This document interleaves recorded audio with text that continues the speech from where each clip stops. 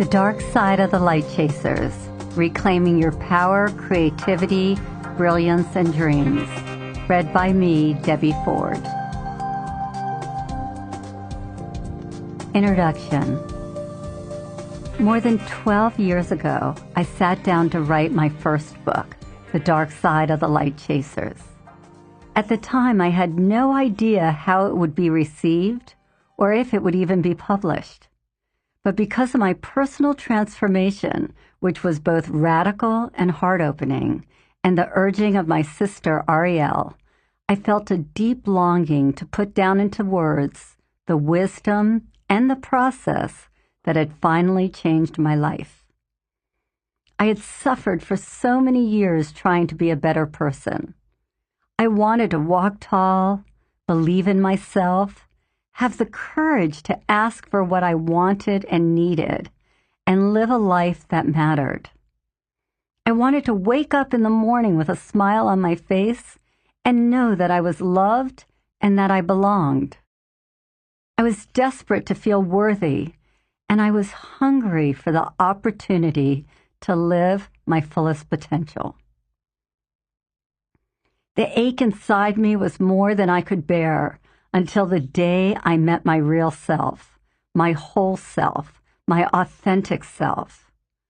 I was shocked at the time because I thought the self that would give me everything I wanted would be a perfect new me, a rendition of me that would come in the middle of the night, replacing the me that I knew and that I loathed. I fantasized about the me that I wanted to be, but I never truly believed that I would turn into her. Still, my desire to love who I was on every level led me to search through every form of self-help and psychology that I could find at the time. No matter how many days passed or how many tears I cried, I never gave up my dream of being someone better than I knew myself to be, even though I truly had no idea how I would find my magnificent self. Then one day, I saw a glimmer of the self I was looking for and had the startling realization that what I was looking for already existed inside me. The day I found my true magnificence, I was confused and surprised because it didn't actually come from getting rid of the self that I knew. It didn't come from eliminating parts of myself or burying them deep within my consciousness. In fact, it came in the most unlikely place imaginable. The self of my dreams came the day that I found out that there was gold hidden in my darkness, that there was light hiding in my bad behavior, and that there was power hidden in the traumas of my past. It was a very holy day, a day I will never forget, when I understood that my job was not to get rid of all that I perceived to be wrong or bad about myself, and that in fact, the opposite was true. It was my job to take my most human self and transform her into my most extraordinary self. It was the moment of falling deeply in love with my flawed self that I returned to being a whole, happy, silly, loving, passionate, and incredibly worthy woman. It was only here, holding my human self in one hand and my divine self in the other, that I experienced a life beyond my wildest dreams. It was here that I knew finally what true love really felt like. Not a love that requires another human being, but instead a love that can only be found by having a loving, trusting, and respectful relationship with oneself. It is a love without conditions, a love that holds no regrets or resentments. It is a non-judgmental love that offers compassion rather than critical thought, and kindness and care rather than self-loathing and internal abuse. The path to the love that I discovered, the process that I went through, is what I offer you in this book. In writing down the process and doing the work again myself, I experienced an alternative reality. I realized that in every moment of my unhappiness, I had been looking for what was wrong instead of what was right. I had been looking from fear and judgment rather than love and open-heartedness. I had been looking through my punitive programming instead of my compassionate heart. While writing, I found the courage to reclaim my vulnerability, my unique gifts, and my deep desire to help heal humankind. Since the first publication of The Dark Side of the Light Chasers, which laid the foundation for all the work that I've brought into the world, I've had the tremendous honor and thrill of guiding tens of thousands of people from around the world through this journey. And I can only tell you, after teaching this work for more than a decade, that there is no downside for those who choose this path. When you realize that what you are made of is pure love, your heart will open and you will make peace with yourself and others. When you see the value of each and every aspect of your personality, you never see yourself or others in the same way, and you will be thrilled to be who you have the opportunity to be in this lifetime. It is a testimony to the power of this work that it is used in universities and other teaching institutions around the world, that it is given out by therapists, coaches, and other mental health professionals, and that it is passed on by those who read it. This book has sold hundreds of thousands of copies and has been translated into 19 languages because the process works. This journey has worked for me, and it will work for you. You can trust in this process. It is not to be feared, but to be basked in, delighted in, excited about.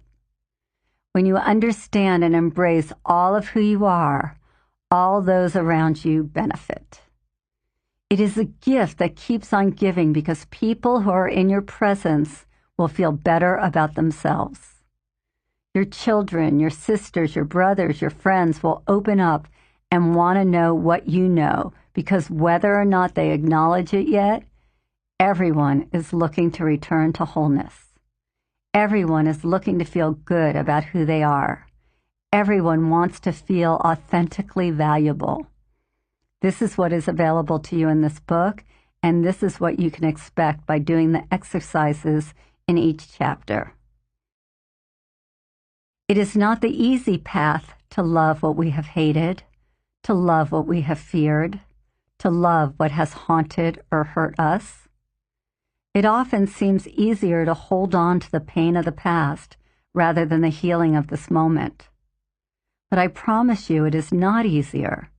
The future we deeply desire can only be ours if we are willing to complete the pain of our past. It is only by not just accepting, but embracing the past that we are delivered a future unlike the past we have lived. We evolve into the self that we yearn to be by learning to embrace all that we are and all that we have experienced, no matter how difficult it has been. When we understand that each and every aspect of our humanity is imperative to feel whole, we take the evolutionary leap into self-love and living our most authentic life. It is in this vulnerable place that authenticity is natural. It is on this path of divine truth that we are confident that we will have what we want and want what we have. It is in this place of truth that we emerge from any darkness as a greater, more impassioned expression of ourselves. Triumph over our darkest feelings and our most judgmental selves gives us an internal strength that is priceless. It cannot be bought or inherited. It cannot be accessed in any other way. There is no shortcut. It is the award that we win for traveling through the darkness of our own internal prejudice into the light of unconditional self-love. It is the golden prize that is handed out to those who are courageous enough to embrace both their humanity and their divinity. It is an award that you deserve to win. So take a deep breath and give yourself permission to transform into the greatest expression of you. You deserve it. It's your birthright to live a fully expressed life. All the love and tools you need are waiting for you when you commit to walking through the darkness into the light of your most magnificent self. Chapter 1. World Without, World Within.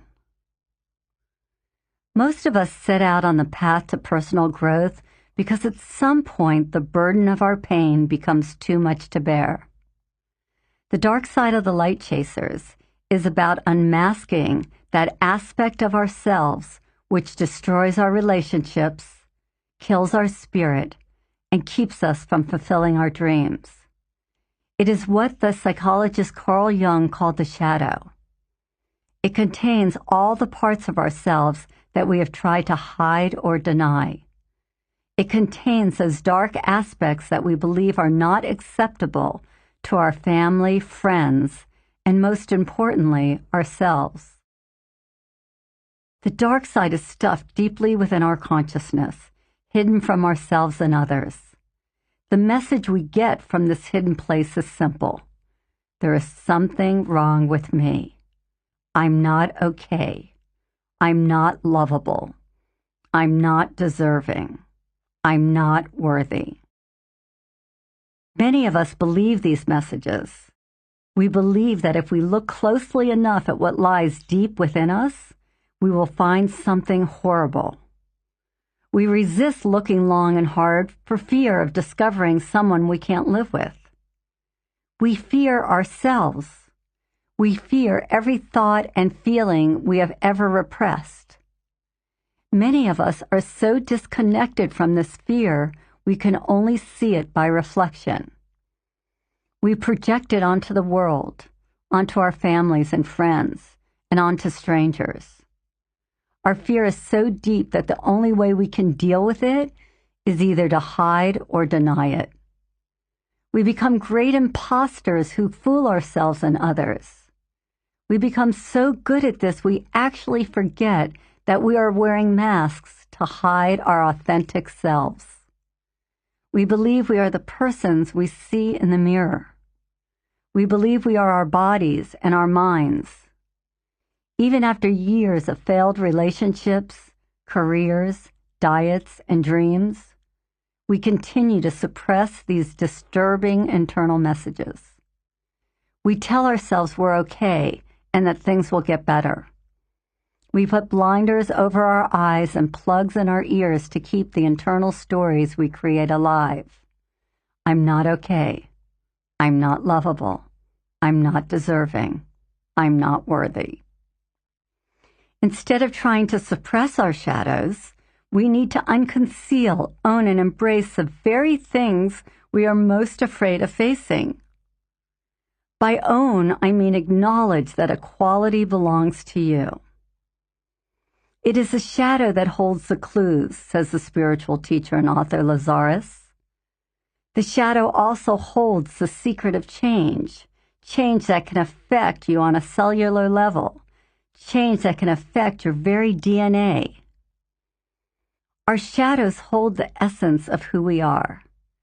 They hold our most treasured gifts. By facing these aspects of ourselves, we become free to experience our glorious totality, the good and the bad, the dark and the light. It is by embracing all of who we are that we earn the freedom to choose what we do in this world.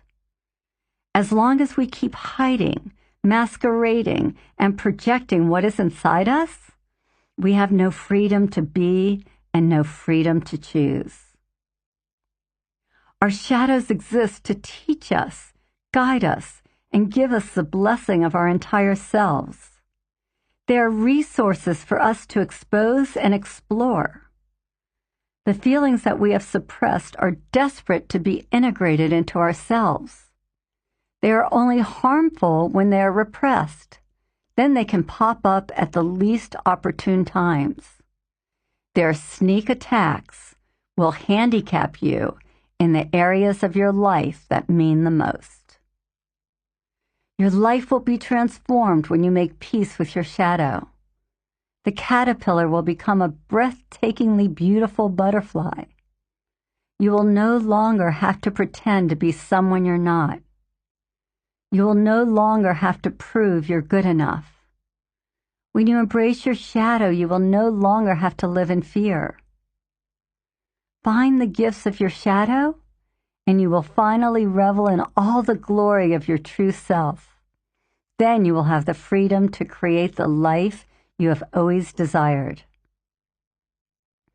Every human being is born with a healthy emotional system. We love and accept ourselves when we are born. We don't make judgments about which parts of ourselves are good and which parts are bad. We dwell in the fullness of our being, living in the moment and expressing ourselves freely. As we grow older, we begin to learn from the people around us. They tell us how to act, when to eat, when to sleep, and we begin to make distinctions. We learn which behaviors bring us acceptance and which bring us rejection. We learn if we get a prompt response or if our cries go unanswered. We learn to trust the people around us or to fear the people around us. We learn consistency or inconsistency. We learn which qualities are acceptable in our environment and which are not. All of this distracts us from living in the moment and keeps us from expressing ourselves freely. We need to revisit the experience of our innocence that allows us to accept all of who we are at every moment. This is where we need to be in order to have a healthy, happy, complete human existence. This is the path. In Neale Donald Walsch's book, Conversations with God, God says, "Perfect love is to feeling what perfect white is to color. Many think that white is the absence of color. It is not. It is the inclusion of all color. White is every other color that exists combined. So too is love not the absence of emotion, hatred, anger, lust, jealousy, covertness, but the summation of all feeling. It is the sum total, the aggregate amount, the everything. Love is inclusive. It accepts the full range of human emotion, the emotions we hide, the emotions we fear. Jung once said, "I'd rather be whole than good." How many of us have sold ourselves out in order to be good, to be liked, to be accepted? Most of us were raised to believe that people have good qualities and bad qualities, and in order to be accepted, we had to get rid of our bad qualities or at least hide them. This way of thinking happens when we begin to individuate as we distinguish our fingers from the slats of our crib and distinguish ourselves from our parents. But as we get older, we realize an even greater truth, that spiritually we are all interconnected. We are all part of each other. From this point of view, we need to ask whether there really are good parts and bad parts of us. Or are all parts necessary to make a whole? Because how can we know good without knowing bad? How can we know love without knowing hate? How can we know courage without knowing fear? This holographic model of the universe provides us with a revolutionary view of the connection between the inner and the outer world. According to this theory, every piece of the universe, no matter how we slice it, contains the intelligence of the whole. We, as individual beings, are not isolated and random. Each of us is a microcosm that reflects and contains the macrocosm. If this is true, says consciousness researcher Stanislav Grof, then we each hold the potential for having direct and immediate experiential access to virtually every aspect of the universe, extending our capacities well beyond the reach of our senses. We all contain the imprint of the entire universe within ourselves. As Deepak Chopra puts it, we are not in the world, but the world is within us. Each of us possess every existing human quality. There is nothing we can see or conceive that we are not. And the purpose of our journey is to restore ourselves to this wholeness. The saintly and the cynical, the divine and the diabolical, the courageous and the cowardly. All these aspects lie dormant in us and will act out if they are not recognized and integrated into our psyches. Many of us are frightened of the light as well as the dark. Many of us are frightened to look within ourselves, and fear has us put up walls so thick we no longer remember who we really are. The dark side of the light chasers is about working through those walls and taking down the barriers we've constructed and looking, maybe for the first time, at who we are and what we're doing here. This book will take you on a journey that will change the way you see yourself, others, and the world. It will lead you to open your heart and fill it with awe and compassion for your own humanity. The Persian poet Rumi said, "By God, when you see your beauty, you'll be the idol of yourself." In these pages, I offer a process for discovering the beauty of your authentic self. Carl Jung first gave us the term shadow to refer to those parts of our personality that have been rejected out of fear, ignorance, shame, or lack of love. His basic notion of the shadow was simple. The shadow is the person you would rather not be. He believed that integrating the shadow would have a profound impact, enabling us to rediscover a deeper source of our own spiritual life. To do this, Jung said, we are obliged to struggle with evil, confront the shadow, to integrate the devil. There is no other choice. You must go into the dark in order to bring forth your light. When we suppress any feeling or impulse, we are also suppressing its polar opposite. If we deny our ugliness, we lessen our beauty. If we deny our fear, we minimize our courage. If we deny our greed, we also reduce our generosity. Our full magnitude is more than most of us can ever imagine. If you believe we have the imprint of all of humanity within us, as I do, then you must be capable of being the greatest person you ever admired, and at the same time capable of being the worst person you ever imagined. This book is about making peace with all these sometimes contradictory aspects of yourself. My friend Bill Spinoza, seminar leader for Landmark Education, says, "What you can't be with won't let you be." You've got to learn how to give all of who you are permission to exist. If you want to be free, you must be able to be. This means we must stop judging ourselves. We must forgive ourselves for being human. We must forgive ourselves for being imperfect. Because when we judge ourselves, we automatically judge others. And what we do to others, we also do to ourselves. The world is a mirror of our internal selves. When we can accept ourselves and forgive ourselves, we automatically accept and forgive others. This was a hard lesson for me to learn. 13 years ago, I woke up on the cold marble floor of my bathroom. My body ached and my breath stank. It had been another night of parties and drugs and then, of course, being sick. When I stood up and looked in the mirror, I knew I couldn't go on this way. I was 28 and still waiting for someone to come and make me okay. But that morning I realized that nobody was coming. My mother wasn't coming. My father wasn't coming. And my prince on the big white horse wasn't coming.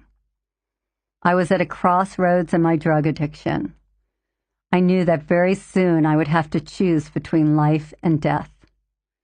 No one else could make this choice for me. No one else could take away my pain. No one could help me until I helped myself. The woman standing in the mirror shocked me. I realized I had no idea who she was. It was as if I was seeing her for the first time. Tired and scared, I reached for a phone and called for help. My life changed drastically. That morning I made the decision to get well no matter how long it would take. After finishing a 28-day treatment program, I set out on an odyssey to heal myself inside and out. It seemed like an enormous task, but I knew I had no choice. 5 years and approximately $50,000 later, I was a different person. I had healed my addictions, changed my friends, and altered my values. But when I got quiet in my meditations, there were still parts of myself that were not okay with me, parts that I wanted to get rid of. My problem was that I still hated myself. It seems unbelievable that for 11 years someone could go to group therapy, codependency treatment, and 12-step meetings, visit hypnotists and acupuncturists, experience rebirth, jump off mountains, attend transformational seminars, Buddhist retreats and Sufi retreats, read hundreds of books, listen to visualization and meditation tapes, and still hate part of who she is. All that time, all that money, and I knew my work was still not done. Then finally something clicked. I was at a leadership intensive seminar led by a woman named Jan Smith. In the middle of the seminar, I was standing up in front of a group speaking, when suddenly Jan looked at me and said, "You're a bitch." My heart sank. How did she know? I knew I was a bitch, but I had been trying desperately to get rid of this part of myself. I'd worked hard to be sweet and generous to compensate for this awful trait. Then, dispassionately, Jan asked me why I hated this part of myself. Feeling small and stupid, I told her it was the part of me that caused me the most shame. I said that being a bitch had only brought myself and others pain. Then Jan said, "What you don't own owns you." I could see how being a bitch owned me. I worried about it all the time, but I still didn't want to own it. "What is good about being a bitch?" she asked. As far as I could see, there was nothing good about it. But then she said, "If you were building a house and the contractors were running over budget and were 3 weeks late, do you think it would help to be a little bitchy?" Of course, I said yes. "When you need to return merchandise in your business, does it help to be a bitch at times?" Of course, I said yes. Jan asked me if I could see now that being a bitch at certain times was not only useful, but a great quality to possess if you wanted to get things done in the world.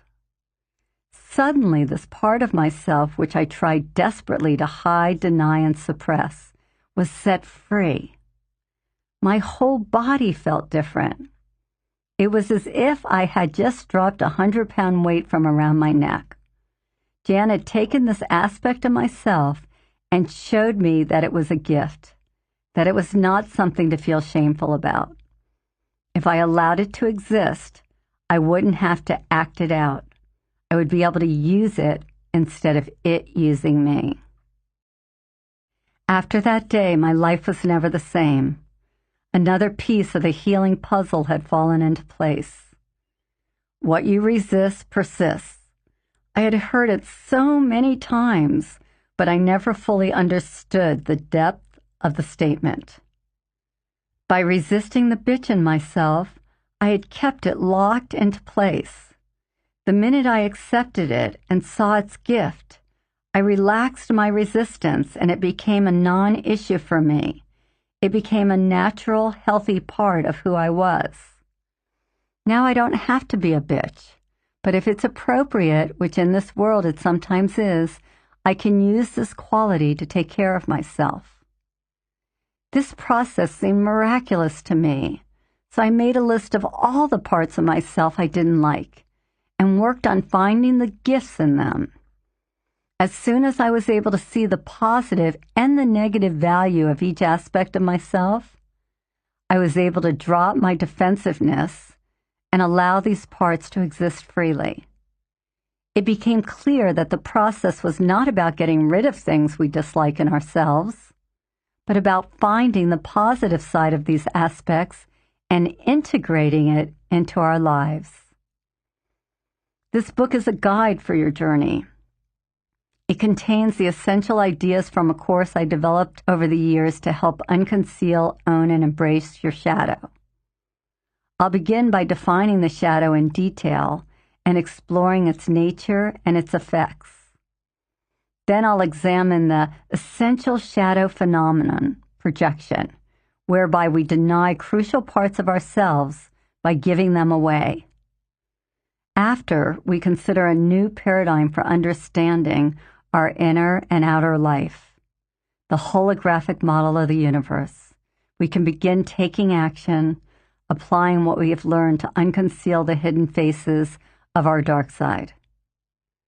We will then embark on the process of owning and taking responsibility for our shadow qualities, learning specific tools for embracing the shadow and discovering its gifts, as well as how to take back the power over parts of ourselves that we have given to others.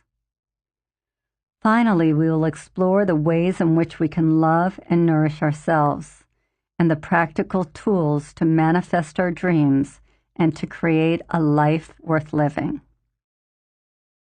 Many of us have spent too much time chasing the light only to find more darkness. One does not become enlightened by imagining figures of light, said Jung, but by making the darkness conscious.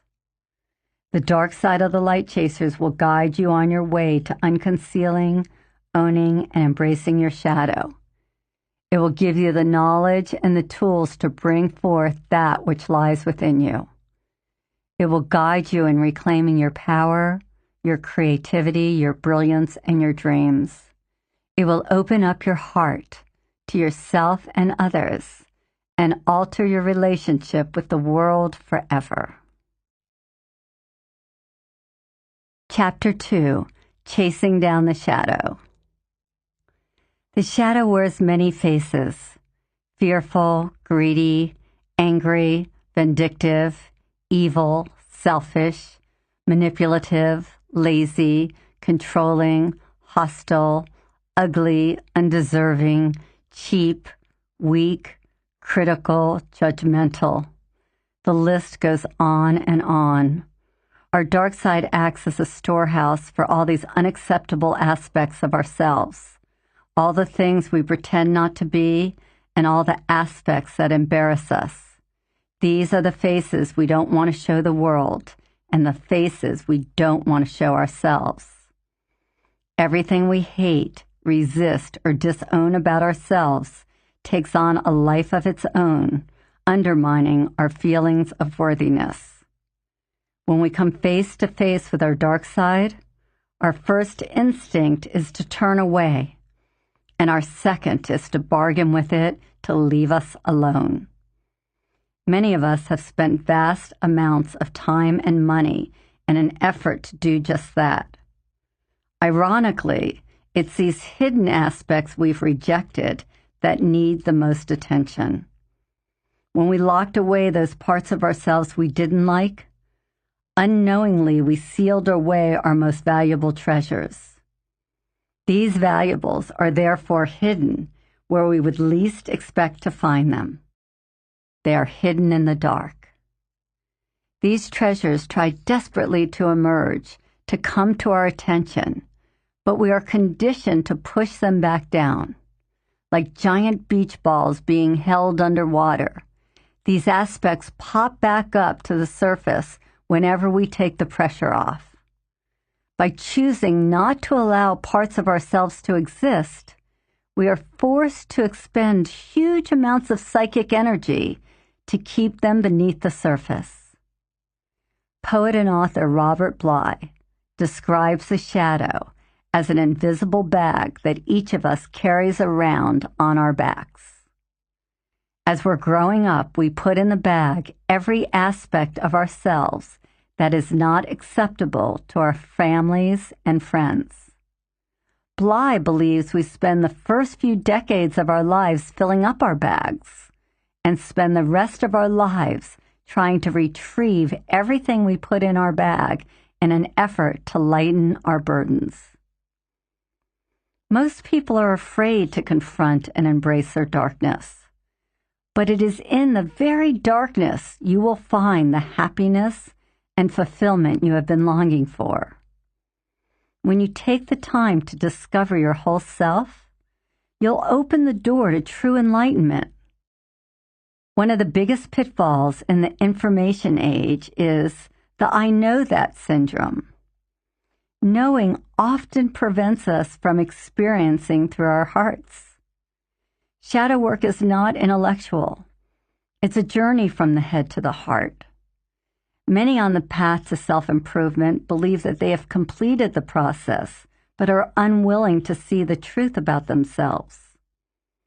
Most of us long to see the light and to live in the beauty of our highest self, but we try to do this without integrating all of ourselves. We can't have the full experience of the light without knowing the dark. The dark side is the gatekeeper to true freedom. Each of us must be willing to continually explore and expose this aspect of self. Whether you like it or not, if you're human, you have a shadow. If you can't see it, just ask the people in your family or the people you work with. They'll point it out to you. We think that our masks keep our inner selves hidden. But whatever we refuse to recognize about ourselves has a way of rearing its head and making itself known when we least expect it. Embracing an aspect of yourself means loving it, allowing it to coexist with all your other aspects, not making it more or less than any other part of yourself. It is not enough to say, I know I am controlling. We must see what controlling has to teach us, what gift it brings, and then we must be able to view it with awe and compassion. We live under the impression that in order for something to be divine, it has to be perfect. We are mistaken. In fact, the exact opposite is true. To be divine is to be whole, and to be whole is to be everything. The positive and the negative, the good and the bad, the holy man and the devil. When we take the time to discover our shadow and its gifts, we will understand what Jung meant when he said, the gold is in the dark. Each of us needs to find that gold in order to reunite with our sacred self. When I was growing up, I was told there were two kinds of people in the world, good and bad. Like most children, I worked hard to show off my good qualities and tried hard to hide my bad ones. I desperately wanted to get rid of all the parts of myself that were unacceptable to my mother, father, sister, and brother. As I got older, more people came into my life with all their opinions, and I realized there was even more of myself I had to hide. At night, I often lay awake trying to figure out why I was such a bad girl. How was it possible that I had been cursed with so many awful qualities? I worried about my sister and brother, who also had many deficiencies to overcome. Anytime one of us showed any shortcomings, we would get in trouble.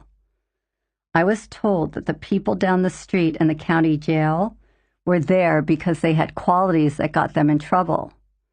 I wanted to make sure I would never end up looking through bars to see my family and friends. So early on, I figured that the best way to be accepted was to hide these undesirable parts of myself, which sometimes meant lying. My dream was to be perfect in order to be loved. So when I didn't brush my teeth, I lied. And when I ate more than my share of cookies, I lied. And when I bit my sister, I lied. And by the time I was 3 or 4, I did not even realize I was lying because I had already started lying to myself. I was told, don't be angry, don't be selfish, don't be mean, don't be greedy. Don't be was the message I internalized. I started to believe I was a bad person because sometimes I was mean, and sometimes I got angry, and sometimes I wanted all the cookies.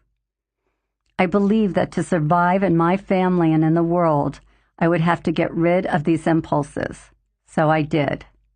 Slowly, I shoved them so far back into my consciousness that I forgot that they were there at all. These bad qualities became my shadow. And the older I got, the further back I pushed them. By the time I was a teenager, I had shut down so much of myself that I was a walking time bomb waiting to explode on anyone who got in my way. Along with the so-called bad qualities, I had also pushed back all their positive opposites. I could never experience myself as beautiful because I spent so much time trying to hide my ugliness. I could never feel good about my generosity because it was just a mask to cover my greed. I lied about who I was, and I lied to myself about what I was capable of achieving. I lost access to all of who I was. Because I had worked so hard to shut myself down, I had no patience for others who might be exposing their imperfections. I became intolerant and judgmental. As far as I was concerned, no one was good enough. The world was an awful place, and everyone in it was in trouble. I believed my problems were being imposed on me because I was born into the wrong family, had the wrong friends, the wrong face, the wrong body, lived in the wrong town, and went to the wrong school. In my heart, I truly believed these external circumstances were the cause of my loneliness, anger, and discontent. I thought, if only I had been born into wealth like I deserved, lived in Europe, went to boarding school, if only I had the right clothes and a big bank account, my world would be fine. All my troubles would vanish. I had fallen into the all too familiar trap of if only. If only this was like that, everything would be okay. I would be okay. This delusion didn't last long. When the fantasy dried up, I was faced with my worst nightmare. I found out that all I was me. Skinny, imperfect, middle class, angry, and selfish. It has taken me 17 years to come to terms with all of who I am. The brilliant and the beautiful, the imperfect and the flawed. And it still takes work even to this day. The reason for doing shadow work is to become whole, to end our suffering, to stop hiding ourselves from ourselves. Once we do this, we can stop hiding from the rest of the world. Our society nurtures the illusion that all the rewards go to the people who are perfect. But many of us are finding out that trying to be perfect is costly. The consequences of emulating the perfect person can eat away at us physically, mentally, emotionally, and spiritually. I've worked with so many people who suffer from various diseases, addictions, depression, insomnia, and dysfunctional relationships. They are people who never get angry, never put themselves first, never even pray for themselves. Some of their bodies are riddled with cancer, and they don't know why. Buried in their bodies, stuffed far back in their minds, are all their dreams, anger, sadness, and desires. They were raised to put themselves last, because that is what good people do. The hardest thing for them is to break free from this conditioning to find out who they really are, because they are deserving of their own love. They are deserving of forgiveness and compassion, and therefore deserving enough to express their anger and their selfishness. Within ourselves, we possess every trait and its polar opposite, every human emotion and impulse. We have to uncover, own, and embrace all of who we are, the good and the bad, the dark and the light, strong and weak, and honest and dishonest. If you believe you are weak, then you must seek out its opposite and find your strength. If you are ruled by fear, you must go within and find your courage. If you are a victim, you must find the victimizer inside you. It is your birthright to be whole, to have it all. It only takes a shift in your perception, an opening of your heart. When you can say, I am that, to the deepest, darkest aspect of yourself, then you can reach true enlightenment. It's not until we fully embrace the dark that we can embrace the light. I've heard it said that shadow work is the path of the heart warrior. It takes us to a new place in our consciousness, where we have to open our hearts to all of ourselves and to all of humanity. In a recent seminar, a woman stood up crying. Her name was Audrey. She was in tremendous pain. She had terrible thoughts, she admitted, and was ashamed and embarrassed to share them, because then we would know she was truly a bad person. After a long discussion, she finally confessed that she hated her daughter. She was so upset I could hardly hear what she was saying. She repeated it softly over and over, I hate my daughter. Everyone in the room was looking at her, some with compassion, others in horror. I worked with Audrey for a while, explaining that if hate was what she was feeling, it was okay. She needed to accept the hate she felt for her daughter. I asked how many other people in the room had children. Almost everyone raised a hand. I asked them to close their eyes and try to remember a time when they might have felt hate for their children. Everyone found at least one memory of feeling hate. Then I had them imagine what gift hate could give them.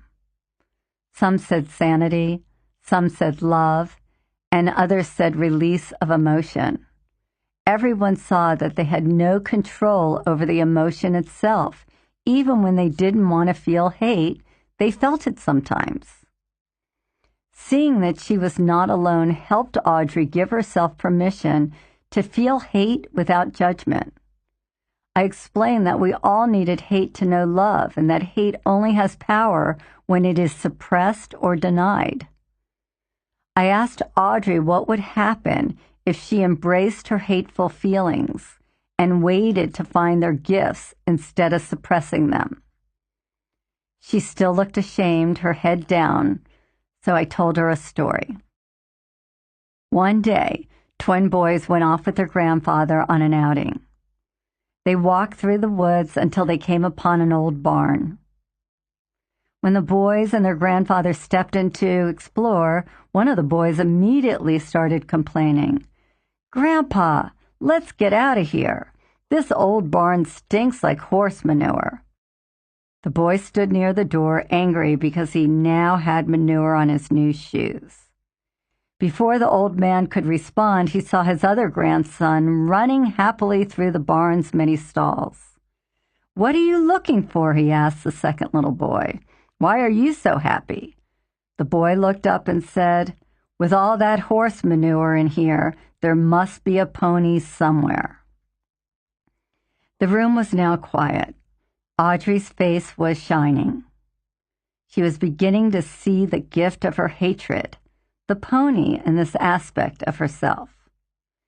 This shift in perception allowed the negative energy she had carried around for years to be released. Audrey understood that her hateful feelings were a defense mechanism which protected her boundaries around the people she loved. Even though this hate had caused her great pain, it had also been the catalyst for her spiritual journey and the impetus for her to seek out her own inner truth. There was more gold to come. 2 weeks after the course, Audrey's daughter called her. Audrey was feeling good about herself, so she took a risk and told her daughter how she felt for the past couple of years. Audrey explained how she had embraced her hateful feelings in the course, and when Audrey finished speaking, her daughter started crying. She cried and cried, releasing years of pain and emptiness, and expressed all the hate she had felt for her mother. When she was done, she asked her mother to meet her for lunch. Sitting across from each other, they were able to feel the special connection that a mother and daughter have, and they vowed to express any and all emotions from then on so that nothing would ever keep them apart again. If Audrey hadn't been brave enough to express her hate, this healing wouldn't have been possible. Both mother and daughter had so many suppressed emotions that any time they got into a room together, there would be a blow-up. The hate needed to be expressed and embraced so that its gifts could be revealed. The gift of Audrey's hate was love. It gave Audrey a new, beautiful, honest relationship with her daughter. Every aspect of ourselves has a gift. Every emotion and every trait we possess helps show us the way to enlightenment, to oneness. We all have a shadow that is part of our total reality. Our shadow is here to point out where we are incomplete. It is here to teach us love, compassion, and forgiveness, not just for others, but also for ourselves. And when the shadow is embraced, it can heal us. It is not just our denied darkness that finds its way into the recesses of our shadow. There is a light shadow, a place where we have buried our power, our competence, our authenticity. The dark parts of our psyches are only dark when they are stuffed away and hidden. When we bring them into the light of our consciousness and find their sacred gifts, they transform us. Then we are free. I saw this clearly in one of my courses in a tough, resistant, gum-chewing woman with "Screw You" invisibly tattooed across her forehead. Pam questioned everything, yet firmly stated she had no problem owning her darkness. She was right. Her darkness was her comfort zone. She did not care if you called her angry or a bitch. Pam considered those words compliments. So when I told Pam she was a mush pie, she looked at me in disgust and complete disbelief. Me? Mushy? Never. She was completely unable to see herself as soft, sweet, or feminine. I left her alone, trusting the weekend process would show her the way. Sure enough, the next day, after a cathartic movement meditation, I asked several people to come to the middle of the group to get a hug from the rest of us. I had never done this before, but it was clear that Pam and a few others were stuck and needed some love. When we put our arms around her, Pam broke down, wailing inconsolably and calling for her mother. For more than an hour, a group of 10 or so people sat comforting Pam while she let go of years of pain, loneliness, and sadness. Although it seemed like her tears would never end, Pam finally surrendered and allowed us to love her unconditionally. Later, I discovered Pam had been abandoned during infancy and had never met her mother, nor did she have a single baby picture of herself. In fact, she had hired a private investigator who had been trying to locate her mom for the past several years. By the last day of the course, Pam was embracing her softness and gentle qualities. Everyone kept marveling at her transformation. And just a week later, Pam heard from the private investigator and received her first baby picture. 2 weeks after that, the detective found her mother, and Pam spoke with her for the first time. Once the shadow is embraced, it can be healed. When it is healed, it becomes love. If the gold is in the dark, then most of us have been looking in the wrong place. As Deepak Chopra often says, within every human being there are gods and goddesses in embryo with only one desire. They want to be born. We long to see the seeds of our divinity blossom, but we have forgotten that every seed needs fertile ground in which to grow. That dark, earthly, essential place within us is our shadow. It is a field that needs acceptance, love, and cultivation before the flowers of ourselves can bloom.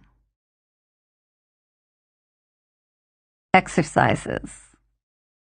It's important to be in a state of mindfulness when you do these exercises. All the answers you need are within, but you must become quiet enough to hear them.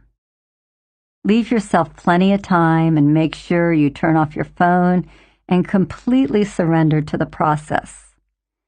I recommend that you set aside at least 1 hour to do these exercises. Put on comfortable clothes and sit in your favorite place in your house. You might want to light some candles to help create an atmosphere for yourself. Nearby, keep a journal and a pencil and a pen that you enjoy writing with. When you're ready, close your eyes and take 5 slow, deep breaths. Inhale for 5 counts. Retain the breath for 5 counts. And then exhale slowly through your mouth. Use your breath to relax your entire body. Focus all your attention on your breath as you continue. This is one of the best ways to quiet your mind. Now, with your eyes shut, imagine yourself walking into an elevator and closing the door. Press one of the buttons in the elevator and go down 7 floors. Imagine you're going down deep into your consciousness.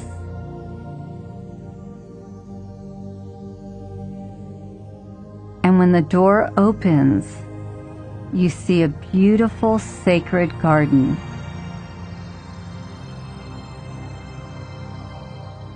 Try to clearly visualize everything about it. Notice the trees, flowers, the birds. What color is the sky? Is it a brilliant clear blue, or is it laced with clouds? Feel the air's temperature and the wind caressing your cheeks. How are you dressed?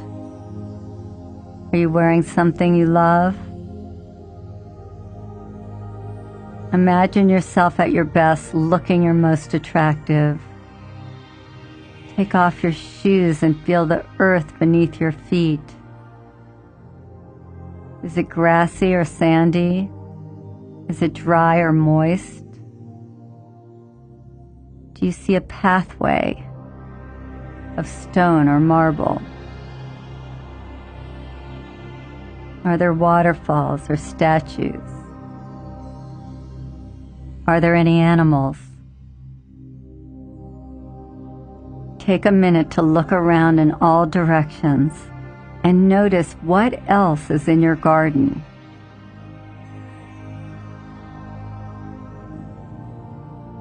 And when you're finished creating your garden, create a sacred meditation seat where you can come to find all the answers you've ever desired.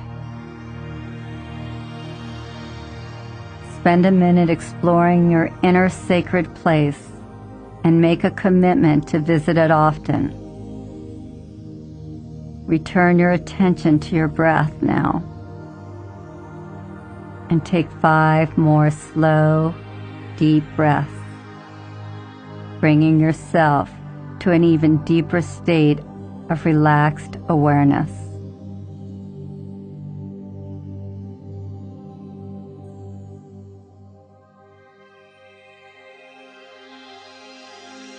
Now ask yourself the following series of questions and take your time in listening to your inner voice. After each question, open your eyes for a moment and write down your answers in your journal. The best way to do this is to write whatever comes to your mind. There are no right or wrong answers.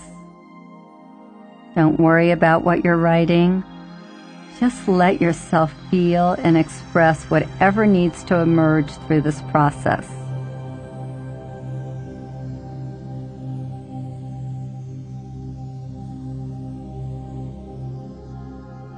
When you have the answer to the first question, you return to your garden and sit down in your meditation seat. And then you'll take a few slow, deep breaths before I ask the second question.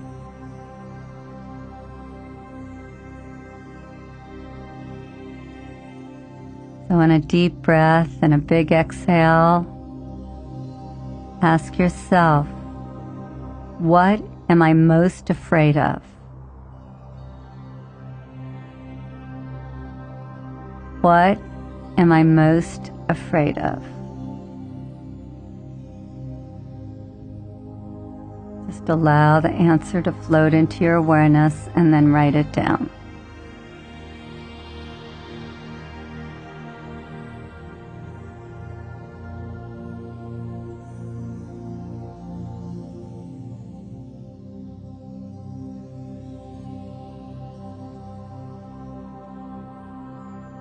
Now float back down, taking another slow, deep breath.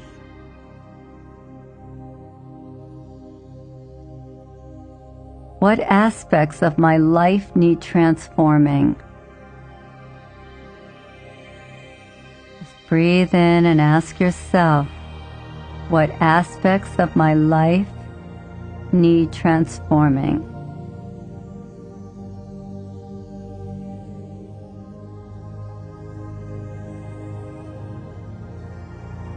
And as you hear them and see them, just make a quick note.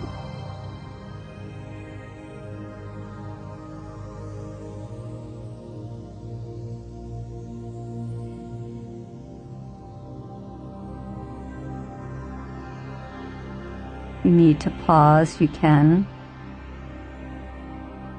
And when you're done, just float back down into your meditation seat.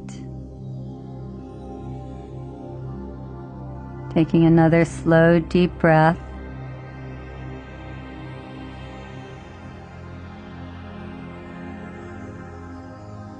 Now asking yourself, what do I want to accomplish by reading this book? What do I want to accomplish by reading this book?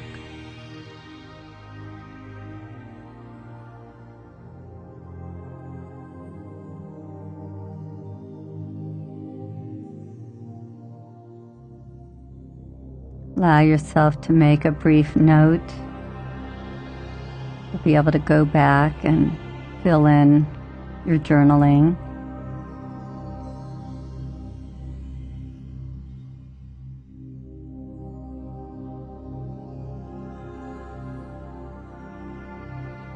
And take another slow, deep breath, floating back down. Allowing yourself to go deeper. Getting comfortable in your seat of wisdom. Ask yourself, what am I most afraid of that someone else will find out about me? What am I most afraid of that someone else will find out about me?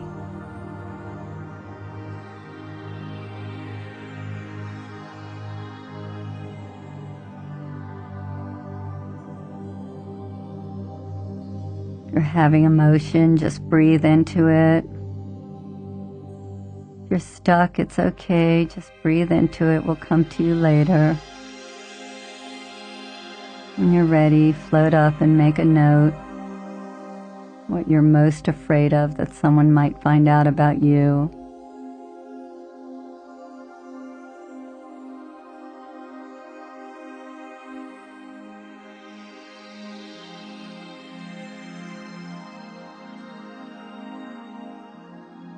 And then float back down. Again, using your breath and allowing yourself to go a little deeper. Back into your meditation seat. What am I most afraid of finding out about myself?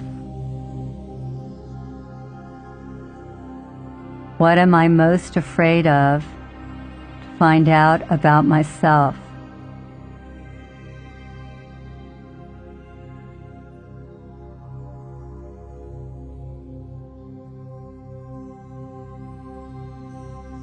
And then float up and make a quick note.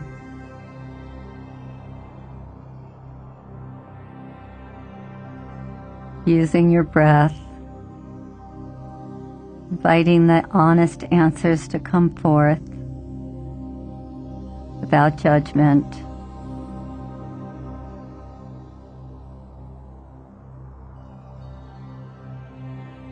And then finish up and float back down.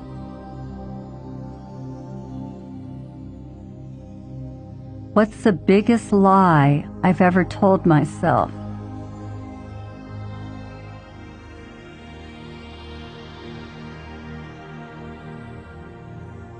What's the biggest lie I've ever told myself?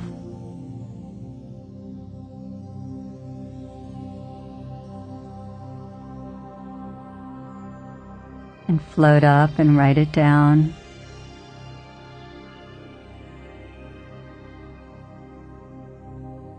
Even if you don't think it's the biggest lie, just allow yourself to write down whatever it is that you heard.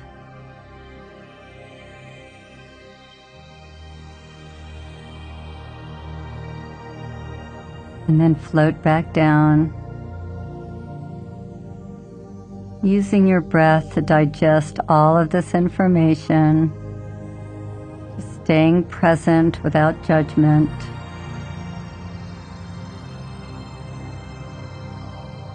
Back into your meditation seat.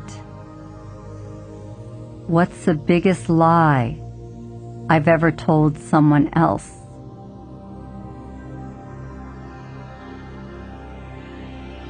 What's the biggest lie I've ever told someone else?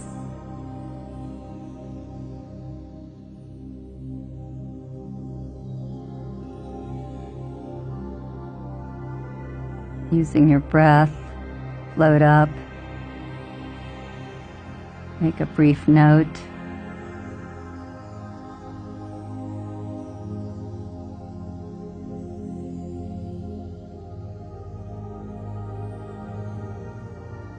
And using your breath to go back down one last time, telling yourself it's safe, it's okay to hear the answers, floating into your meditation seat. Ask yourself, what could stop me from doing the work necessary to transform my life? What could stop me from doing the work necessary to transform my life?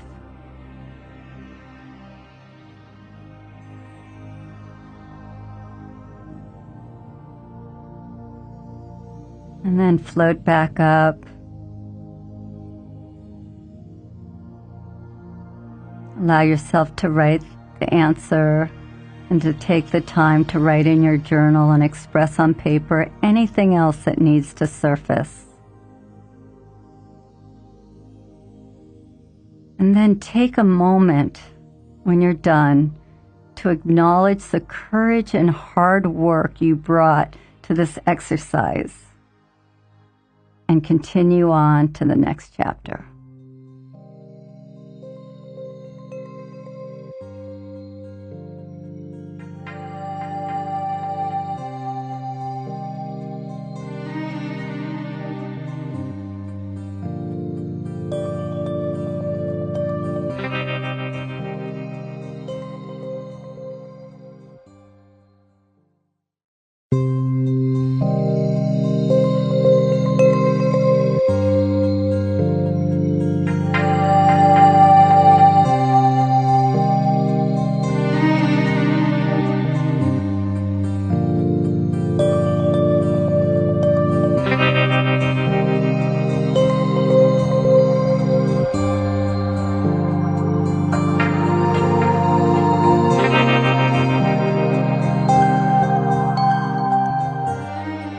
Chapter 3. The world is within us. We are not in the world is within us. The first time I heard this, I was puzzled. How can the world be within me? How could it be possible that you, another human being, could live inside me? It took a long time to understand that what is actually inside me are the thousands of qualities and traits that make up every human being, and that beneath the surface of every human is this blueprint of all mankind.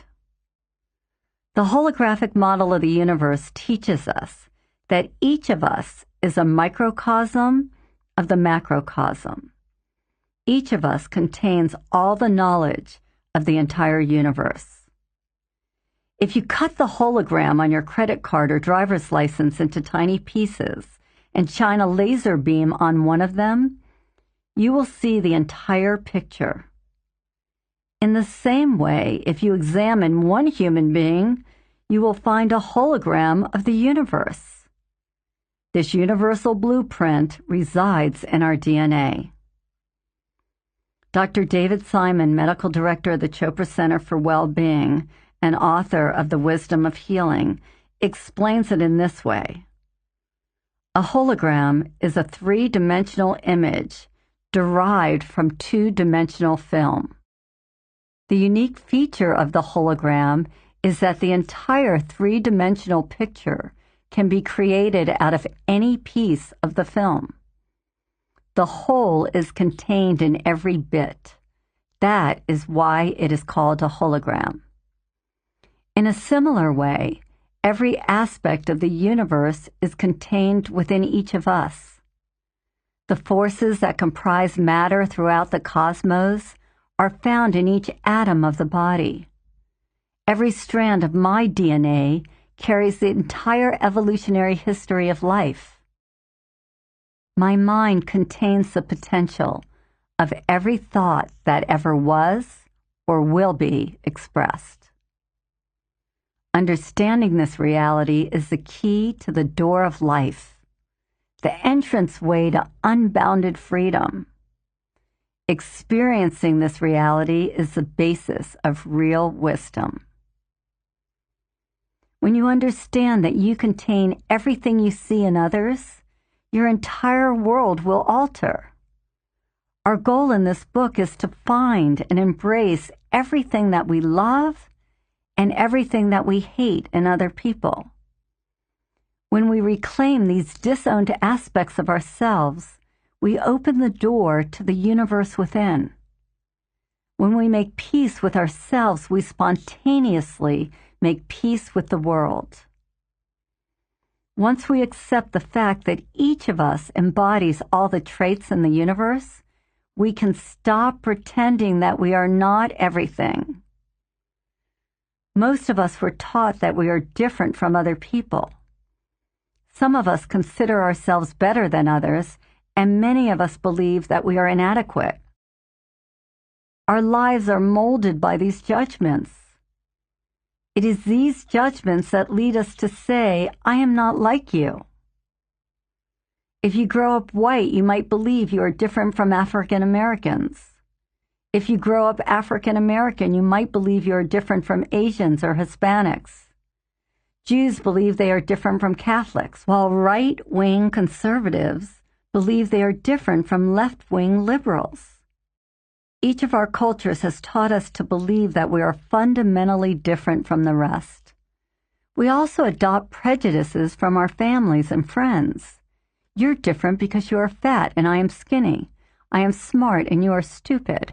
I am timid and you are brave. I am passive and you are aggressive. I am loud and you are soft-spoken. These beliefs maintain the illusion that we are separate.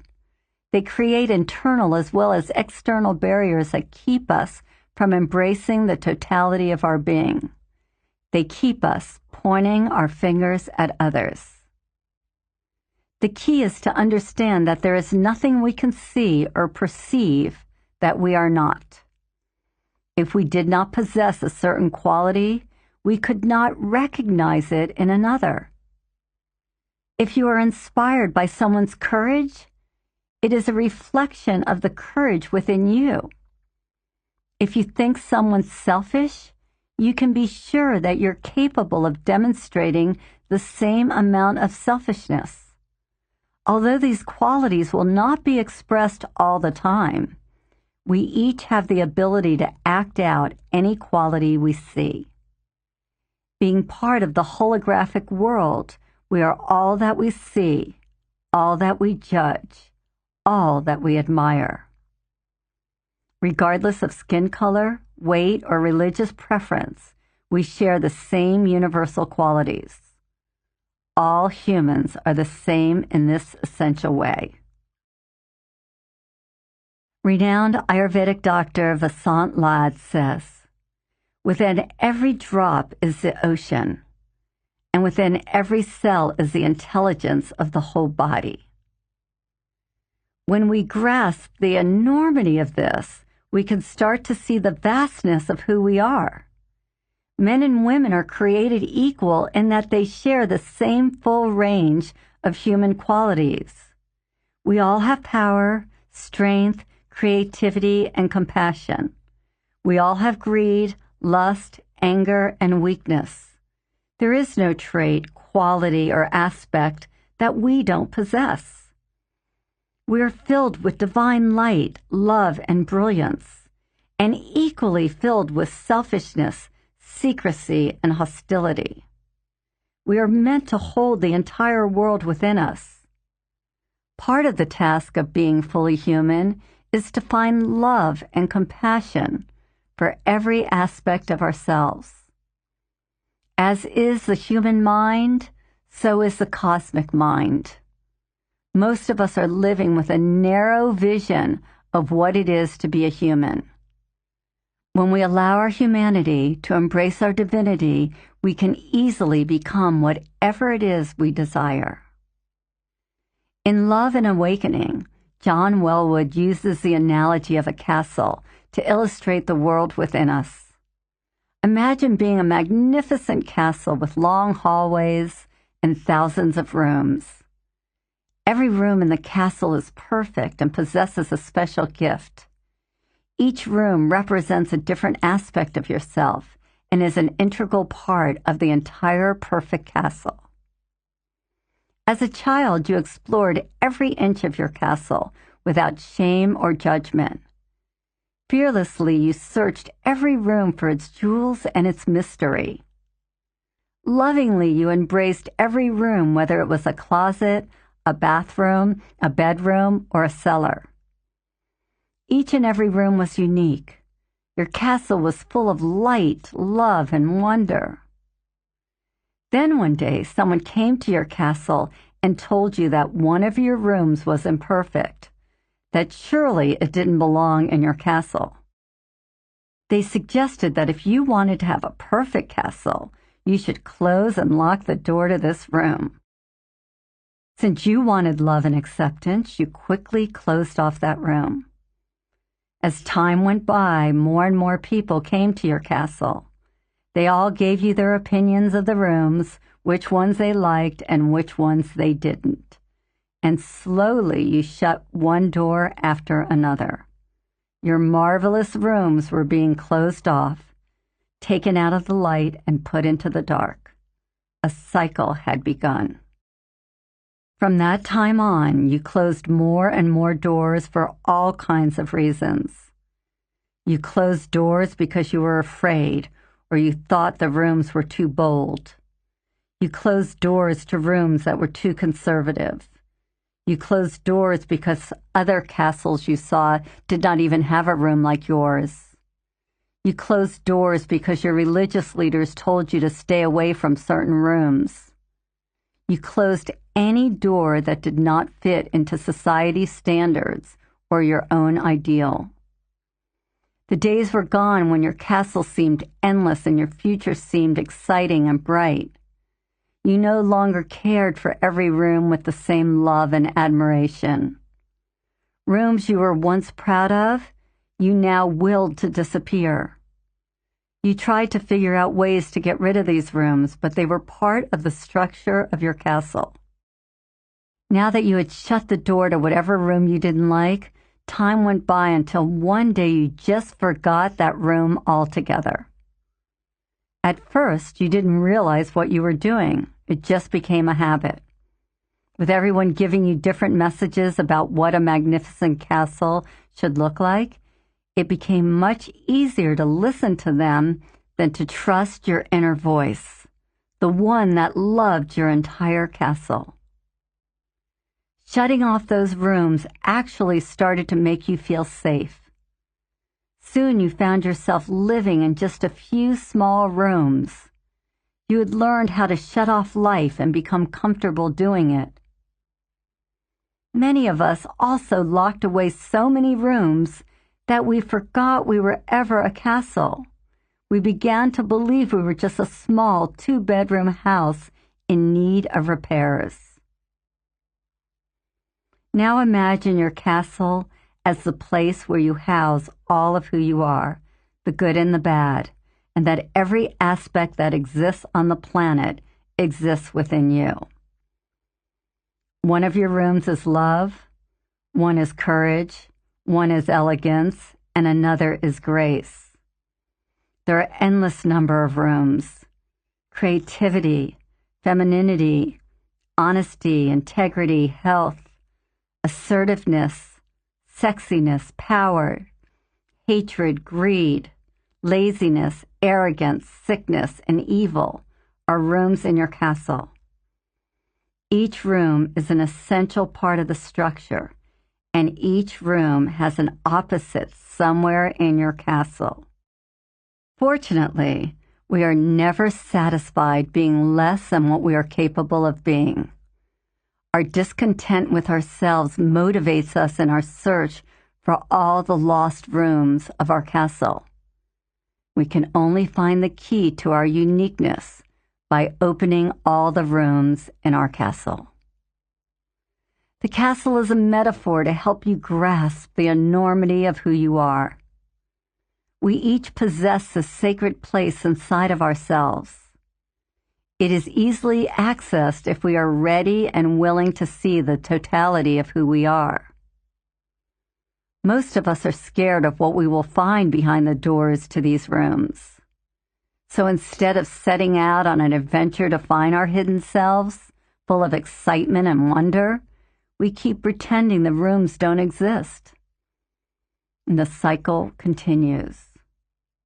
But if you truly desire to change the direction of your life, you must go into your castle and slowly open each and every door. You must explore your internal universe and take back all that you've disowned. only in the presence of your entire self can you appreciate your magnificence and enjoy the totality and uniqueness of your life. When I began my search for the world within me, I thought it was an impossible task. I thought the world was a mess, but that I was not. I thought, I am not a murderer. I am not a homeless person. I didn't really want to find out that I possessed all the qualities of the world. As far as I could see, I was nothing like the people I judged or made wrong. My goal became that of seeing how the world could exist within me. Every time I saw something or someone I didn't like, I started saying to myself, I am like that. They are within me. For the first month, I was disappointed because I truly couldn't find any of the bad things in myself. Then one day, while I was riding on the train, everything changed. A woman in my car was yelling at her child. I was busy telling myself I would never treat my child that way and how awful this woman was for scolding her child in public, when a little voice in my head said, if your child had just spilled chocolate milk all over your white silk suit, you would throw a flying fit. Suddenly, the pieces of the puzzle fell together. Of course, I had the ability to get angry at a child. I didn't want to admit that to myself, so when I saw someone else fly into a rage, I was judgmental instead of empathetic. This took the focus off me. I realized that it was the quality demonstrated by each person that was within me, not the person herself. I am not the angry woman on the train, but I do possess the impatience and intolerance that she revealed at that moment. What I discovered was my potential to act like the people I had been most harshly judging. It became clear that I had to be on the lookout for the traits that most bothered me in others. I began to recognize them as rooms I'd closed off. I had to acknowledge that I, too, could yell at my child if I had a bad day. Then I looked at a homeless person and asked myself, if I had no family or no education and I lost my job, would it be possible for me to be homeless? The answer was yes. If I changed the circumstances of my life, it was easy to see I could do and be almost anything different. I tried being every kind of person, happy, sad, angry, greedy, and jealous. Fat people had been a special target of mine. My father had always been heavy, and he was included in my prejudice. Suddenly, he looked different to me. I was born with thin bones and a fast metabolism. I realized that if my metabolism changed and I continued to eat the junk I ate, I would be fat too. But there were still a few areas where I was having difficulty. I could never imagine myself being a murderer or a rapist. How could I kill someone in cold blood?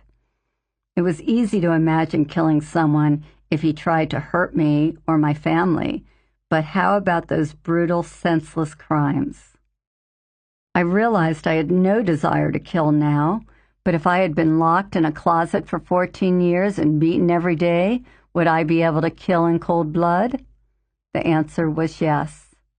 This did not make killing acceptable, but it allowed me to see that I could truly embrace the possibility of being everyone. When I had trouble being anything from that day on, I would break it down. For instance, I still could not see how I could ever be a pedophile, so I asked myself, what kind of person would have sex with a child? A degenerate, fearful, perverted person, I thought. Then I asked myself, could I be a degenerate? Could I be fearful? Could I be perverted? I tried to imagine the worst circumstances that could have happened to me as a child, and I realized that if I was abused and violated as a child and had lived without love, I would have grown up differently. Under those circumstances, there was no way I could predict what I would and would not be capable of doing. Don't judge a man until you have walked in his shoes. Even though some of these characteristics were hard for me to own, I had to face the possibility that a demon lived inside me. Sometimes the question is not whether you have a specific trait at the moment, but whether you could display that trait under different circumstances. I tried on every kind of person that disgusted or repulsed me. Some were harder to accept than others. Some took more time.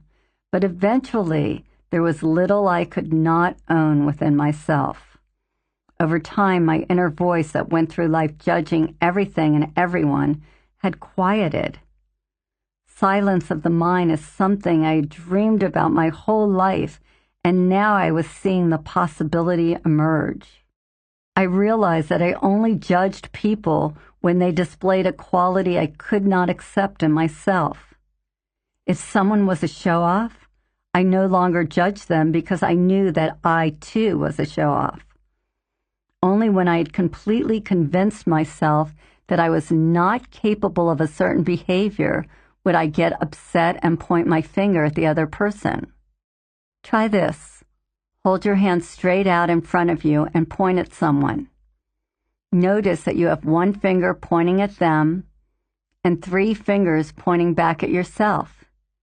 This can serve as a reminder that when we are blaming others, we are only denying an aspect of ourselves. The process of hiding and denying parts of myself began to seem almost comical once I realized all the energy I was using in order to not be a certain kind of person. If you don't see yourself as a microcosm of the entire universe, you'll continue to live your life as a separate individual.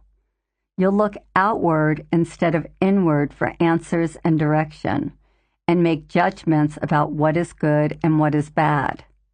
You'll maintain the illusion that you and I are not really connected. You'll stay behind your mask in order to feel safe and secure. But if you embrace the totality of the universe within yourself, you embrace the totality of the human race. Recently, I went to Colorado to lead a seminar for a couple, Mike and Marilyn, and their marketing company. When I arrived at their house, we went out for a quick lunch with their children to discuss emotional release work. At lunch, we had a wonderful discussion about living in a world where we all recognize that each of us has an imprint of the entire universe within. Mike and Marilyn were already familiar with the holographic theory and were enthusiastic. But when we got into the car after lunch, Mike turned around and said to me, "But there are a few things I know I'm not." I wasn't surprised. This often happens after someone agrees they are everything. It had happened to me, after all.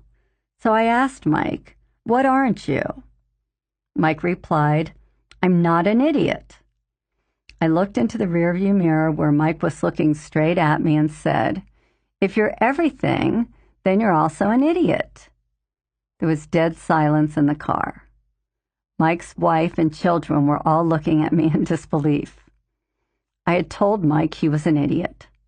Then Mike started to tell me about all the idiots he knew and how he wasn't like any of them. He was so emotional about the people he was describing that I knew this was a very charged issue for him. We continued driving while Mike exhausted his repertoire of idiot stories. Finally, I asked him, "Have you ever done anything that an idiot might do?" He thought about my question and quickly said yes. But again, he went on to tell me how I couldn't compare what he'd done with what the idiots he knew had done. These other people were really big idiots. I told him that the psyche couldn't distinguish between a small idiot and a big idiot. An idiot is an idiot. Because the word idiot was so charged for him, I asked Mike if he thought that this might be a signal telling him something. Needless to say, it was a very long ride. I asked Mike at least to consider my point that idiocy was an aspect of him that he had rejected at some point and now had an opportunity to reclaim. How could he be everything but an idiot? And what was wrong with being an idiot anyway?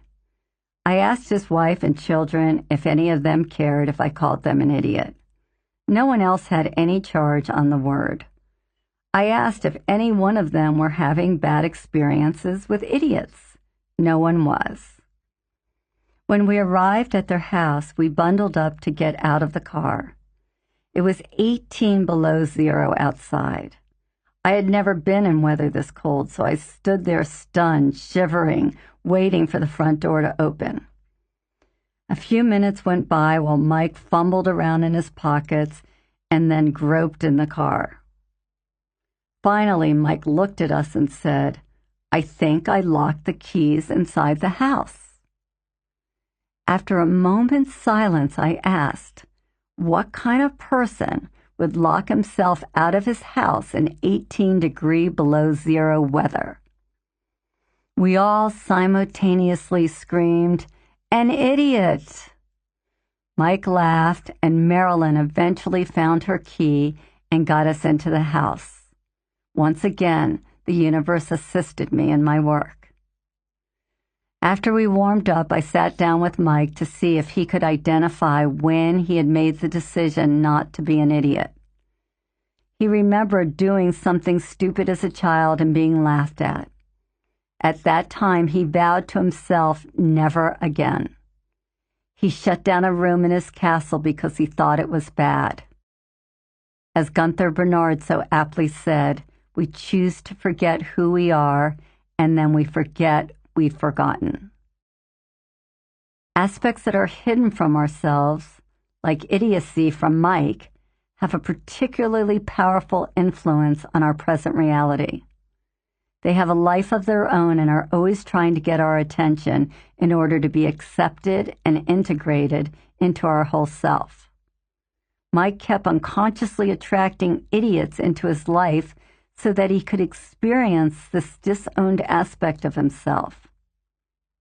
Mike could not find compassion for his own mistakes, so he saw people who made mistakes as idiots. Hating this aspect of himself, he hated anyone else with the same flaw. This influenced how he managed people at work. His employees perceived him as difficult and sometimes irrational. I suggested to Mike that this disowned aspect of himself that he called idiot came bearing gifts. I had him close his eyes and tell me the first word that came to mind when I asked, "What is the gift of being an idiot?" He replied, "Determination." Because Mike didn't want to be considered an idiot, he had worked very hard at school and became a great student. He went to college and then on to get his master's degree and become an accountant. He worked hard to be at the top of his field and kept up on local and world news events as an educated person would. Mike was a little shocked by what he was saying. I asked him if idiot had given him all his determination to get where he had gotten in life, would he be willing to forgive and embrace this aspect of himself? With some hesitation, he said he would, although he'd need some time to digest our conversation. The next day, Mike seemed younger and more vibrant. He still wasn't sure that owning and loving this aspect that he called idiot was the right thing to do, since he had spent nearly 40 years denying it to himself. But after another long conversation, he could see that because he didn't own this aspect of himself, he attracted many people into his life who did act like idiots. I explained that this is a spiritual law, that the universe always guides us back to embracing the totality of ourselves.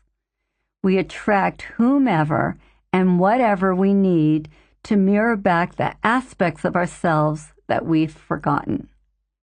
Each aspect within us needs understanding and compassion.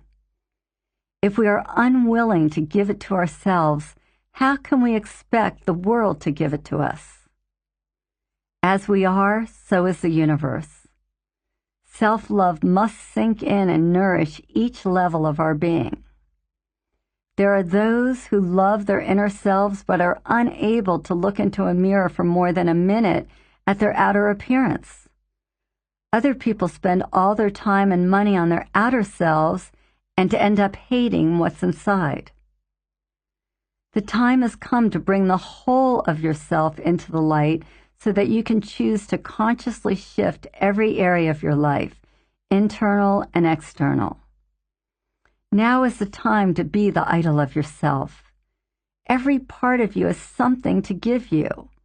By loving and embracing all of yourself, you will truly be able to love and embrace all of us. Exercises.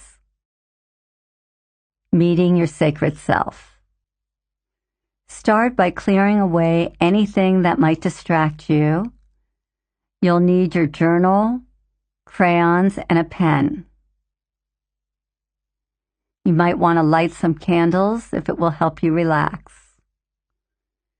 Now close your eyes and take a slow, deep breath.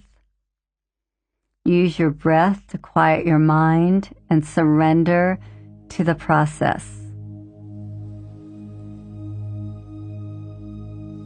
And on your next inhale, take 5 more slow, deep breaths and imagine again an elevator within you.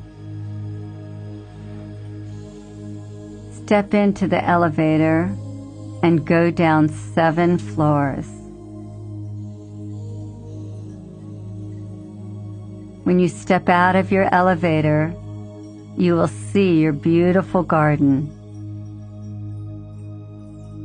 Walk through your garden and notice the flowers and trees surrounding you. Look at the lush green leaves and savor the rich smells of the flowers.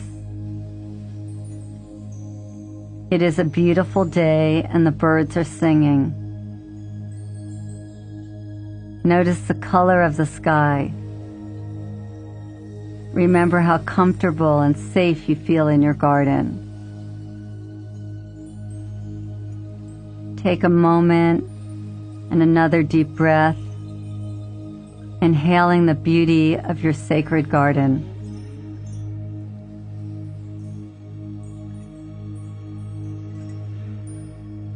And then walk over to your meditation seat. This place where you feel your best.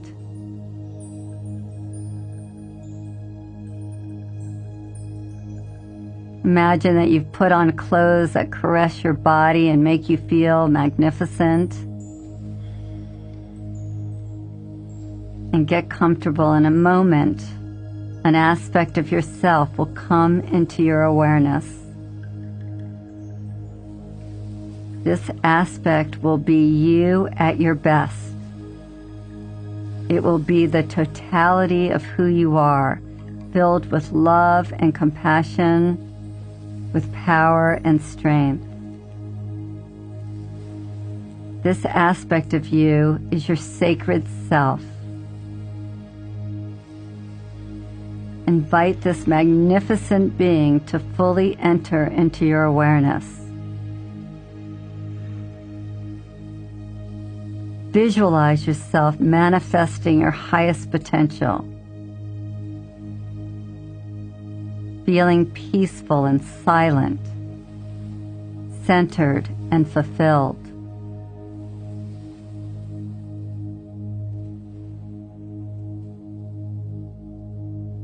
And now ask your sacred self to sit down next to you. Take this aspect by the hand and look it in the eye. Ask if it will be there for you to guide you and protect you. And then ask it what you need to do to open your heart and let go of any old emotional toxicity you have been carrying around.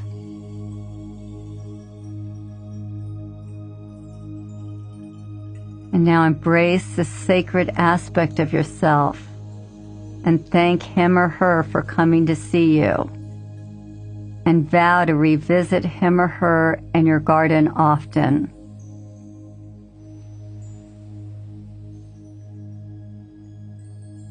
And when you're ready, open your eyes and write about your experience in your journal.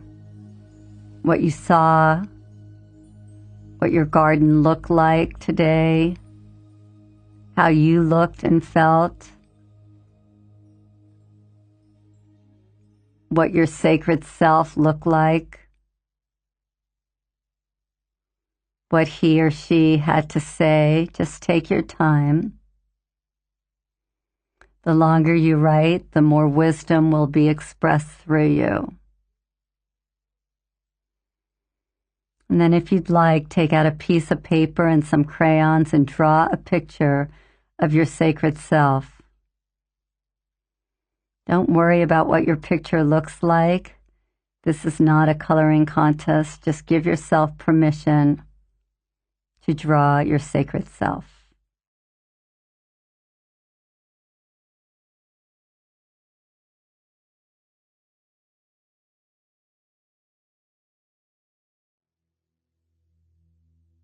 And now we are going to do a meditation called Meeting Your Shadow.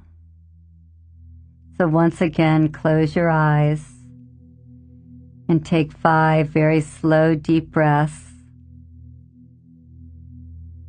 Inhale to the count of 5, retaining your breath for as long as you comfortably can, and then exhale as slowly as possible.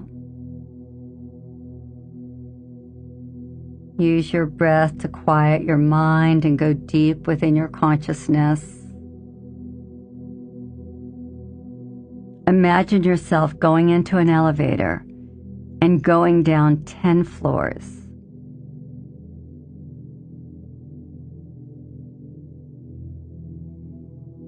When you open the door to the elevator, this time you will see a very dark and dingy place. Imagine the worst possible circumstances. Notice the smells, the filth, the garbage everywhere. You might be in a cave filled with rats, snakes, cockroaches, or spiders. Call forth a place that you wish never to go. When you've created this place, continue to take slow, deep breaths.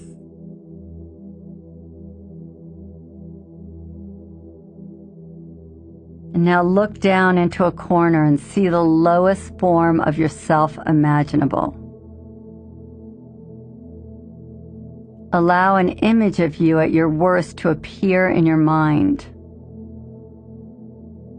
Try to sense and see everything about you. How you look, how you smell, how you feel. Now allow a word that describes the person you are seeing to come into your mind. After you have visited with this person long enough to get a sense of him or her, open your eyes. Float back up.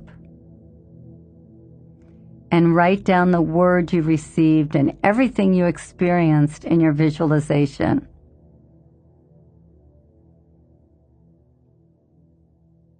Allow yourself to write for at least 5 minutes. Allow your consciousness to express whatever thoughts or feelings it has about your experience.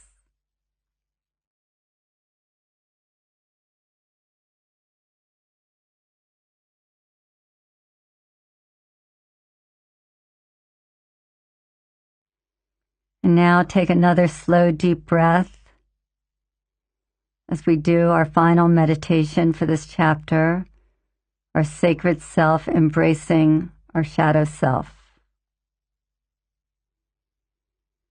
And use your breath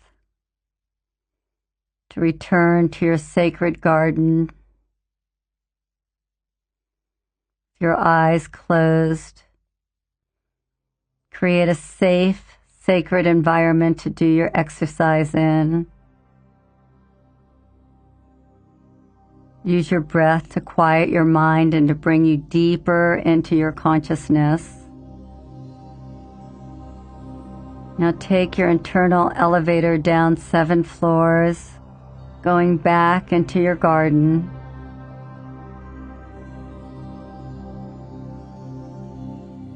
And as the doors open again, you see this beautiful sacred space. Just walk through and admire its beauty. When you feel the soothing presence of your surroundings, find your meditation seat.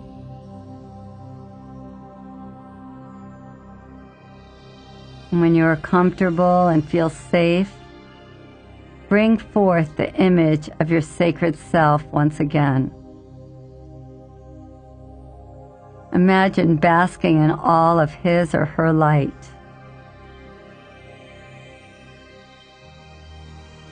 When that image is established, go in and call forth the dark, shadowy aspect of yourself.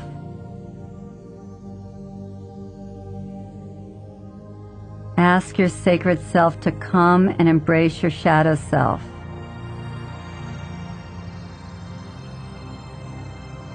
Allow this all-loving, beautiful part of you to hold this scary, dark, unloved part in his or her arms. Imagine sending love, kindness, and forgiveness to your dark side. Tell this dark aspect of yourself that it is safe and that you are going to spend time understanding and learning to love it.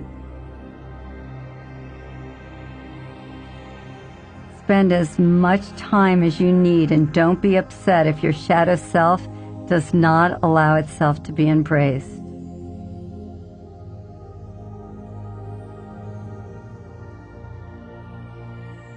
Go in and try daily until it does. Often our resistance will show up in our visualization. So after a few minutes or so, say goodbye to both of these aspects. Allow them to float away. And when you're ready, come back into your room. Take out a piece of paper and some crayons and draw a picture of your experience, or you can just write about it in your journal for at least 5 minutes.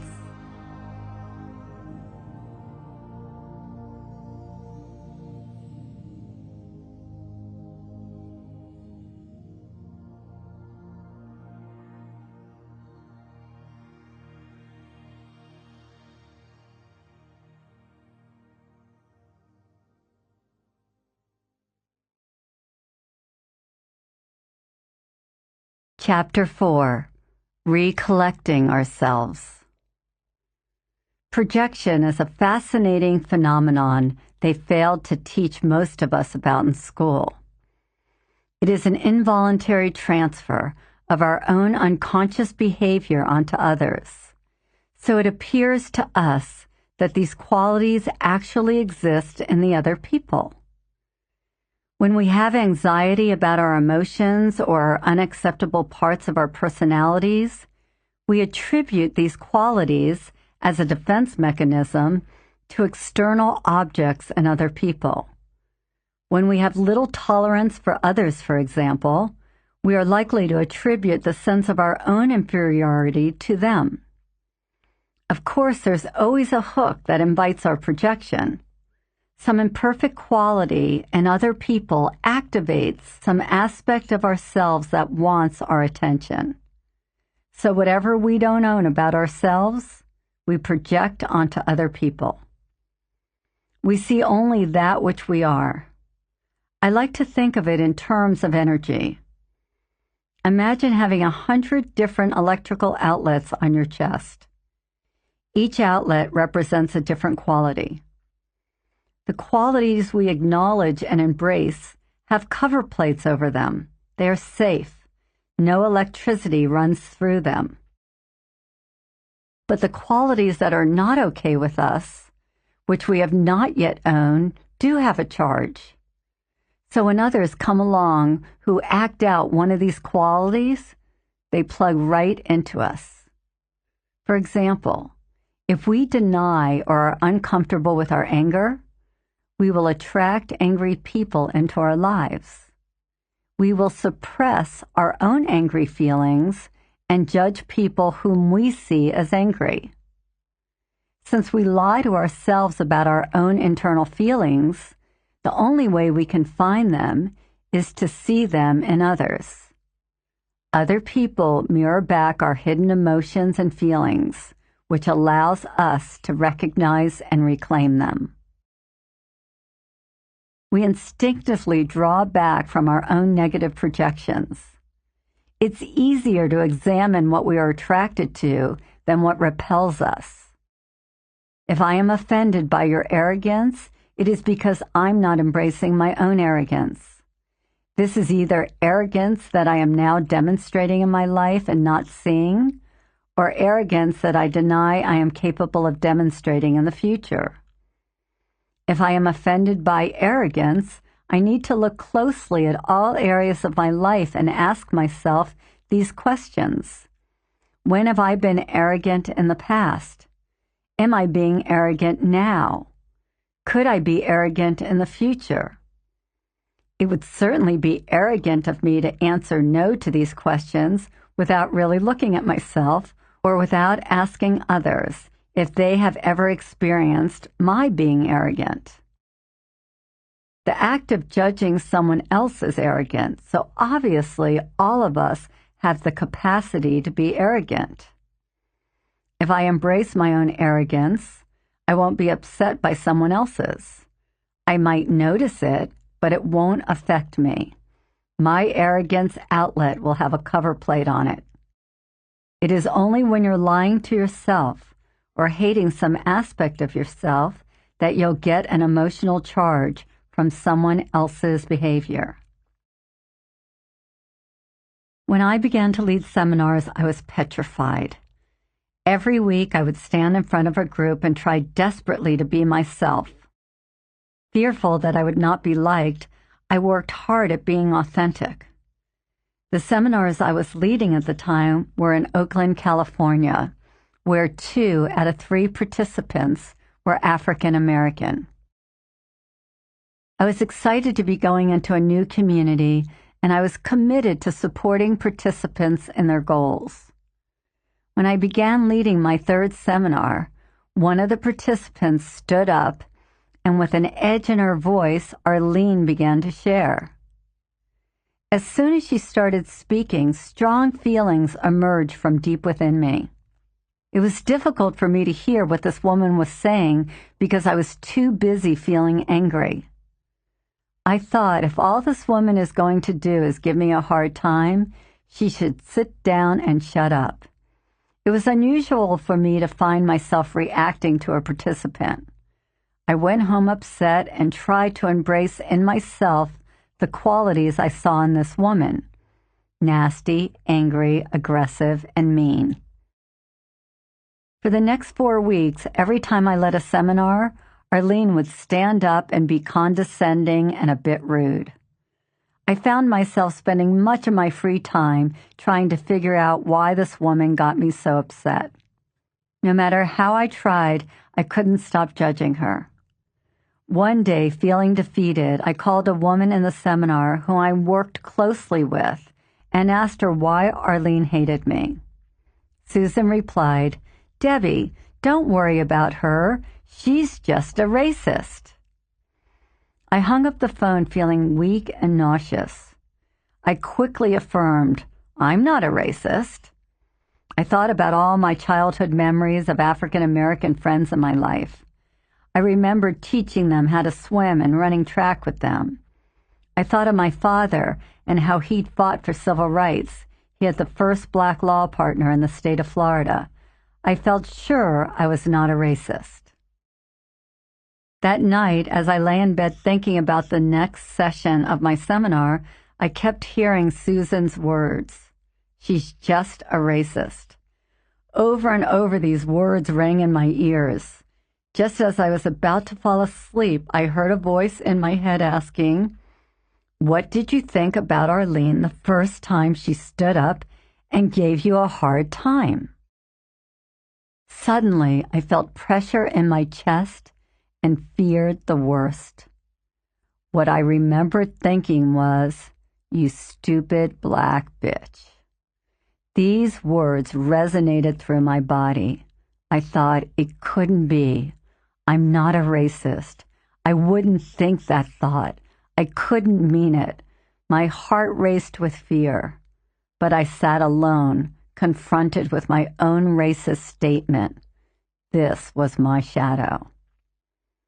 I cried with shame for hours, feeling a deep sense that I had betrayed all my friends in Oakland who loved and trusted me. No matter what I did, I was unable to acknowledge I am a racist. Everything I believed about possessing every trait went out the window. I spent hours in front of a mirror saying, "I am a racist. I am a racist," trying to accept this part of myself, trying to find some comfort. The more I repeated the words, the easier it became. Knowing there was a gift somewhere in those words, I began to look for it.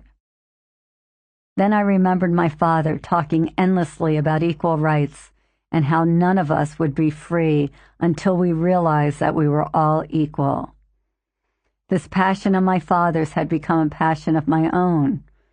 I saw that not wanting to be a racist had pushed me to work hard to form relationships with African Americans. It also gave me a deep need to support people who were discriminated against. At the time all this took place, I was actively involved in raising money for an organization called Prison Possibilities, which helped primarily minority inmates transform their lives. When I finally embraced the idea of being a racist, I felt like I had released 60 pounds from around my neck. The next night, I went to my seminar feeling whole and hopeful. In the middle of the seminar, Arlene raised her hand like she did every week. Feeling hesitant, I called on her to share. We were talking about the next community seminar, so I was particularly nervous about what she would say. I wanted everyone to continue to participate. When Arlene stood up, she smiled and said, "This is a great seminar." And then she shared her breakthrough experience with all of us. When Arlene sat down, I was shocked. I drove home thinking about the dramatic change in Arlene's behavior. I didn't want to get too excited, so I decided to wait and see how things went the following week. Next week came, and as the seminar progressed, I waited for Arlene to raise her hand. When she stood up, Arlene once again acknowledged that the seminar was making deep changes in her life. Then she acknowledged my being supportive of and committed to the Oakland community. At the end of the evening, I stayed to talk to several people. Out of the corner of my eye, I could see Arlene standing close by chatting with some friends. I turned to her and looked into her eyes and asked, "What happened?" She looked back at me and said, "I don't know. Last week I walked in the room and I just fell in love with you." This experience changed my life and proved to me once and for all that when you embrace the quality within yourself, other people with the same quality can no longer plug into you. Then they become free to experience you, and you are free to experience them. Ken Wilber makes a great distinction in the book, Meeting the Shadow. He says projection on the ego level is very easily identified. If a person or thing in the environment informs us, we probably aren't projecting. On the other hand, if it affects us, chances are that we are a victim of our own projections. If you truly understand this, you will never see the world the same way again. Think about it this way. If someone walks by you and spits on the sidewalk and you notice but don't react, it probably isn't something you need to work on. But if you get upset and think, how would someone be so uncouth and disgusting? Then you are projecting. You may be engaged in some disgusting behavior now, or may have demonstrated some disgusting behavior in the past. For some reason, disgusting behavior is not okay with you, so you are affected by the behavior of the spitter. All of this might have started when you were small. Perhaps you actually did spit and someone said, "That's disgusting." Maybe someone in your family spit and others reacted to it in a negative way. Whatever happened, you made a decision never to do anything like that and push this aspect of yourself way back into your consciousness. If this person who spits affects you, it should trigger your internal alarm. These alarms are clues to uncovering your dark side. With this in mind, you can look at what emotionally affects you as a catalyst for growth, giving you an opportunity to reclaim a hidden aspect of yourself. At this point, many of you might be saying, "This is ridiculous. I don't want to find out I'm disgusting or arrogant." You have to remember there's a gift in each of these aspects. But in order to receive the gift, you first have to uncover, own, and embrace these aspects. There's an old Sufi story about a philosopher who made an appointment to debate with Nasruddin, a Sufi wisdom teacher. When the philosopher arrived for his appointment, he found Nasruddin away from his home. Infuriated, the philosopher picked up a piece of chalk and wrote, "Stupid oaf," on Nasruddin's gate. When Nasruddin got home and saw this, he rushed right over to the philosopher's house. "I had forgotten," he said, "that you were to call, and I'm sorry I missed our appointment. But I remembered our appointment the minute I saw that you had written your name on my gate." Our indignation over the behavior of others is usually about an unresolved aspect of ourselves. If we listen to everything that comes out of our mouths when we talk to others, judge others, or give advice, we should just turn it around and give it to ourselves. The philosopher could just as easily have written rude oaf, inconsiderate liar, or backstabbing coward. On the other hand, he could have come to a totally different conclusion and been afraid that Nasruddin had been hurt in an accident or had fallen ill. But the words that came to him when Nasruddin was not home were stupid oaf. When we have a trait that doesn't have a cover plate over it, we draw incidents into our lives to help us own and embrace that denied aspect. Without being influenced by a single fact other than Nasruddin's absence, the philosopher projected his own trait of stupid oaf. We project our own perceived shortcomings onto others. We say to others what we should be saying to ourselves. When we judge others, we are judging ourselves. If you constantly beat yourself up with negative thoughts, you will either beat up on the people around you, verbally, emotionally, or physically, or you will beat up on yourself by destroying some area of your life. What you do and what you say is no accident. There are no accidents in the life that you create. In this holographic world, everyone is you, and you are always talking to yourself. When you call someone a name for making a mistake, stop and think whether you would call yourself the same name. If you are being honest, the answer will invariably be yes. The world is a giant mirror, always reflecting back parts of ourselves. Every trait is there for a reason, and all traits are perfect in their own ways. Not long ago, I noticed that I was asking everyone I know how often they meditate and for how long. Then I would remind them of the importance of meditating every day and spending at least a half-hour a day going within oneself. Eventually, I asked myself why I was being so adamant about the meditation practice of other people. When I examined my motives, I realized that I often skipped my own meditation practice. A part of me was starving to spend more time going within and being silent. Since I had a 3-year-old child at home, I had somehow rationalized that it was okay every time I skipped my daily meditation.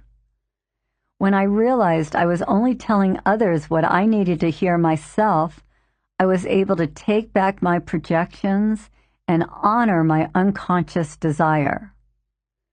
I started meditating more and stopped pushing others to do what I needed to do myself. This is why I often say, attend your own lectures. When I examined my motivation for telling people to meditate, I recognized my own need. Our shadows are often hidden so well from us that it's nearly impossible to find them. If it weren't for the phenomenon of projection, they might stay hidden from us for a lifetime. Some of us buried these traits when we were 3 or 4 years old. Think about playing in your house when you were small and imagine hiding a coin.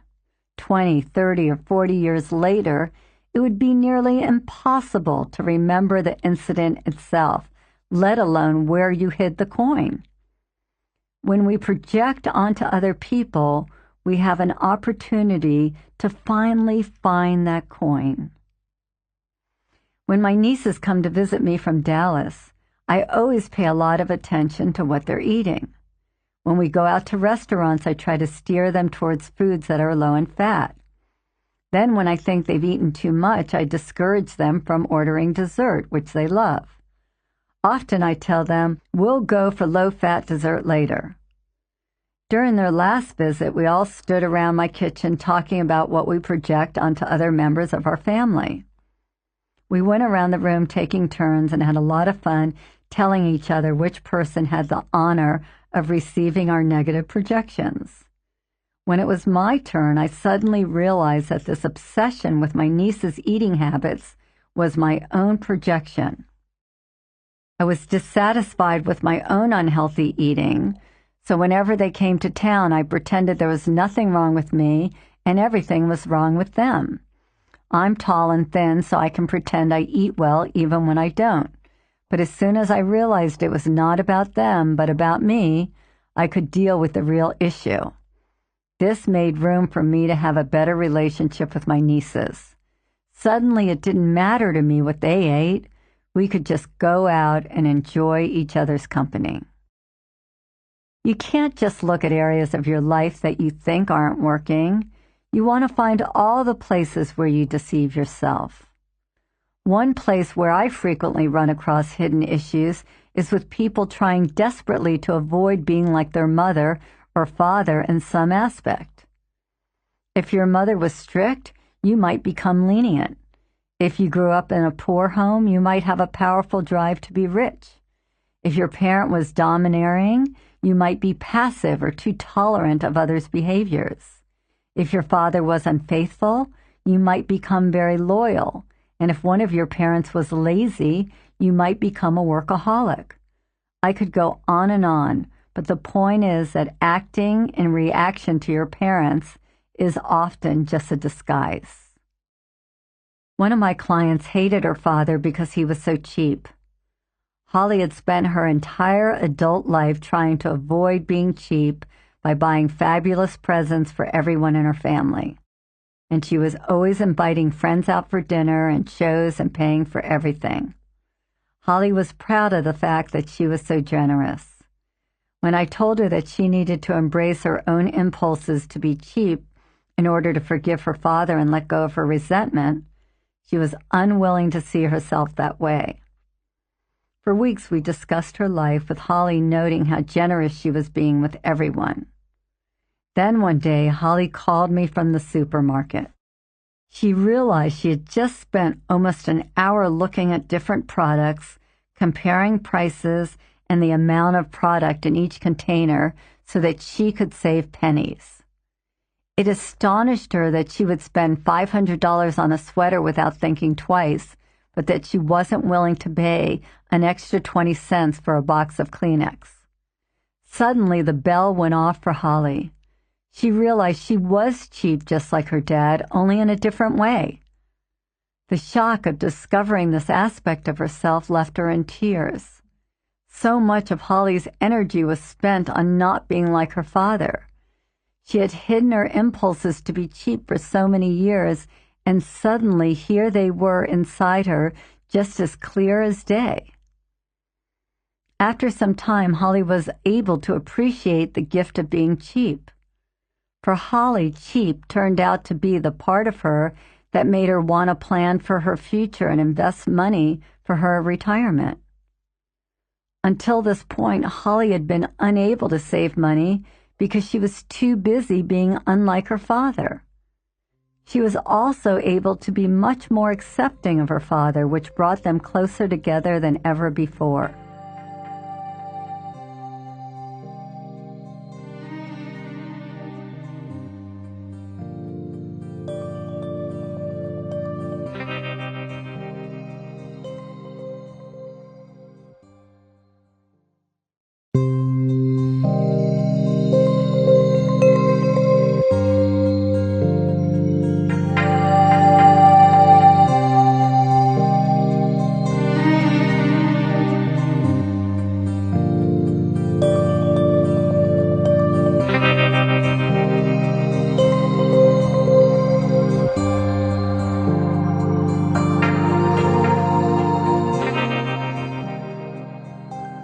Freedom is being able to choose whoever and whatever you want to be at any moment in your life.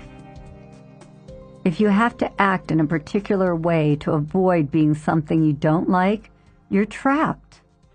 You've limited your freedom and robbed yourself of your wholeness. If you can't be lazy, you can't be free. If you can't be angry when something upsetting happens, you can't be free. If you deal with someone's behavior by being the opposite, question yourself. If you are constantly annoyed by a particular group of people, find the ways in which you are like them. It's not only our negative traits that we project onto other people, it's also our positive traits. Most people whom I work with project their genius and creativity, their power and success. If you want to be like others, it's because you have the ability within you to be like them. If you are enthralled by megastars and spend time and money reading about their lives, find the aspect you love in them inside of you. You deserve to have whatever it is you see and truly desire. The only difference between you and the people you idolize is that they are manifesting one of the qualities you desire and probably fulfilling their dreams. When you are not living up to your potential, it's easy to project your positive traits onto people who are living up to theirs. When you start to fulfill your own dreams and goals, you'll become less interested in what other people are doing. We each need to become our own hero.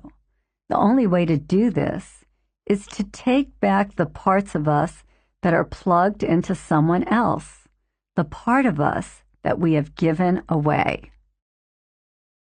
For almost a year, I've been working with a friend who brings my shadow process to Miami. Rachel is young, beautiful, bright, and talented. Whenever Rachel and I are together, she makes a big deal out of me, always acknowledging and complimenting me. She is forever telling me how brilliant, talented, and beautiful I am. Although I know that Rachel does love and respect me, I also know that she is projecting her own brilliance, talent, and beauty onto me. Keenly aware of the process of projection, I have resisted her infatuation. Instead, I have guided her in reclaiming her disowned brilliance, beauty, and talent. After many discussions, it was clear that Rachel believed I possessed some qualities that she lacked. Assuring her that this wasn't true, I asked her to search and name the aspects she attributed to me. We know projection is taking place when someone is emotionally affected by another's behavior, whether positive or negative. In this case, Rachel is affected by my positive traits. Rachel is seeing her own capacity in me. I am her mirror. Since she is not living up to her desired potential, she is only able to see her light shadow through me. This leaves Rachel in a difficult position. If I leave her, these parts of her disappear. They go back into the dark until she finds someone else to project them onto. The qualities in me that affect her are only an image of what is possible for herself. As long as we deny the existence of certain traits in ourselves, we continue to perpetuate the myth that others have something we don't possess. When we admire someone, it is an opportunity to find yet another aspect of ourselves. We have to take back our positive projections as well as our negative projections. We have to remove the plugs we've attached to others, turn them around, and plug them back into ourselves. Until we are able to retrieve our projections, it is impossible for us to see our full potential and experience the totality of who we really are. If I'm attracted to Martin Luther King's courage, it's only because I am seeing the amount of courage I am capable of expressing in my life. If I'm attracted to Oprah Winfrey's influence, it is because I'm seeing the amount of influence I am capable of having in my life. Most people project their greatness. This is why actors and famous athletes make so much money in this country. We are paying them to be our heroes, to act out our unfulfilled dreams and desires. People envy these stars without knowing anything about their personal lives. They get lost in their idol's life as a way of avoiding their own. The deeper truth is that they are projecting an aspect of themselves onto their hero. If you see greatness, then it is your own greatness you are seeing. Close your eyes and think about this. If you admire greatness in another human being, it is your own greatness you are seeing. You may manifest it in a different way, but if you didn't have greatness within, you wouldn't be able to recognize that quality in someone else. If you did not possess that quality, you would not be attracted by it. Everyone sees other people differently because everyone is projecting aspects of him or herself. It's our job to distinguish what inspires us about others and then take back those aspects of ourselves we have given away. People often wonder how they can be like someone they admire when at this moment their lives may look so very different. For example, they might say they admire Michelangelo, but they are sure they are not like him. What they really need to do is focus on exactly those qualities that inspire them to want to be like Michelangelo. It might be his artistic talent if they are unexpressed artists. It might be his courage, his creativity, or his genius. Their talent might not be in art, but they have the ability to be as great, as creative, and as courageous in their unique expression of their gifts. They might manifest their talents in music, photography, or gardening. Any desire of the heart is there for you to discover and manifest. Whatever inspires you is an aspect of yourself. Be precise about what you admire in someone and find that part in yourself. If you have the aspiration to be something, it's because you have the potential to manifest what you are seeing. Deepak Chopra says, within every desire is the mechanics of its fulfillment. This means we have the ability to manifest our heart's desires and that which we are. If we are not capable of doing or having something, we will not have an authentic yearning for it. It's as simple as that. Goethe said, if we can conceive it and we can believe it, then we can achieve it. The difficult part is working through our fears. Our fears stop us. They tell us we're not good enough or worthy enough. There is no one on the earth like you. No one with exactly the same desires, the same talents, or the same memories. You have your own individual spin on everything. It is your job to discover your unique talents and then manifest them in your own unique way. Several months ago, my friend Nancy, who had been in a slump for years, came to visit. I invited her to hear one of the top motivational speakers in the world. During the lecture, we were both quiet. I was busy taking notes. When we got into the car to go home, Nancy turned to me and said, "That guy is such a loser." Shocked, I asked her why she believed that. She told me she thought he was full of it and that he had no idea what he was talking about. He spoke too fast and looked like a nerd. For the rest of the ride home, Nancy pointed out everything she didn't like about this man's manner and message. When we arrived home, I asked Nancy to come and sit down with me. I asked her if she really believed this man was a loser. She looked at me with certainty in her eyes and said yes. Taking out a sheet of paper, I asked if she'd be willing to look at this issue. She thought about it for a moment and decided to play along. On one side of the paper, I wrote down all the things I knew about this man. He had a successful business as a consultant for Fortune 500 companies. He sells countless motivational tapes and is paid over $5,000 a night to speak. He had been married for more than 20 years and has 3 healthy children. On the other side of the page, I wrote down what I knew about Nancy's life. She was divorced with no children. She had little contact with most of the members of her family. She was unemployed and had been unsuccessful in starting her own business several times.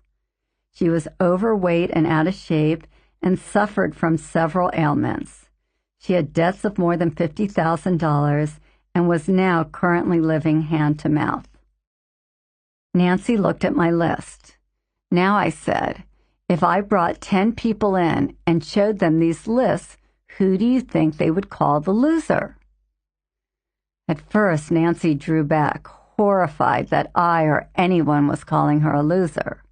This was her worst nightmare. But I explained that until she owned this aspect of herself, she'd always projected onto other people. Nancy would be unable to hear important, powerful messages from other people because she was projecting her denied thoughts onto them. After a couple of hours, Nancy began to see that deep within herself, she did believe she was the loser. This thought was so painful to her that she buried it very deep. Her father had told her that she would never amount to anything, and she believed him. Since her childhood, she had been unconsciously creating situation after situation in her life to prove that she was a loser in order to retrieve this aspect of herself which she had disowned. It was always mirrored back to her in the external world, but she would deny it, and the cycle would continue.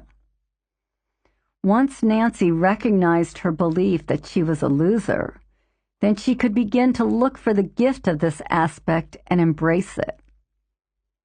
Then Nancy would be able to examine how she'd set herself up to lose and make a new commitment to honor the loser in herself and allow the winner in herself to create a life of abundance. Nancy has since started a new career and has been enjoying tremendous personal and financial success. There's an old saying, it takes one to know one. We see in others what we like and don't like in ourselves. If we embrace these parts of ourselves, we will be able to see others as they are, not as we see them through our cloud of projection. There is another saying that the three greatest mysteries of the world are air to birds, water to fish, and man unto himself. We are able to see everything in front of us in the outside world. All we have to do is open our eyes and look around. We cannot see ourselves. We need a mirror to see ourselves. You are my mirror, and I am yours. Exercises. Number 1. For 1 week, observe your own judgments about other people. Whenever you are upset by another person's behavior, write down the quality in him or her that is most upsetting to you. Write down any opinions you have of the people who are closest to you. Be sure to include your friends, family, and coworkers. This list marks the beginning of discovering your hidden aspects. You will refer to it when you start the process of owning your shadow. Number 2, make a list of the advice you give to other people. What are you telling others to do to make their lives better? Reflect on whether the advice you give to others isn't just advice to yourself. Sometimes we tell other people what to do as a way of reminding ourselves what we need to do. Realize that your advice to them may be a way to remind yourself. Chapter 5. Know thy shadow, know thyself. Within each of us lies a solid gold treasure. This golden essence is our spirit, pure and magnificent, open and glowing. But this gold has been covered up by a hard shell of clay. The clay comes from our fear. It is our social mask, the face we show the world. Unconcealing your shadow reveals your mask. We must look at this mask with love and compassion, for there is great value in understanding what we hide behind. Consider the story of the Golden Buddha. In 1957, a monastery in Thailand was being relocated, and a group of monks was put in charge of moving a giant clay Buddha. In the midst of the move, one of the monks noticed a crack in the Buddha. Concerned about damaging the idol, the monks decided to wait for a day before continuing with their task. When night came, one of the monks came to check on the giant statue. He shined his flashlight over the entire Buddha. When he reached the crack, he saw something reflected back to him. The monk, his curiosity aroused, got a hammer and a chisel and began chipping away at the clay Buddha. As he knocked off piece after piece of clay, the Buddha got brighter and brighter. After hours of work, the monk looked up in amazement to see standing before him a huge, solid gold Buddha. Many historians believe the Buddha had been covered with clay by Thai monks several hundred years earlier before an attack by the Burmese army. They covered the Buddha to keep it from being stolen. In the attack, all the monks were killed, so it wasn't until 1957, when the monks were moving the giant statue, that the great treasure was discovered. Like the Buddha, our outer shell protects us from the world. Our real treasure is hidden within. We human beings unconsciously hide our inner gold under a layer of clay. All we need to do to uncover our gold is have the courage to chip away at our outer shell, piece by piece. In my seminars, I often work with people who have invested in years of therapy, transformational seminars, breath work, and other healing modalities. They ask the same questions. When will it end? When will I be done? How much more work must I do on these issues that come up over and over again? These people are not looking at themselves as magnificent Buddhas encased in clay shells. These people hate their shells. They haven't discovered that their clay shells protect them in more ways than they can imagine. We need our shells for many reasons, and for each of us, the reasons may be different. Even though our ultimate goal is to shed our shells, we first need to understand and make peace with these masks. Do you think after the monks chiseled the shell off the gold Buddha, the Buddha angrily said, "I hated that horrible shell"? Or do you think the Buddha blessed the shell that served to protect him from being stolen away from his home? When I was young, my outer shell was tough, uncaring, and insensitive.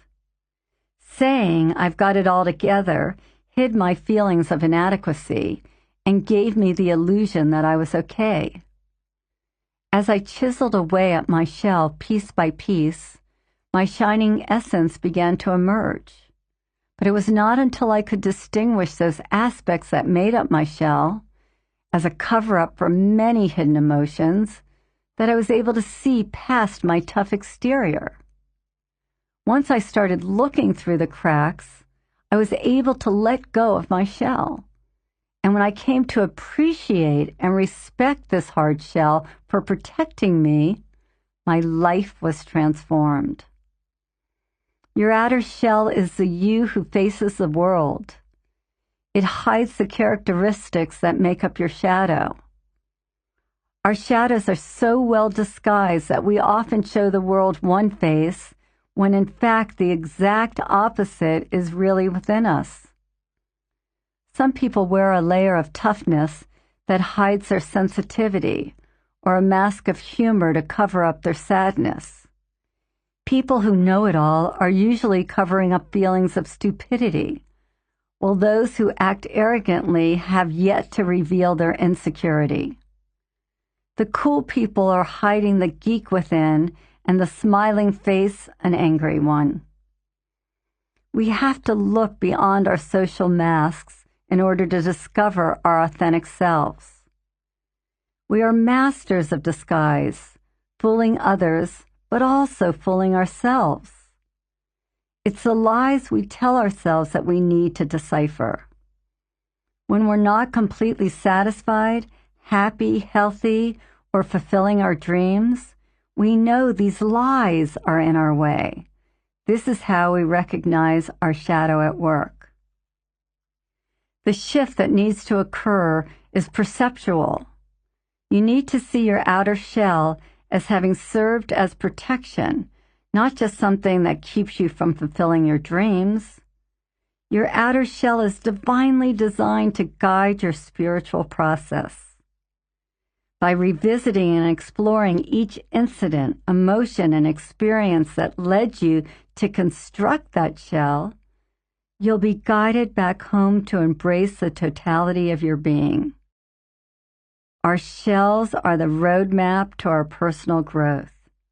They are made up of all that we are and all that we don't want to be. No matter how painful your past or present might be, if you look at yourself truthfully and use the information stored in your outer shell as a guide, it will lead you in your journey towards enlightenment. When you get to know your whole self, you will no longer need your shell to protect you. You will naturally allow your masks to fall away, exposing your authentic self to the world. You will not have to pretend that you're more or less than anyone else. Everyone in the world can become your peer. Our shells are created from our ego ideal. The ego is the self distinguished from other. Spirit combines self and other as one. When this union between spirit and self occurs, we become one with ourselves and one with the world. Most people don't get very far unconcealing their shadow because they're unwilling to be honest with themselves. The ego doesn't enjoy losing control. The moment you acknowledge all aspects of yourself, the good and the bad, the ego begins to feel a loss of power. In the Tibetan book of Living and Dying, Sojal Rinpoche explains that the ego is our false and ignorantly assumed identity. So ego, then, is the absence of true knowledge of who we really are, together with its result, a doomed clutching on at all costs to a cobbled together and makeshift image of ourselves, an inevitably chameleon, charlatan self that keeps changing and has to keep alive the fiction of its existence. If you begin the process of unconcealing your shadow and a voice inside starts screaming for you to stop, know that it's only your ego fearing its own death. Give yourself permission to uncover your true self. Challenge the person you think you are in order to unveil the person you are capable of becoming. Using other people as mirrors helps you to decipher your mask. Go out and interview people close to you, friends, lovers, families, and colleagues.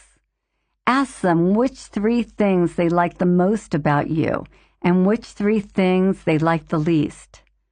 It's important for the people you're asking to know it's okay for them to be honest. You're the only one who can make it safe for others to tell you the truth. Find out if you appear to others the way you appear to yourself. Other people often see more positive aspects in us than we see in ourselves. And at the same time, they see more negative traits than we see or admit to ourselves. People often resist this exercise. They fear being judged. The word judgment carries a lot of baggage, so I prefer to use the word feedback. Feedback is a useful tool. We never have to believe what others think about us, but if we are afraid to hear what the people closest to us have to say, we should take notice. Most people are afraid they will hear what they fear most. This is denial at work.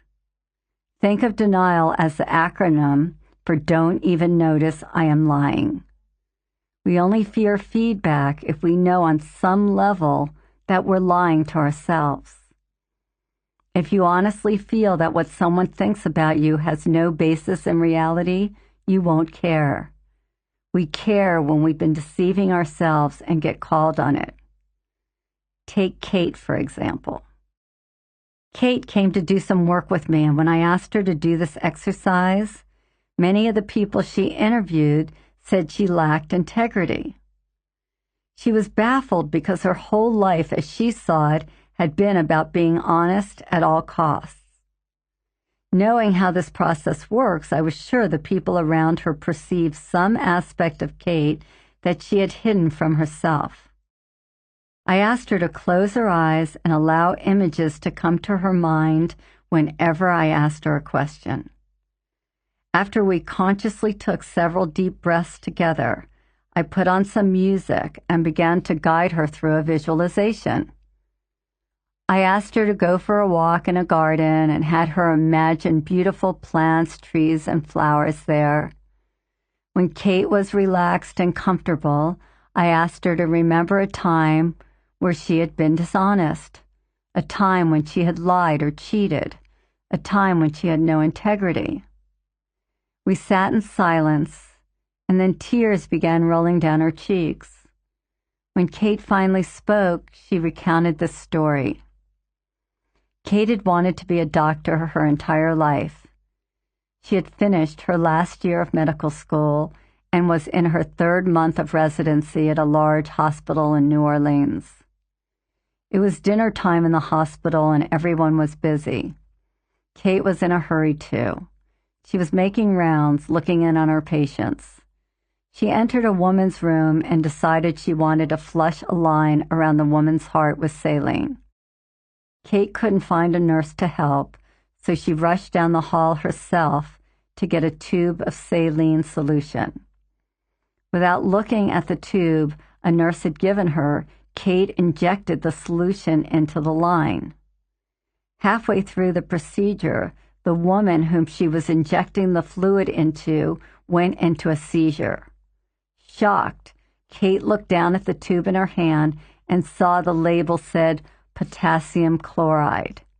She stopped the injection immediately and stabilized the woman until she came out of the seizure. By this time, many of the staff doctors had come to try to figure out what happened to this patient. Kate had already hidden the tube. She was horrified.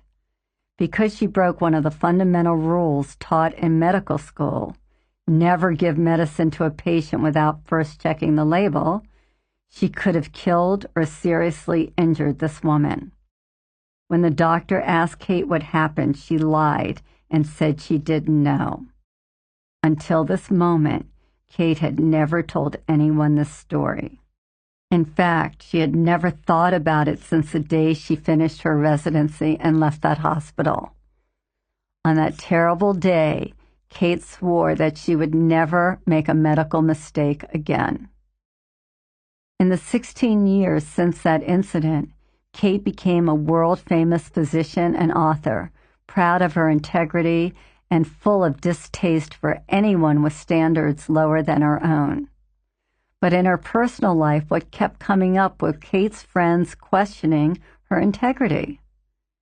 Because she disowned this part of herself, buried it long ago, she was blind to it.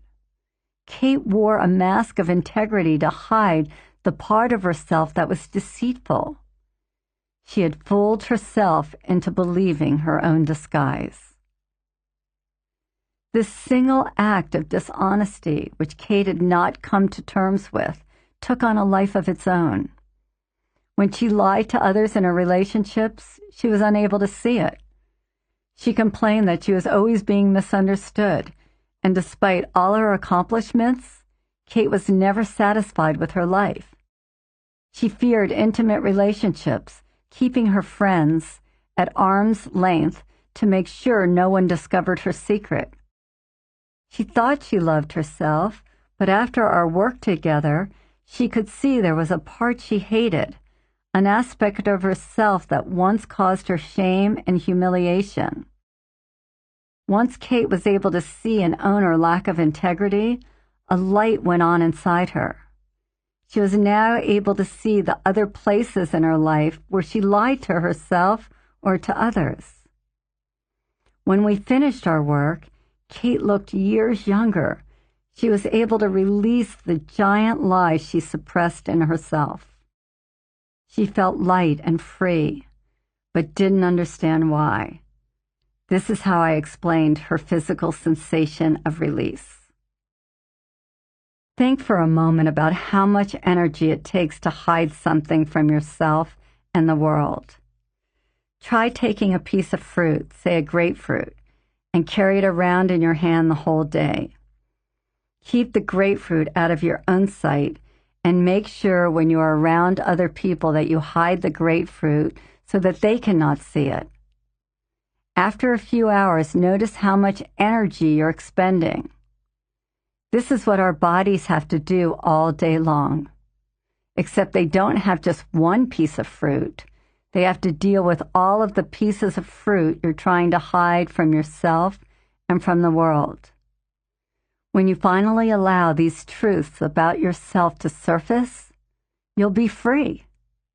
You'll have all that excess energy to spend on your personal growth and on the path to achieve your highest goals. We are only as sick as our secrets.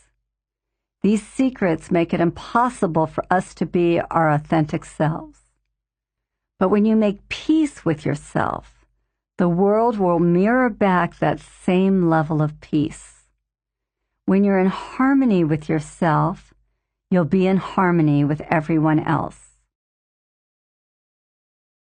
Other people listen to what you're saying and see what you're doing, but they are also conscious of your body language and whether or not it contradicts what you say and do. So it's important to look closely at what you're physically communicating to others. As Emerson said, "Who you are speaks so loud I can't hear what you're saying." What are you saying when you're not speaking? Our body language, our facial expressions, and the energy we give off are constantly sending out messages. Recent studies show that 86% of our communications are nonverbal. That means that only 14% of what you say verbally makes any difference to those you are speaking to. You want to ask yourself, what am I communicating in the silence? What are the messages I am sending out? Do I have a smile on my face when I feel sad? Do I look mad when I'm telling you how great my life is? Do I believe I'm in great shape when my mirror tells me something else? Can I look into my eyes and feel good about what I am seeing, or do I run away? These are often difficult questions to confront. You have to give yourself the freedom to not like your answers, because inevitably there will be unpleasant ones. But they'll be the most useful. Recently, I worked with a group of people who were being trained to lead seminars on healing. We were videotaping everyone so that they could see how they appeared to other people. An attractive young woman named Sandra got up to speak. While her words were beautiful, all I could take in was the way she swayed, her slow, sensual movements that flirted with the audience. When she finished her talk, I asked her how she thought people perceived her. She replied as competent and loving. When we asked the rest of the group, they made comments like cute, sexy, has a lot of attention on herself. I told her that if I were a man, I'd want to have a drink with her after the seminar. As a woman, I might be offended by her sexy movements. Everything she was doing was distracting us from what she was trying to communicate. Sandra's goal was to provide people with information so that they could heal themselves. But all we could hear her saying was, "Look at how beautiful and sexy I am. Do you like me? Do you find me attractive?" All this was unspoken, but nonetheless, the audience was thinking about Sandra's body instead of the message she wanted us to hear. We played back Sandra's video without any sound, and she was shocked by what she was communicating.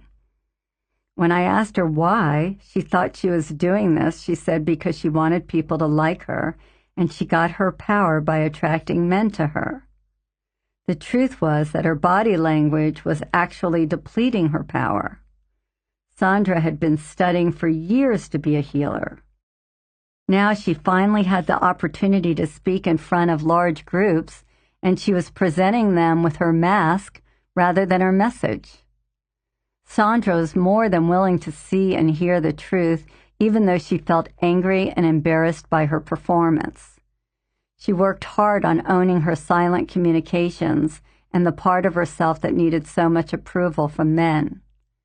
As soon as she uncovered this aspect of herself, Sandra was able to embrace it and subsequently became a great speaker who could fulfill her dream of helping people. Interviewing others to find out how they perceive you is a scary process. But every bit of feedback is a blessing. It takes courage and commitment to see all of yourself. If you're unwilling to hear the truth, you'll be unable to transform your life. People often go through a kind of grieving process after they've discovered parts of themselves that had been hidden for a long time. If you've been fooling yourself about your level of self-love, you've got to let yourself feel sad or angry for a while. Remember, the core of your being, the whole of who you are, doesn't change as you transfer certain emotions and impulses to your shadow. You never actually become a different person. The true, wonderful you always exists way down deep inside. So coming to terms with your shadow is a way of remembering who you really are. Now that we've received feedback from others, let us continue the process of unconcealing our shadow. Another way to expose your hidden aspects is to make a list of 3 people you admire and of 3 people you hate. The people you admire should inspire you with qualities you'd like to emulate.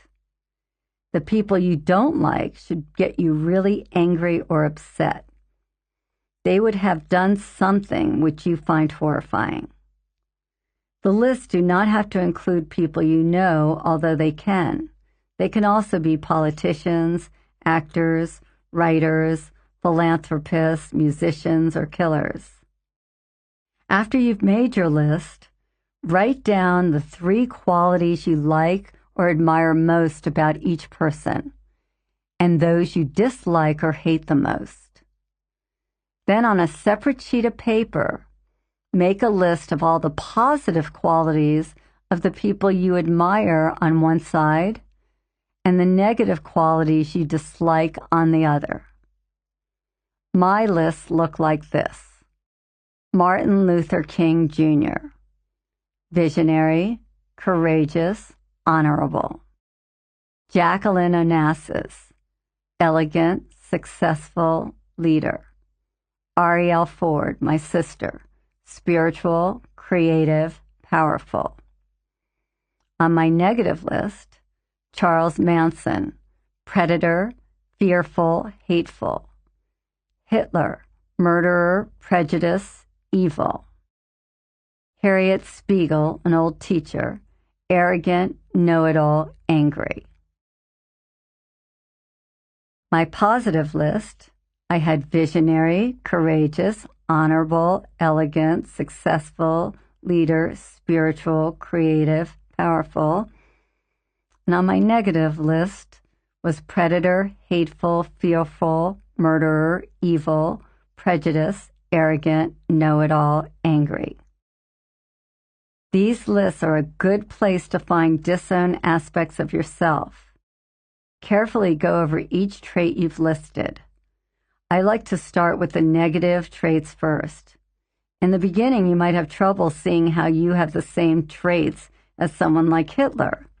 It's important to break down any general word like murderer. The question to ask is, what kind of person would commit these acts? For example, for murderer, you might say selfish, enraged, doesn't value human life. If you come up with a phrase like doesn't value human life, then ask yourself what kind of person has no value for human life. You might come up with sick, demented, and narcissistic. The important part of this process is to break the language down until you get to a specific word or a quality that you hate or dislike. Find the qualities that give you an emotional charge. Determine what plugs you in. Stephen, a successful business consultant who came to one of my seminars, had been meditating for 8 years and made a real commitment to alter his life. He hadn't had a relationship for the past 5 years and was ready to find a partner, get married, and start a family. He felt ready to dig inside himself and to try to find out why he'd been so unsuccessful in love. By the second day, Stephen had unconcealed many aspects of himself, but there was still one thing bothering him. On the break, he called me over to tell me there was a gentleman in the seminar he could not stand. I asked him what he disliked so much about this other man. He only thought about it for a second, then whispered in my ear, "He's a wimp, and I hate wimps." I didn't say a word, but stood there quietly until Stephen was ready to speak. There was a glimmer of recognition in his eyes as he told me the story. When Stephen was 5 years old, his father had wanted him to go on a pony ride. They were at a state fair with his entire family. Stephen had never seen a real pony and was awfully scared of this big animal. When Stephen told his father he didn't want to go on the pony ride because he was scared, his father had scolded him. "What kind of man are you going to make? You're nothing but a little wimp. You're an embarrassment to our family." Stephen was punished. Since that day, Stephen made a decision. After some thought, he said he was a wimp about women. He was afraid of women, of communicating honestly with them. So whenever there was a problem in a relationship, Stephen just left. He'd left almost every woman he'd ever been in a relationship with. And at this point, he was even scared to ask attractive women out. I told Stephen to take some time to fully feel his shame and embarrassment. When I asked Stephen what the good thing was about being a wimp, he looked at me like I was crazy. He couldn't comprehend how something this horrifying, something he'd spent his whole life denying, could be a gift. But then Stephen remembered a time when being a wimp had probably saved his life. When he was in college, a group of his friends had gotten together to do some drinking. They'd been going at it for a couple of hours when one of the guys suggested going to a bar in the next town. Stephen's 3 other friends decided they should all go. Stephen was scared to drive drunk or to be in the car with anyone who was drinking and driving, so he told his buddies he had a date and was going to get laid. He didn't want to tell them he was scared to go. He didn't want to be a wimp. 2 hours later, his friends drove off the road. One of Stephen's closest friends was killed, and the other 3 were seriously injured. Stephen couldn't believe what he was remembering. He had blocked this painful incident from his mind. At the time of the accident, he figured it was just luck that he had skipped out that night. I asked him if there were other times when being a wimp had kept him out of trouble. He could see now how this trait had made him a cautious man, had kept him out of fights, and had probably saved him from all kinds of trouble. We talked about many past incidents before I asked Stephen how he felt about being a wimp now. His face lit up. He had embraced it. He could see now that this aspect of himself had been valuable many times. Stephen could now be proud of it. The shame and the pain disappeared. Stephen's new perspective empowered him. "We do not have any say about the events of our lives," Nietzsche commented, "but we do have say over how we interpret them. Interpretation can really ease our emotional pain. Inventing interpretations is a creative act." As soon as Stephen could love and respect his wimpiness, he was able to stop projecting it onto other men. Instead of being repelled by wimpy behavior, he could be informed by it. Later in the course, Stephen got to know the man that he thought was a wimp. He was amazed at how different this man seemed to him. Had Stephen changed that much? Or had this man changed in only a couple of hours? When Stephen owned being a wimp, it changed the lenses he looked through. Now he could see clearly. Letting go of his need to be macho, Stephen could accept his sensitivity, shyness, and cautiousness. It let him open his heart and allowed people to get close to him. Unconcealing is the first step of the shadow process. Unconcealing requires rigorous honesty and willingness to see what you haven't been able to see. Acknowledgement of our shadow self begins the process of integration and healing. Remember that each of these negative traits has a positive gift for you, more value than you can ever imagine. It's only a matter of doing the work, and in a short while, you'll receive the blessings of wholeness, happiness, and freedom. Exercises. 1.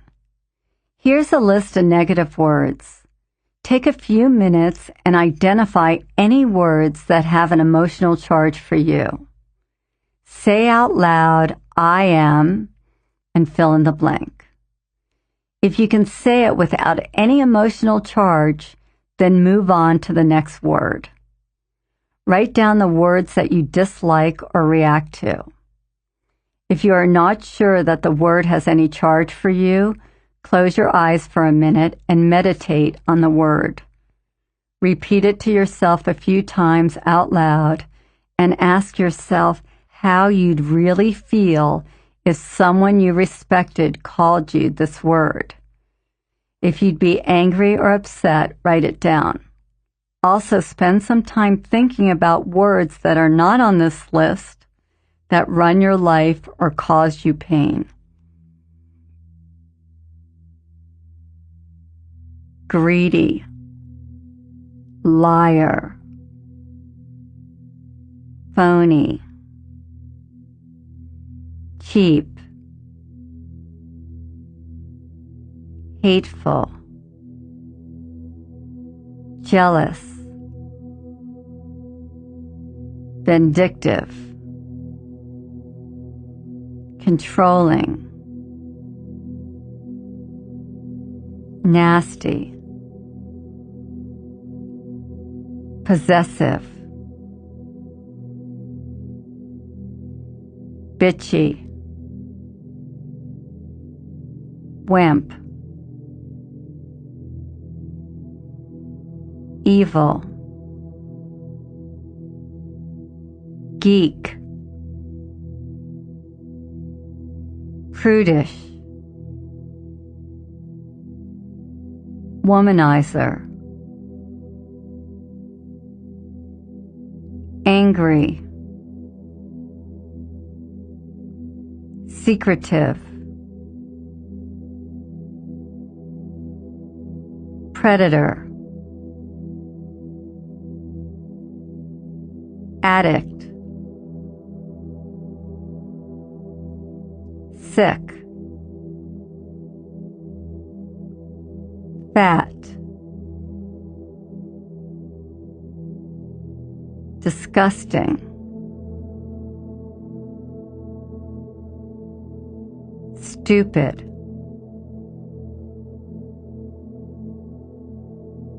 idiot,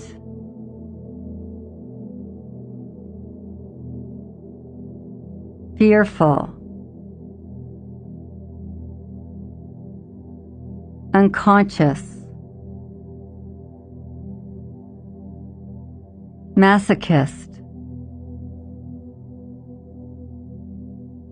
unimportant, shyster,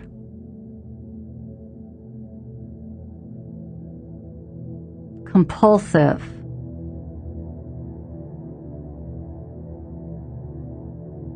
frigid, rigid, abuser, manipulator, victim,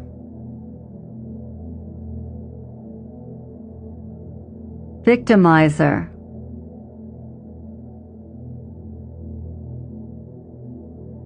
egocentric,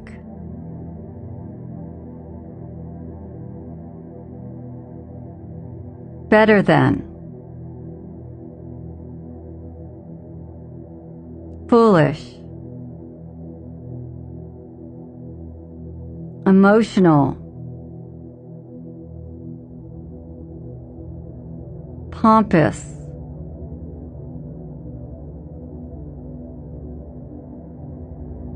ugly, sloppy,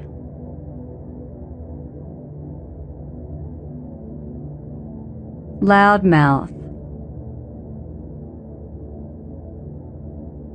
passive-aggressive, coward, jerk,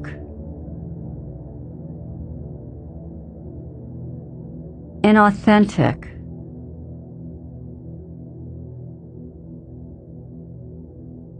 inappropriate,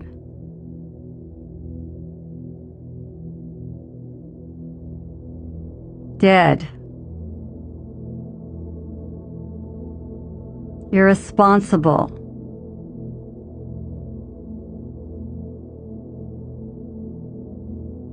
incompetent,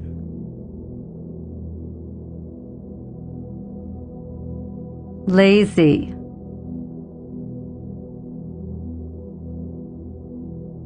opportunist,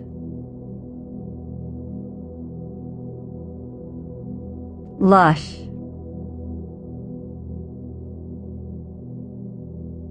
stingy,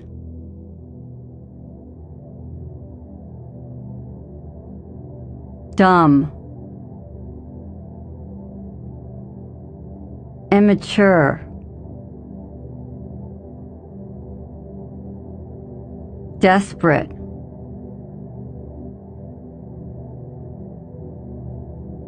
childish,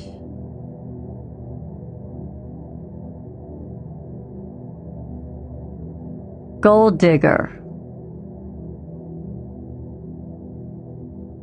hormonal,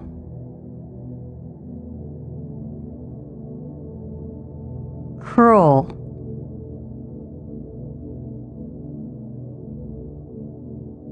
needy,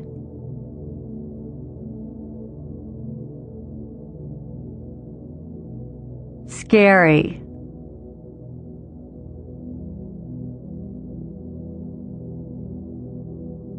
perverted,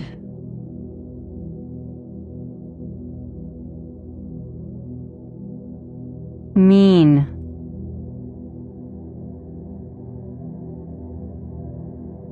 defensive,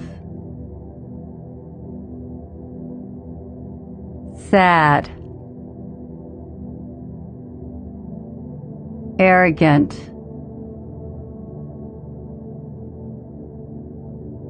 slut, deceitful, judgmental, martyr, hypocrite,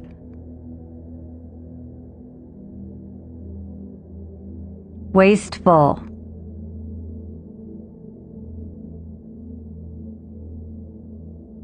anxious,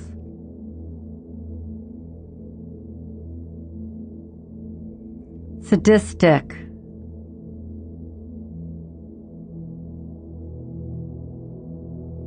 worthless, loser,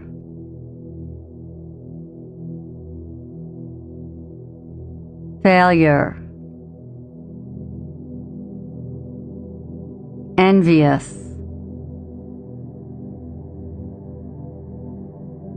sleazy, inflexible,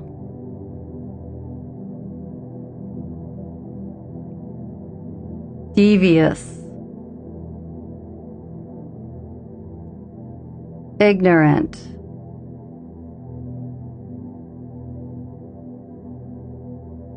so just breathe in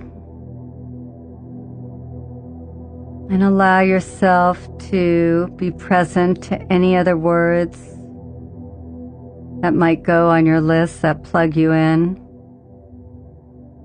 that upset you, and write them down.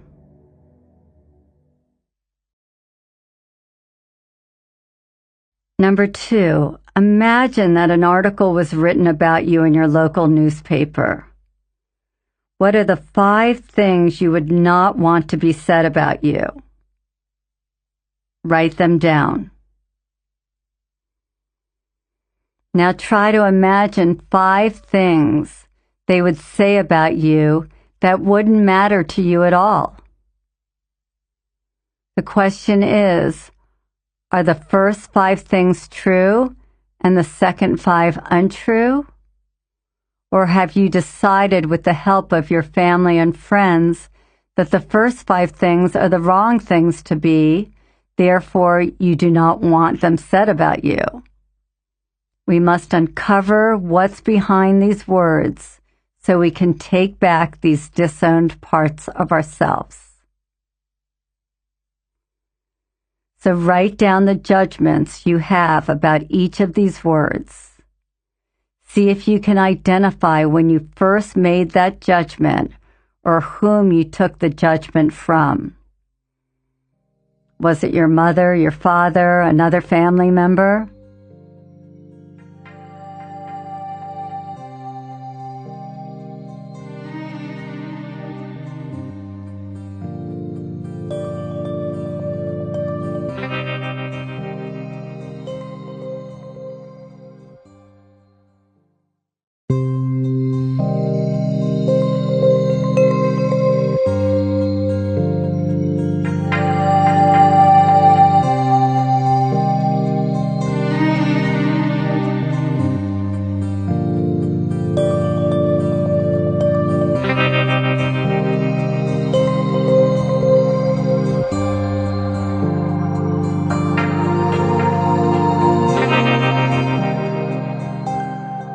Chapter 6, I Am That.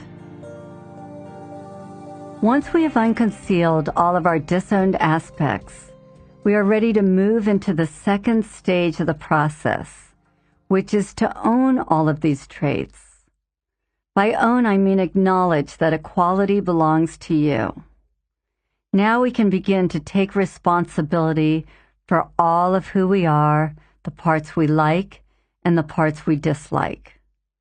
At this point, you don't have to like all of your aspects. You just have to be willing to acknowledge them to yourself and others. There are 3 helpful questions you can ask yourself. Have I ever demonstrated that behavior in the past? Am I demonstrating that behavior now? Under different circumstances, am I capable of demonstrating that behavior? Once you answer yes to any of these questions, you have started the process of owning a trait. Some traits are easier to acknowledge than others. Aspects of ourselves that we've tried hardest to deny or have projected on someone else are the hardest to own. They take more time, but it's just as important to be ruthless with yourself as it is to be gentle. Be willing to find out that you are what you least want to be. Be determined to look with new eyes past the defense mechanisms which only want to say, I am not that. Look through eyes that say, I am that. Where am I that? Resist the temptation to judge yourself. Don't jump to conclusions and decide you're an awful person if you find out that you're selfish or jealous. We all possess these qualities as well as their polar opposites. They are a part of our humanity. All of our emotions and impulses, the ones we call positive, the ones we call negative, are there to guide us and teach us. You may be skeptical, but give yourself the opportunity to get to know all these aspects and find their gifts. I promise that you will find gold at the end of this process. Owning is an essential step in the process of healing, of creating a life you love. We can't embrace that which we don't own. If you want to manifest your full potential, you have to reclaim the parts of yourself that you've denied, hidden, or given away to others. When I was in the beginning stages of my own healing process, I could never find the right man. No one I ever wanted seemed to want me. I went through men like most people go through magazines. I was attracted to men who weren't right for me because I didn't know who I was and because I was cut off from so many beautiful aspects of myself. The one man whom I really love actually told me that he couldn't stay with me because he knew one day I would realize who I was and leave him. My friends could see that the men I picked were wrong for me, but I still believed I was a small 2-bedroom house that needed work. So everything and everyone around me kept mirroring back to me my own lack of self-love. Once I owned more aspects of myself, my fear, my covertness, my grandiosity, I no longer had to attract partners who were fearful, covert, and grandiose. It became easier for me to attract men who could mirror back the positive aspects of myself, men who were kind, giving, and who loved and accepted me as I am. If there is an aspect of ourselves that we don't accept, we'll continually attract people in our lives who act out that aspect. The universe will keep trying to show us who we really are and to help make us whole again. Most of us have buried these disowned aspects so deep we can't see where we could possibly be a particular kind of person that we look at with distaste. However, if a particular type of person keeps showing up in your life, it's for a reason. For years, every time my friend Joanna went on a date, she would tell me, "He's not for me, he's a geek." The first 6 or 7 times it happened, I didn't say a word. But after a while, it became too obvious. I finally suggested to Joanna that she was the geek. I told her that if she owned the geek in herself, she wouldn't find herself dating geeks anymore. She thought I was crazy. I pointed out that I never went out with geeks. How was it possible that all the men she met had this quality, which she disliked so much? So the geek stories went on for months. It became almost comical because the dynamic was so clear to me and so hidden from Joanna. Then very late one night, I got a call from Joanna, who had finally had it. After a date with yet another geek, she was really in pain and asked me to explain to her how she was a geek. I gently suggested that sometimes when she wore those little pink socks with her white leather sneakers, people might consider her geeky. She half laughed and made me promise that if she owned the geek in herself, she would no longer have to date them. She agreed to make a list of all the times in her life she had been a geek. The next day, Joanna called me with a long list of geeky things she'd said and done.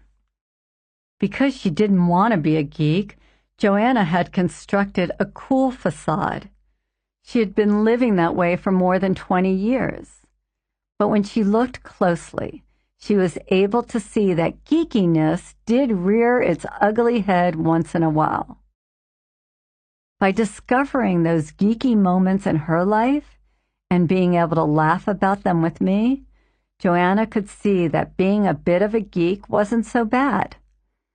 And since she owned her geekiness 2 years ago, I can honestly tell you she hasn't been out with a single geek. When she looked to see what her geekiness had given her, Joanna saw that out of her desire not to be a geek, she had manufactured a public persona who was cool, chic, and elegant. It was Joanna's geekiness and her response to it that had enabled Joanna to create a beautiful style of her own. There are lots of ways to tackle owning your traits. Start by concentrating on qualities that offend you. Take out your list of words that describe the people you dislike or hate and examine each trait. No matter how resistant you are, you must own each of these traits in order for the process to work. Find a place in your life where you've displayed this trait or where someone else might have perceived you as embodying this trait. Try on each trait like you would a jacket. See how it feels and figure out what you have to do to make it fit. Imagine how you would react if you were called that word by someone you love. You have to examine what judgments you make about each trait itself and what judgments you make about people who possess each trait. Look at how many people you've dismissed for having this aspect. Don't try to compare yourself favorably to these people or to differentiate your behavior from theirs. Don't let your ego try to justify your own behavior. Remember, the world sees a geek as a geek. A man who attended one of my courses loved the concept of being all things, of having the world within him. Bill was in his late 50s and really only had problems with one person in his life, his 22-year-old son. When I asked what it was that upset him most about his son, Bill said his son was a liar, whose constant lying to him was, in his estimation, the worst thing anyone could do. "I've never told a lie my entire life," Bill said. "Ask anyone who knows me." He was so charged up that his face was bright red. For a good 15 minutes, I was unable to help him acknowledge that he ever lied in the past or was capable of lying in the future. Everyone in the course was growing impatient with Bill. The rest of us were able to recall at least 100 times that we had lied as children, teenagers, or adults, not to mention how often we lied to ourselves. But Bill was still not budging. Then I asked Bill if he ever cheated a little on his tax returns. A huge smile crossed his face, and with his finger pointing directly at me, he said, "That's a different kind of lying." Everyone in the class looked at him with disbelief. I'm sorry to say that Bill is one of the few people who took my course but never worked his way through it. James Baldwin, a Jungian analyst, said, "One can only face in others what one can face in oneself." Bill had made his son so wrong for lying and was so self-righteous in his opinion of liars that he was unwilling to discover this aspect in himself. He had too much invested in being right. If Bill had been able to own the aspect of himself that was a liar, he would have been able to unplug himself from his son. It takes compassion to own a part of yourself that you've previously disowned, ignored, hated, denied, or judged in others. It takes compassion to accept being human and having every aspect of our humanity within you, good and bad. Ultimately, when you open your heart to yourself, you will find you have compassion for everything and everybody. Last year, a man named Hank came to one of my courses. His big issue was his girlfriend, who was always late. He shared lots of incidents with the group that had upset him. I suggested the reason Hank was so upset was that his girlfriend was mirroring an aspect of himself. He told us there was absolutely no way this was possible, though it was quite obvious to everyone in the class that Hank couldn't live with this aspect of his girlfriend. His face was full of disgust when he related how she had stood him up earlier that day, so his feelings were close to the surface. It was the beginning of the seminar, and I didn't want to rush Hank, so I simply told him, "What you can't be with won't let you be." Hank could see he was having trouble accepting his girlfriend's lateness and that he was emotionally plugged in. But when I asked him if he was the kind of person who was ever late, Hank's answer was absolutely not. We moved on, going through various exercises, but 24 hours later, I could see Hank was still struggling. As the group came back from the second night's dinner break, we noticed that one chair was empty. I had asked everyone to come back from breaks promptly so we wouldn't waste any valuable time. We were trying to figure out who was missing when someone said, "It's Hank." We waited a few minutes, but Hank was nowhere in sight, so we decided to get started. Just then, a woman in the front row looked at me and said, "I don't know if you've noticed, but Hank has been late coming back from every break. I, for one, am sick of waiting for him." Suddenly, we all realized that Hank was doing to us what his girlfriend did to him. He was making us wait. When Hank arrived 10 minutes later, I stopped what we were doing to see if Hank was ready to have a breakthrough. I asked him if he realized he'd been late coming back from every break. He looked at me and said, "I'm only a few minutes late. What's the problem?" Everyone in the room gasped in disbelief. I replied, "Hank, you are the only person in the room who has been consistently late from 5 breaks. Some people feel offended that we have to waste time and energy checking to see who's late and then waiting a few minutes to see if you're coming back before we can get started.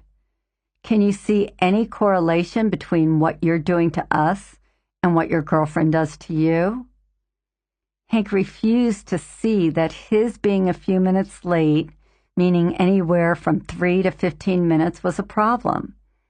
He told us his girlfriend was often 2 hours late, or even an entire day late. That, he said, is late. That is a problem. Hank had rationalized a fundamental difference between being 5 minutes late and being several hours late. For him, they were two distinct issues. I asked for a show of hands to see how many people agreed. No one raised a hand. Then I asked how many people felt Hank was being rude by not coming back on time. Everyone raised his or her hand. It was clear to everyone in the room except Hank that he was doing to us what his girlfriend did to him. Late is late, a geek is a geek. It's the ego that makes the distinction to protect itself. Someone stood up and told Hank they did everything in their power to be on time, and they expected other people to do the same. I added that if someone in my life is constantly late and doesn't try to break themselves of the habit, I stop making plans with them. I also told Hank that when someone is consistently late, I feel like the underlying message they are giving me is my time is not valuable, or that their time is more important than mine. Hank looked upset and perplexed. I asked him to go home that night and think about what we were saying. The next morning, Hank came in on time. He said that he stayed up half the night making a list of all the times he'd been late in the past year. He realized that he was almost always late, but he had believed that as long as he was not more than a half hour behind schedule, he was doing great. That day, in front of all of us, Hank owned that he was late and that being late was rude. He was still angry at his girlfriend, but he could see that in his own way he was doing to us what was being done to him. Hank had buried this aspect of himself so deeply that it was completely hidden from his awareness. Rudeness did not fit into his ego ideal, but as soon as he owned his lateness and rudeness, Hank's face relaxed. He had a natural internal surrender. He could now be with more aspects of himself. And when he spoke about his girlfriend's behavior, it was no longer with total frustration. Hank could see the benefits of taking back his projections from her and owning his own traits. He was becoming free to choose whether he wanted to be in a relationship with a woman who was constantly late. Hank believed he was a caring, responsible person, but he had needed to attract a particular kind of woman to show him the hidden aspects of himself. People mirror back what is within us because subconsciously we are calling it forth from them. That's why certain kinds of people and situations keep showing up in our lives over and over again. The miracle occurs when you truly own and embrace an aspect of yourself. At that point, the person who is serving as your mirror will either stop acting out the behavior, or you will become able to choose not to have this person in your life. When you unplug, you no longer need another person to mirror your shadow back to you. Because you'll be more whole yourself, you'll naturally gravitate to those who reflect your wholeness. If our soul's purpose is to become complete, we'll continually call forth what we need to see to be whole. As we own more of ourselves, healthier people will show up in our lives. Take your time in considering what you don't want to own. When resistance to owning something shows up, don't skip over it. Search around until you can see where the resistance comes from. Notice what judgments you make. Write down the times when you've displayed this trait. If you have trouble, enlist a friend to help you. Remember that if you zero in on an unlikable aspect of someone else, it's because you have the same aspect. In my seminars, when someone gets stuck on a particular trait and can't seem to own it, I have them own being a resistant ass. This usually makes people laugh. And when they can be with the resistant ass in themselves, they usually can move quickly through the word that gives them resistance. The hardest words to own are always related to incidents where we feel someone has wronged us.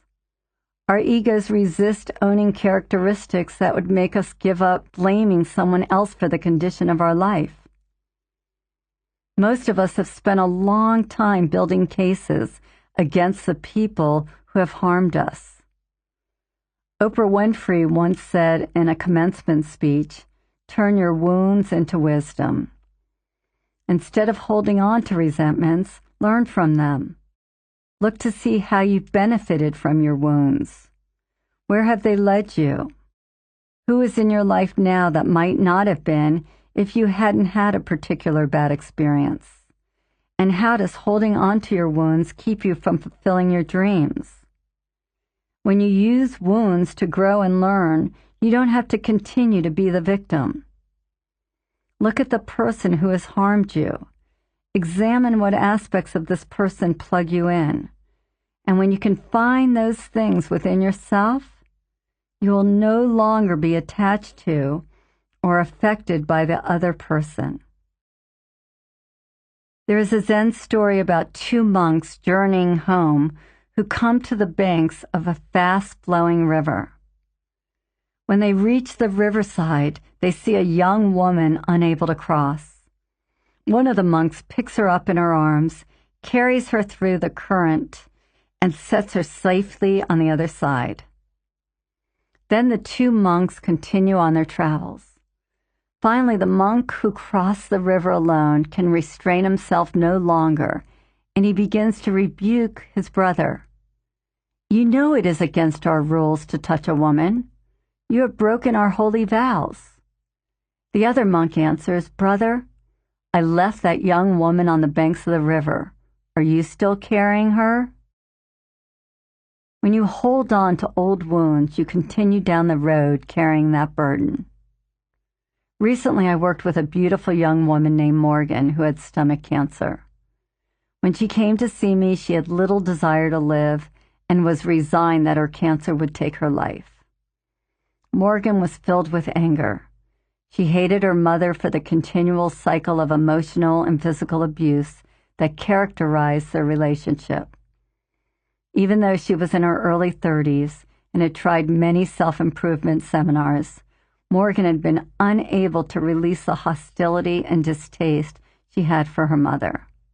So Morgan and I decided that even though she was quite weak, she would give my seminar a try and work on releasing her toxic emotions. At a certain point in my seminars, I ask everyone to write down the 5 words that are hardest for them to own. We then do a mirroring exercise with partners until each person no longer has any emotional charge on any of their 5 qualities.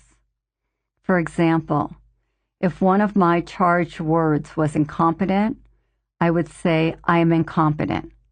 And my partner, looking me in the eyes, would say, you are incompetent. Then I would repeat, I am incompetent. And she would repeat, you are incompetent. This continues until it no longer matters to me if I am incompetent or if you call me incompetent. Just saying the word out loud over and over breaks down our resistance to being called that word and to having that quality. Before we start, I usually walk around the room and check people's lists because they often leave off words that are obvious to everyone else but hidden from themselves. When I arrived at Morgan's seat, she was busy owning her words, but I noticed the one word Morgan always used when she spoke about her mother was nowhere on her list. Knowing this was an important thing for her to own, I told Morgan's partner to work on the word insane. Morgan looked at me with disgust. She said, I'm not insane and you know it. Once again, I said, if we are everything, then how could she not be insane? I told her she could call me insane and I wouldn't mind a bit. Morgan's partner didn't care if we called her insane either. Morgan squirmed, then cried, then told us she felt she might vomit. She couldn't say she was insane. The word could not come out of her mouth. Morgan's partner and I both looked at her and shouted, insane, say it, own it, Morgan, insane. I asked, tell me, Morgan, when in your life have you been insane? Morgan recounted a few incidents that clearly could have been considered insane, but the word still stopped her. All I wanted to hear her say was, I'm insane. I knew if she could repeat this word long enough, it would lose all its energy and the grip it had on her life. What we fear appears, and for Morgan, insanity came in the form of her disease. She had no freedom, but now she was on the brink of owning her greatest fear and nightmare. Morgan went home that night able to say, I'm insane, but still she did not completely feel it. Later, though, after a warm bath and a few hours of saying the word over and over to herself, she got it. A few months later, she wrote me a letter. Dear Debbie, I had to break any fear and everything that I went through as a child that I associated with insanity to own insane. I had to embrace it and let it go. Once I owned it, I dropped to my knees and started praying. Dear God, please remove the scales from my eyes. Let me see only the beauty in my mother. For the next 45 minutes, I prayed with the most authentic fervor to remove the judgment I had against my mother and myself, to accept that she had done the best she could. I prayed that I could forgive myself for the unconscious blaming, for being hurtful toward myself, for not loving myself, and for becoming ill. I was bathed by an exquisite peace. Prior to the work, the mere thought of my mother would make me cringe and tense up. Now I felt only peace. The exercise had opened the gate. I had walked through it. The cancer stopped spreading and began to slowly recede. Morgan is now cancer-free. Tests show no signs of the disease. When she stopped hating aspects of herself, She was able to forgive herself and her mother. Today, she tells me that owning the word insane was the hardest part of the process. Her eyes were sealed shut when it came to seeing her mother within herself. But once she realized she was dying of resentment, she allowed herself to embrace the totality of her being. Owning your shadow restores your body's natural tendency toward wholeness. When you are whole, you are healed. Transformation itself only takes seconds. It is a shift in perception, a change in the lenses we look through. If we see the world as if we're a hammer, then everything looks like a nail. If we shift from being a hammer to a bolt, then everything looks like a nut.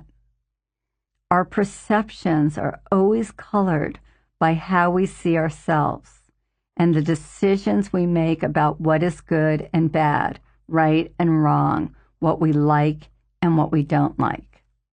If you shift lenses from I'm in the world to I am the world, you will understand that it's not only okay to be everything, but it's essential.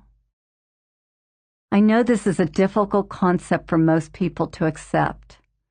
We're taught never to say negative things about ourselves. If I wake up feeling worthless, I'm supposed to pretend that I don't feel that way. I'm supposed to say to myself that I'm worthy and hope I will come to feel worthy later in the day. I have to go to work pretending I feel worthy because feeling worthless is not okay. I have to hide behind my mask of worthiness all day, hoping no one will see through it. But inside, I'll feel a quiet despair knowing I'm not being myself, all because I'm unable to embrace being worthless. We resist this aspect of ourselves and pass judgments on the kind of person that is worthless. We are told affirmations will make us okay. But as I tell people in my lectures, if we put ice cream on top of poop, after a few spoonfuls, we will taste the poop again. When we integrate negative traits into ourselves, we no longer need affirmations because we'll know that we're both worthless and worthy, ugly and beautiful, lazy and conscientious. When we believe we can only be one or the other, we continue our internal struggle to only be the right things. When we believe that we are only weak, nasty, and selfish, traits that we believe our friends and family don't possess, we feel shame. But when you own all the traits in the universe, you understand that every aspect within you has something to teach you. These teachers will give you access to all the wisdom in the world. Sometimes, in order to own a trait, you've got to release some stored-up anger at yourself or at others. People often ask me if it's okay to be angry at themselves. My answer is that it's okay to feel whatever you are feeling. Allow yourself to feel and express everything that is within you. You need to get all this negative emotion out before you'll be able to truly love yourself, to feel compassion for yourself and others. You deserve to express your emotions in a healthy way. The only time it's not okay to express your emotions is when you're hurting another person. Screaming is a good way to let out pent-up emotions. Often our voices have been literally suppressed and we're unable to use our entire vocal range. When you allow yourself to scream completely with every ounce of your being, you can really clear out repressed energies. If you don't want to disturb anyone, scream into a pillow. If you have never really screamed, or if you grew up in a home where there was a lot of screaming, you may have decided screaming was wrong. Now we're back to what you can't be with won't let you be. So scream. It's important to have access to your entire range of emotions. One of my seminars included a beautiful woman in her late 60s who hadn't ever raised her voice in her entire life. Janet had never screamed, never uttered a curse. Her father had drilled into her the idea that nice people didn't do such things, and if she was to be respected and loved by him, she would have to obey his rules. For 60 years, Janet had done exactly what she had been told, and now she was having reoccurring polyps in her throat. When she finally found me, she was ready to release all the emotion that was stuffed inside her and disobey her father. She had come to believe that the cause of her health issues was suppressed emotion. Still, she could hardly raise her voice. For 5 days, we yelled, screamed, and cursed. Then the moment came when we said the F word. What a release! Janet's whole body shook. The entire next day, she walked around with a huge grin on her face. It had taken every ounce of courage she had to do this work, even though her father was long dead. 6 months later, Janet was feeling great and her throat was completely clear. She was expressing herself joyfully and felt she had finally made peace with herself and her father. As long as we are not hurting others, we should joyfully express our rage. When you come face to face with an aspect of yourself that you hate, express it. Express it with the intention of releasing all your judgments, your shame, your pain, and your resistance to taking back this disowned aspect of yourself. My favorite way to release anger is batting. I take a plastic bat and a couple of pillows. Then I kneel down in front of my stack of pillows, raise the bat over my head, and hit those pillows as hard as I can. I imagine that my stack is whatever trait I've resisted owning and whack away. After I release all that emotion, it becomes much easier to go to the mirror and own a trait.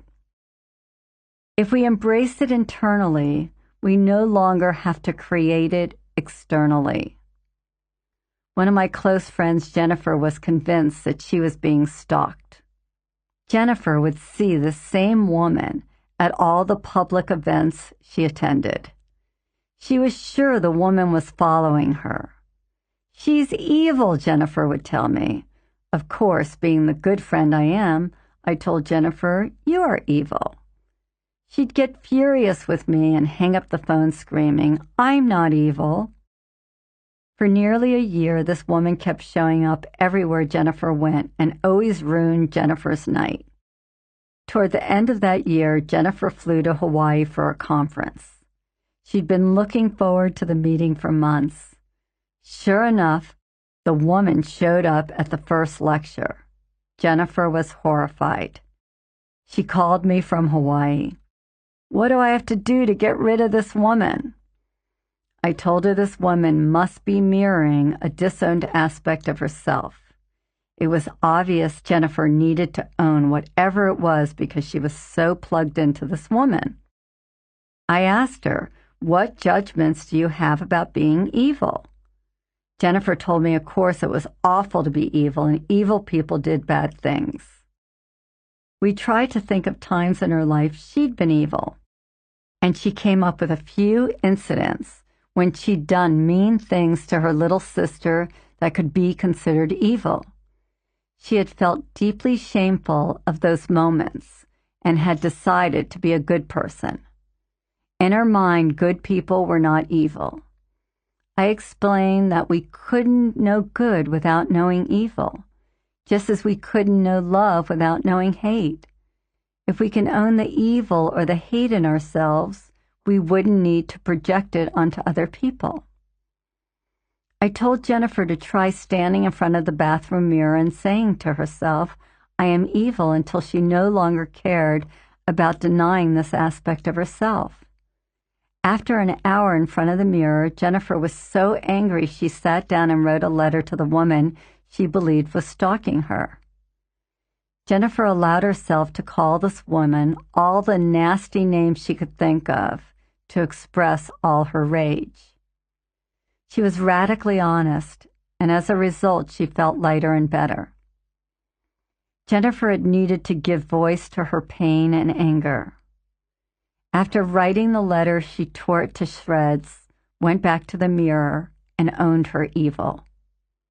Once she could face this aspect of herself, she could also face this woman. She unplugged. When Jennifer saw the woman the next day, she said hello and walked away without being affected at all. She never saw the woman again. This is freedom. The pain of our perceived flaws compels us to cover them up. When we deny certain aspects of ourselves, we overcompensate by becoming their opposite. Then we create entire personas to prove to ourselves and others that we are not that. Recently, while visiting a close friend, I started talking to her father about my work. Norman is a perfect example of this phenomenon. Intrigued, he had asked me to show him what I did. So I asked him to tell me 2 words he wouldn't want said about him in the newspaper. He replied he would not want to be called dull or stupid. I laughed out loud. Exactly, I said. No one who knows you today would ever say you were dull or stupid. Because he always put his family first, Norman had never taken the time to finish his education. But after the death of his wife of more than 30 years, Norman had gone back to school to get a master's degree. He had enrolled in a program at a university near his home and had ridden his bike to school daily. He graduated with honors and is now working toward his PhD.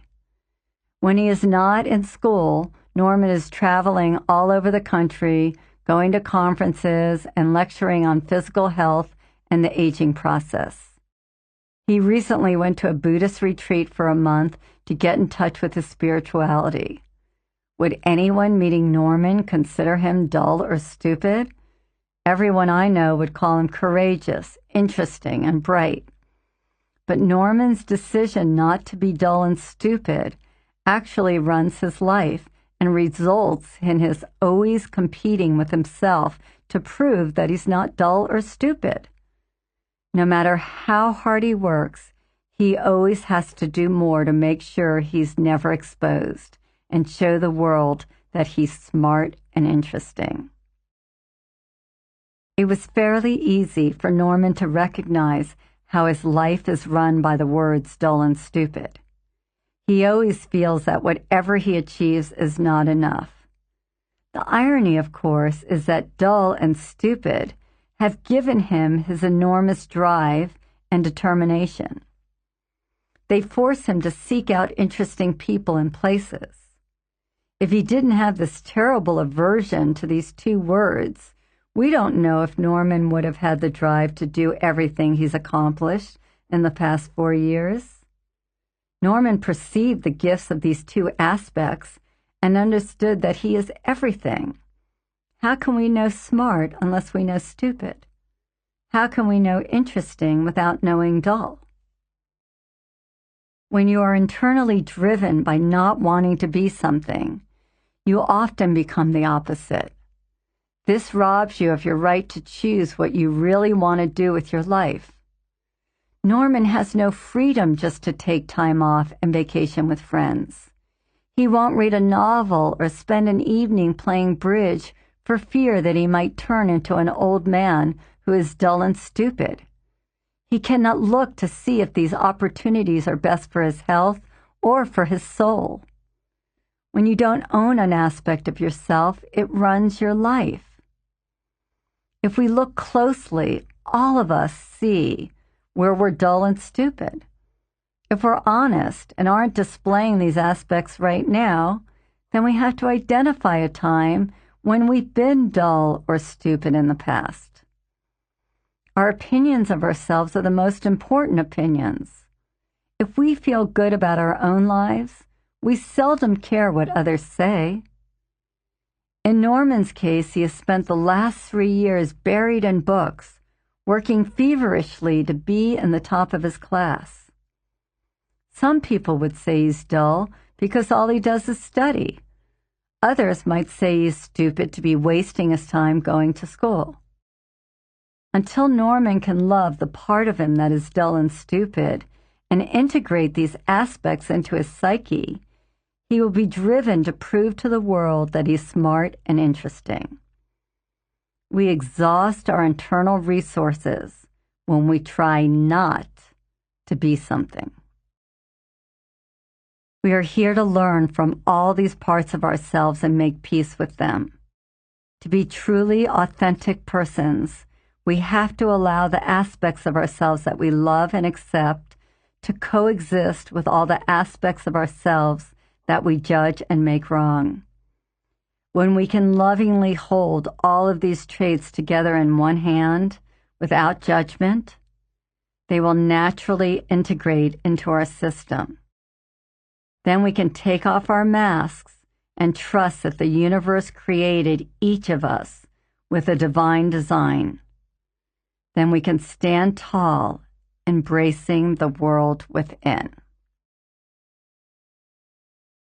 Exercises. In order to be completely free, we need to be able to own and embrace all the qualities that upset us and other people. Number 1, refer to your list of words from Exercise 1 in Chapter 4. Sit or stand in front of a mirror and say each word over and over again. I am, and then add in the trait. Say it until the energy around the word disappears. It works. I've never had people fail this exercise if they are committed to owning a trait. If you get stuck and feel anger or rage at someone who has displayed this trait, or if you feel pissed off that you have this trait, take time out from the mirror, sit down, and write a hate letter to this trait. Expressing anger in this way is healthy. These letters are for your eyes only. You're not going to mail them or read them to anyone. You're going to write them as a way to release your built-up emotions. If you don't know what to say, start with, I am angry at you for, and then write as fast as you possibly can without thinking. Write anything that comes to your mind.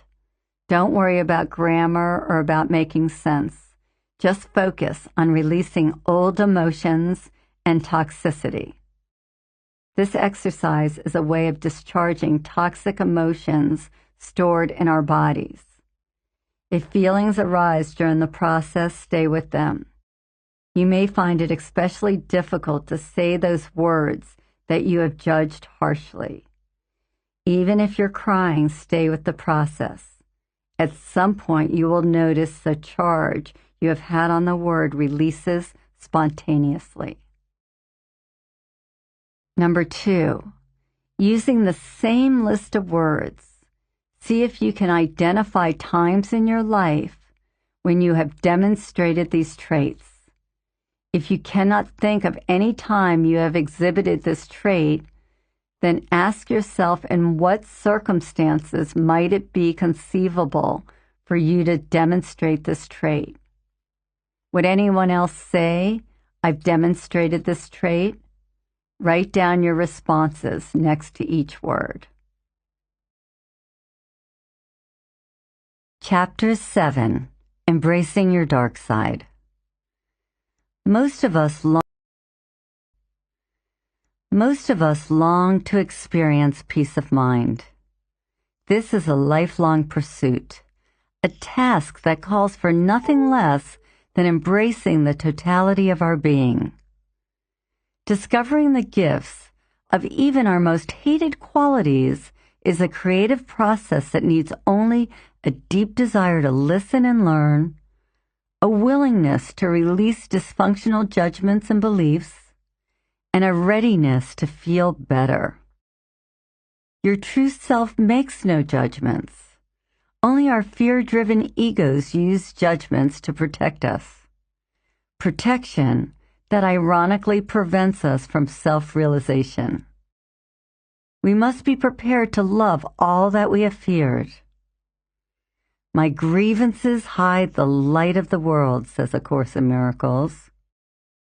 To get past your ego and its defenses, you need to get quiet, be brave, and listen to your inner voices. Behind our social masks lurk thousands of faces. Each face has a personality of its own. Each personality has its own unique characteristics. By having internal dialogues with these subpersonalities, you will turn your egotistical prejudices and judgments into priceless treasures. When you embrace the messages of each aspect of your shadow, you begin to take back the power you've given to others and form a bond of trust with your authentic self. The voices of your unembraced qualities, when allowed into your consciousness, will bring you back into balance and harmony with your natural rhythms. They will restore your ability to resolve your own issues and illuminate the purpose of your life. These messages will lead you to discover authentic love and compassion. Until I started communicating with my subpersonalities, I had to rely on others to help me find out what was wrong with me. I went from one therapist to another. I tried local psychics, fortune tellers, and astrologists to get the answers I needed. If I felt there was something wrong with me, if I was feeling angry or sad or even overly happy, I would have to make a call or pay someone to tell me what was going on. What a way to live. If they told me something that I wanted to hear, I would think they were brilliant. But if they told me something I didn't want to hear, I would go to another person and another till I got the answer I was seeking. I knew there had to be a different way to live. Why would God make us so we can't understand ourselves? Why would God make us so we'd have to pay someone else to tell us about ourselves? Now I realize that we're brilliantly designed to heal ourselves and return to wholeness. But sometimes we can use a little help.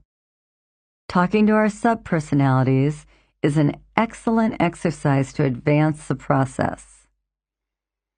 Examining our subpersonalities can be a tool to help us reclaim the lost parts of ourselves. First, we must identify these parts and then name them. Then we'll be able to disengage from them.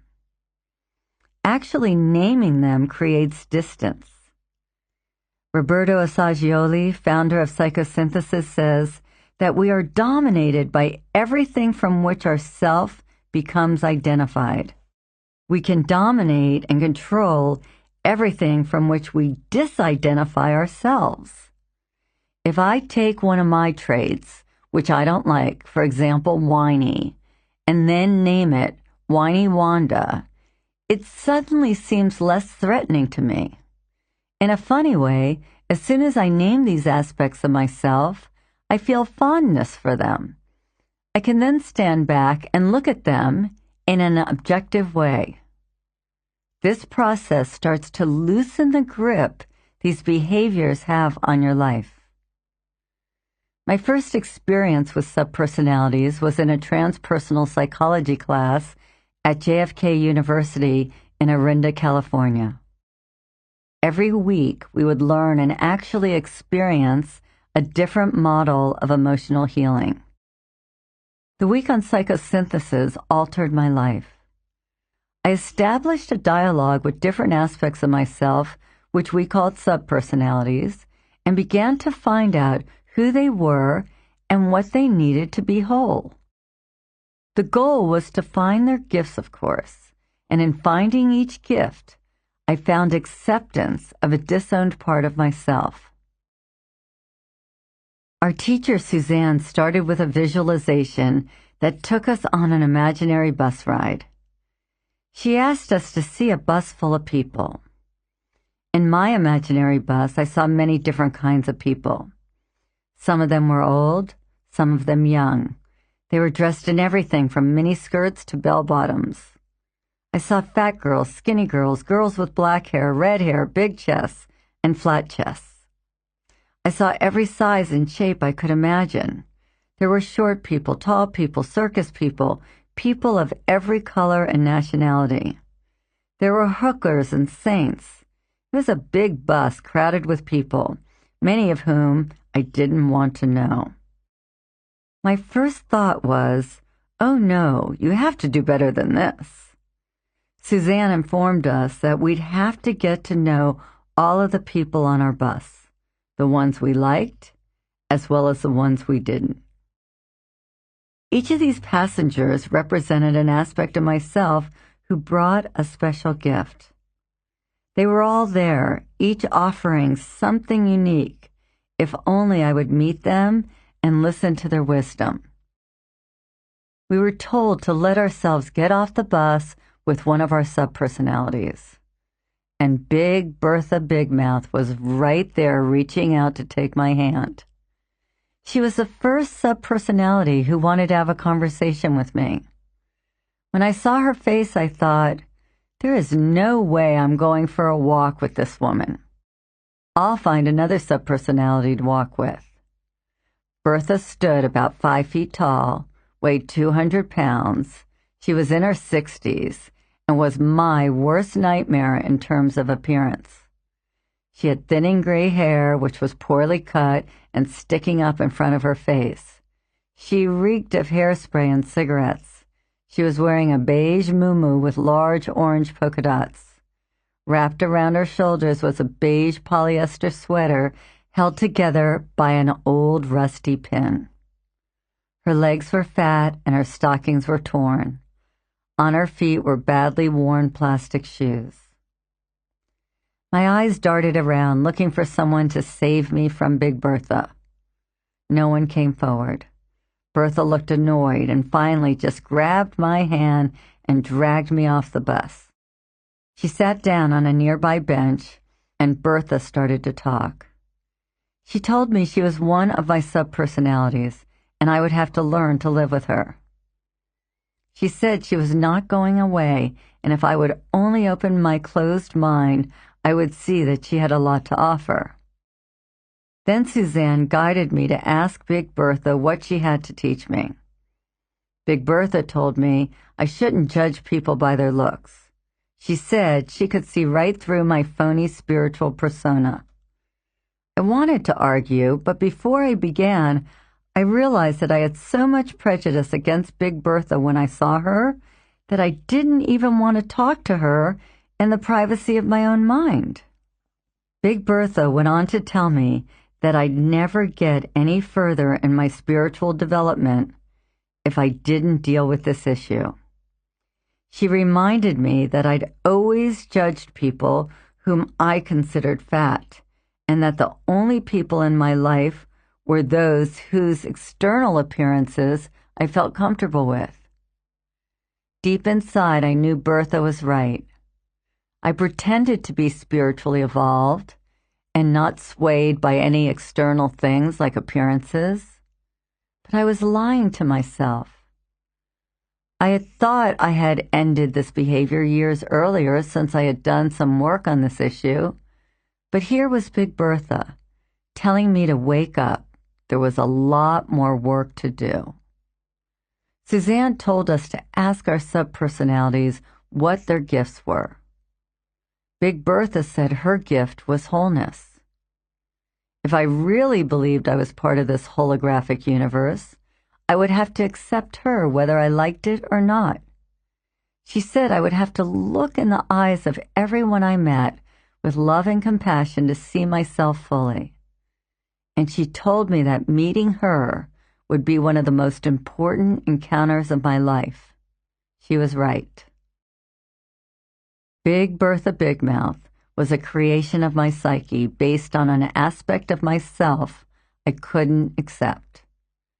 Through this guided visualization, she was able to express herself and teach me a great lesson. It took me months to fully integrate my experience. Everything about her was so real, so pure, so natural.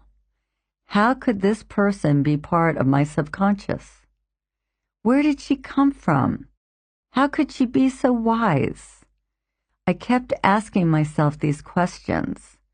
I wanted more of Bertha, even though I had been so resistant to accepting her.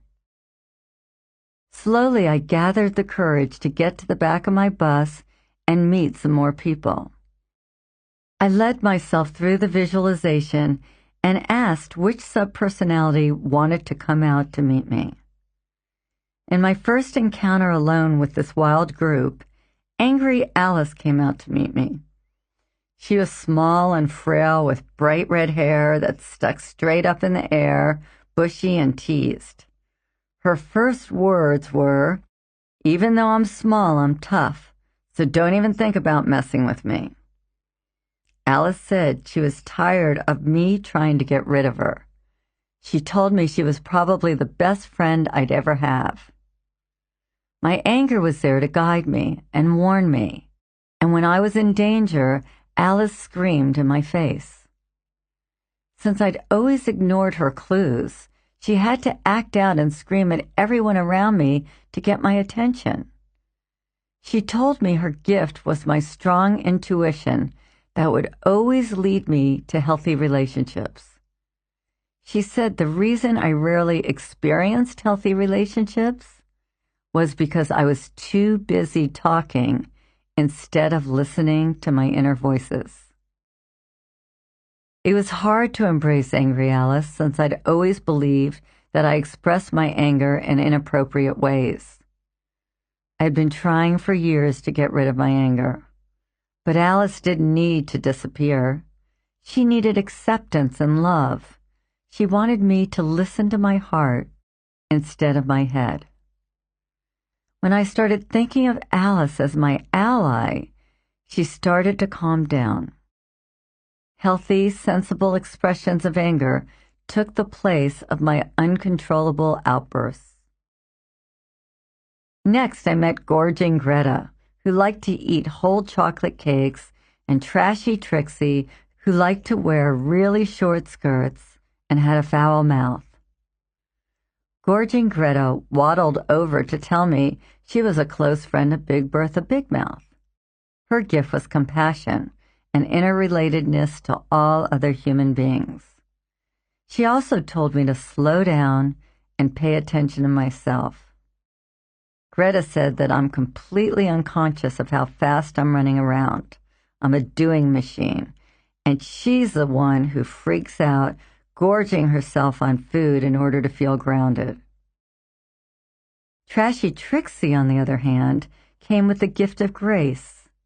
She wanted me to treat myself like royalty and behave in a dignified manner.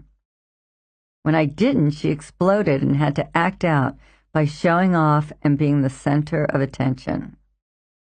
As I explored the positive side of all these negative traits and began to embrace them, they stopped running my life. They were my psyche's great teachers. As soon as I responded to their requests to love them or just to slow down, they became an integrated part of my consciousness and enriched my sense of self-love and wholeness. When I embraced these qualities, it was no longer necessary to eat a whole pint of ice cream or wear skirts that were too short. As soon as I accepted my new friends, they stopped showing up in my life. I learned this technique when I was living in San Francisco with a man named Rich. We found it an amusing way to talk about each other's shadows. On a long drive, we made a list of each other's sub-personalities that seemed to show up frequently in our relationship. It looked like this: Debbie, resistant Rita, angry Alice, dominating Dixie, processing Priscilla, Princess Paulina, Yolanda the Yogi, controlling Carrie, lover girl Lori, and righteous Renee. Rich's list: dominating Dick, know-it-all Nick, my way Marvin, Jimmy the Jock, lover boy Benny, competent Ken, Tommy the teacher. We had a lot of laughs putting together our lists, but we had found a serious way to talk about the parts of each other that seemed to give us the hardest time without creating any upsets in our relationship.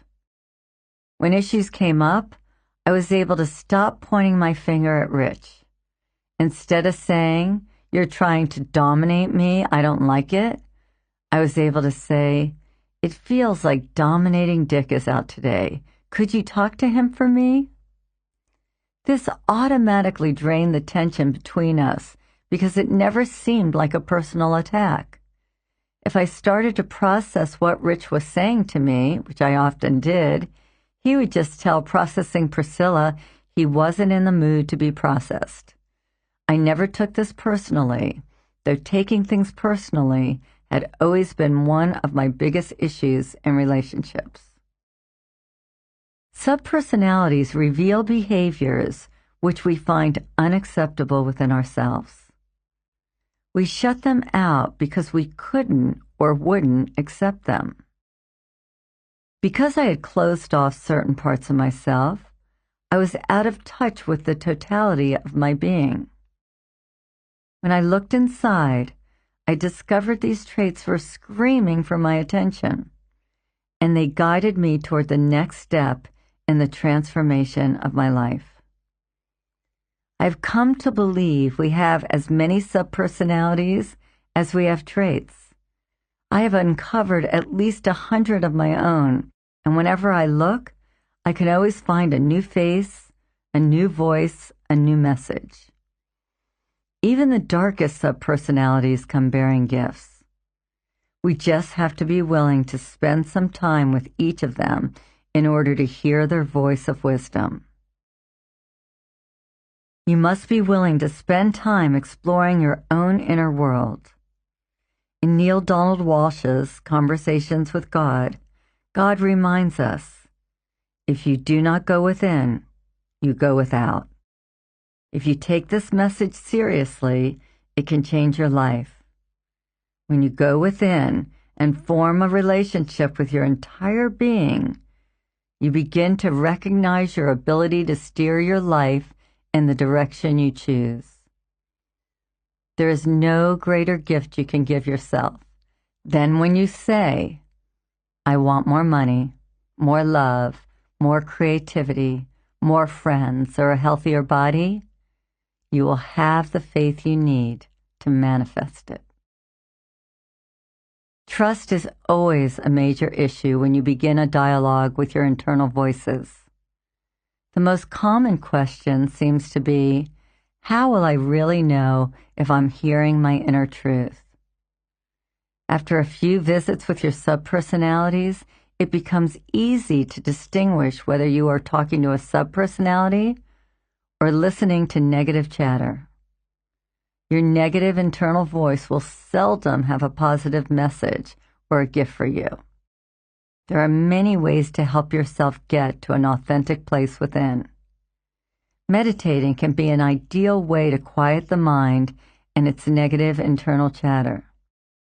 If you don't have a regular meditation technique, it may help to buy a meditation tape to give you some direction. Having someone guide you through a series of breathing and body relaxation techniques will help you get out of your head. Another quick and easy thing to try is dance. Put on some beautiful light music and just let yourself go for a half hour or so. Then sit down, close your eyes, and start to follow your breath. Once you are in a truly quiet place, you'll be able to distinguish your head from your heart. It takes some practice, but once you make the distinction, it makes the process of finding and exploring your subpersonalities much easier. Your head can be heartless. Your heart, though it will be straight and tough at times, will always be full of compassion.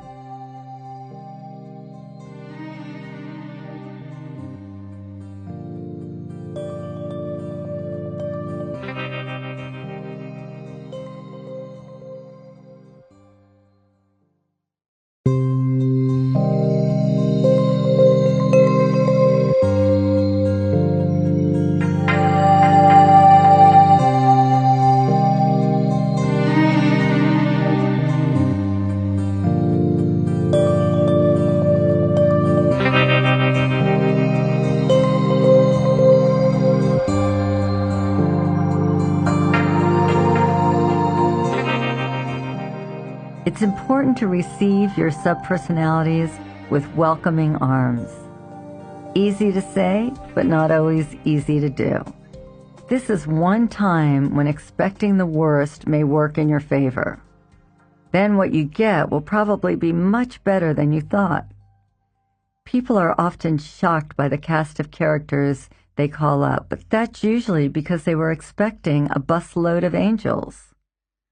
Subpersonalities might be headless or appear as animals, monsters, or aliens.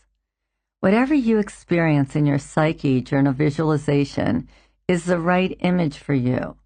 It's important not to judge whom you meet or what you experience. It's also common to see people you know, ex-lovers, old bosses, family members, usually someone you didn't get along with. When these familiar faces show up in your subconscious, resist the urge to blink them away. Stay with them and find out what they're trying to teach you. You may be able to forget about them for now, but if you don't deal with their issues, you'll end up meeting them again and again in your life. This isn't a card game where you can throw back the subpersonalities you don't want for new ones. In fact, the personalities you least want to see will have the greatest lessons for you. Recently, I worked with a woman who seemed to have it all. Not many women have achieved the level of success, fame, and fortune that Shelley has. She climbed the ladder of success in the entertainment industry and worked very hard to get to the top. She got mostly positive press, but was very sensitive to criticism. After years of going at a pace too fast for most people, Shelley took a few months off to work on herself. She had realized she often acted aggressive, but hated this part of herself. When she said, "I am aggressive," her face tightened up and tears came to her eyes. She couldn't live with this aspect of herself. We sat facing each other for a while, and I just had her say over and over, "I am aggressive. I am aggressive." Shelley was still feeling uncomfortable with this aspect of herself, so I had her close her eyes and took her on a bus ride. We called up a subpersonality which she named Aggressive Allie. Allie had big teased red hair and was in her mid-50s. She was dressed in a navy business suit and had a powerful presence. At first, Shelley didn't like her, but we asked Aggressive Allie what her gift was to Shelley. Allie said protection. Allie told Shelley that she had protected her while she built her career. Allie said she had made sure no one got in Shelley's way and that no one hurt her or stopped her from attaining her dreams. Then she asked Aggressive Allie what she needed to be whole. Allie wanted love and acceptance. She was tired of being this big, awful, mean woman who Shelley beat up on. Allie was the person who had made all Shelley's fame and recognition possible. Now she wanted some credit. In her opinion, she wasn't asking for a lot from Shelley, only love and appreciation for the part she played in Shelley's life. Shelley lay on my couch with a huge grin on her face. She was ecstatic. She had fallen in love with Aggressive Allie. She embraced a part of herself that she'd been trying to bury for years. This quality had caused her shame and self-loathing. The paradox was that by not embracing her aggressiveness, Shelley had been robbed of enjoying the gifts of her success. Shelley was now free to enjoy the fruits of her labor. This is often how it works. You have a quality which has a gift for you. You call on the gift to help get something you want in life. Then, because this aspect of yourself is not fully integrated into your psyche, and because you've made some negative judgment about it, it takes on a life of its own, acting out in inappropriate ways.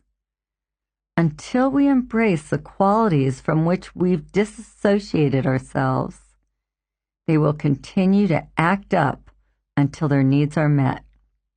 Remember, what you resist persists.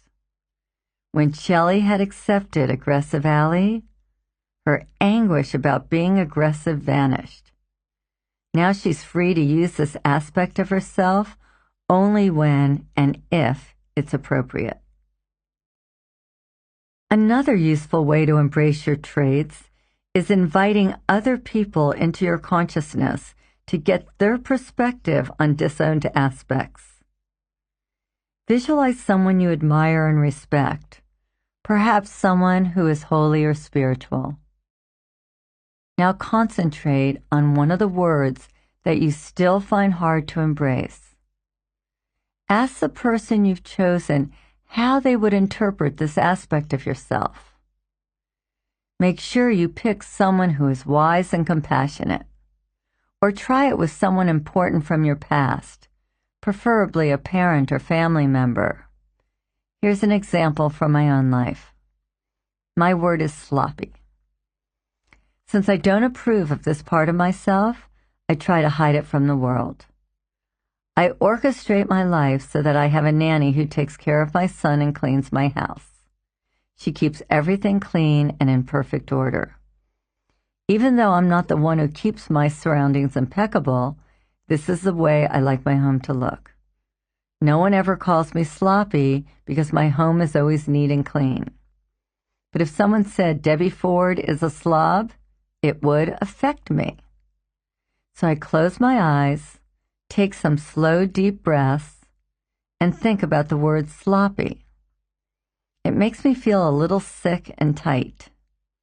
Underneath that is the feeling of fear. I trace the feeling into my past and remember my mother yelling at me for being sloppy. I was afraid I wouldn't be loved if I was a sloppy person. With my eyes closed, I picture Mother Teresa in my heart, and I ask her how I could reinterpret the word so I am no longer hateful of sloppy. I say to her that I want to put love on this word, and then I allow myself to hear her voice.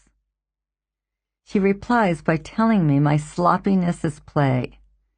It's the way I express the child in me. Throwing clothes on the floor is fun for me, and I can stop making it wrong. She tells me the gift of sloppiness is order. Because I grew up always being reminded what a slob I was, I now have a unique ability to organize everything and have it look perfect.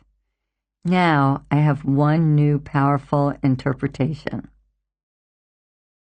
Then I close my eyes again, and I ask Martin Luther King Jr. to give me a new interpretation for my sloppiness. I picture him in my heart, and he says that because I have so much passion for life, I have an urgency to go on to the next thing. This shows up as my sloppiness. I'm too excited to tend to the little things, like putting things back where they belong. He says my passion and enthusiasm are the gifts of my sloppiness. By taking responsibility for my sloppiness and hiring someone to take care of those things that I don't like to do, I can take care of more important business. Interpretation 2. Now I'm starting to love my sloppiness. Feeling brave, I visualize my mother, who always criticized my sloppiness. I asked her for a new, powerful interpretation. She says, "The reason I always criticized you for being sloppy was because I was jealous that I never had the internal freedom to just throw a piece of clothing on the floor and leave it there." She said she was always rigid with herself, even as a child, and couldn't stand anything out of place. My sloppiness was a reminder of her rigidity. That's why it upset her so much. She went on to tell me my sloppiness gave me the gift of self-expression. When I was young, I loved to paint. I just dove in and tried different colors and strokes. Sometimes I used my hands. I was never afraid to try something for fear of making a mess. My sloppiness gave me freedom. Interpretation 3. I could go on, but in fewer than 10 minutes, I had a new respect for my sloppiness. Now it feels like a loving, positive characteristic that has given me many gifts. I can really see that I was just having fun and expressing myself. Now, when I close my eyes and think about the word sloppy, I feel open and receptive. Love heals, and it's sometimes just a matter of inventing a new interpretation of a feeling or an experience. As you go about embracing your disowned traits, it can be useful to retrace the steps that led you to believe that a certain quality was bad in the first place. Going back to the time when a characteristic began to have power over you enables you to expose the origin of your ego-driven judgment. My friend Peter was having trouble embracing his weakness, so I asked him to close his eyes and find an image from his past that exemplified his weakness. His first memory was of high school, when he chose a different sport every season because he felt inadequate and uncompetitive. He recalled feeling weak among his classmates at an all-boys private school. I asked Peter to go deeper and find an even earlier incident. Then Peter remembered a time when he was 8 years old. He was visiting the site where his family was building their new home. The stairs leading to the second level had no backs, so you could see through them to the floor below. Peter remembered his mother and sister leading him up to see his new room. But when Peter was ready to leave, his mom and sister had already gone back down the stairs. He was afraid to climb down alone for fear he might slip through the holes in the steps. Seeing his mother and sister on the first floor, he called to them, but they refused to help. His mother told him he'd have to do it alone or they'd leave him behind. Paralyzed by fear, Peter stayed put. His mother and sister left and didn't return for half an hour. At that point, he internalized the lesson: if I'm weak, women will leave me.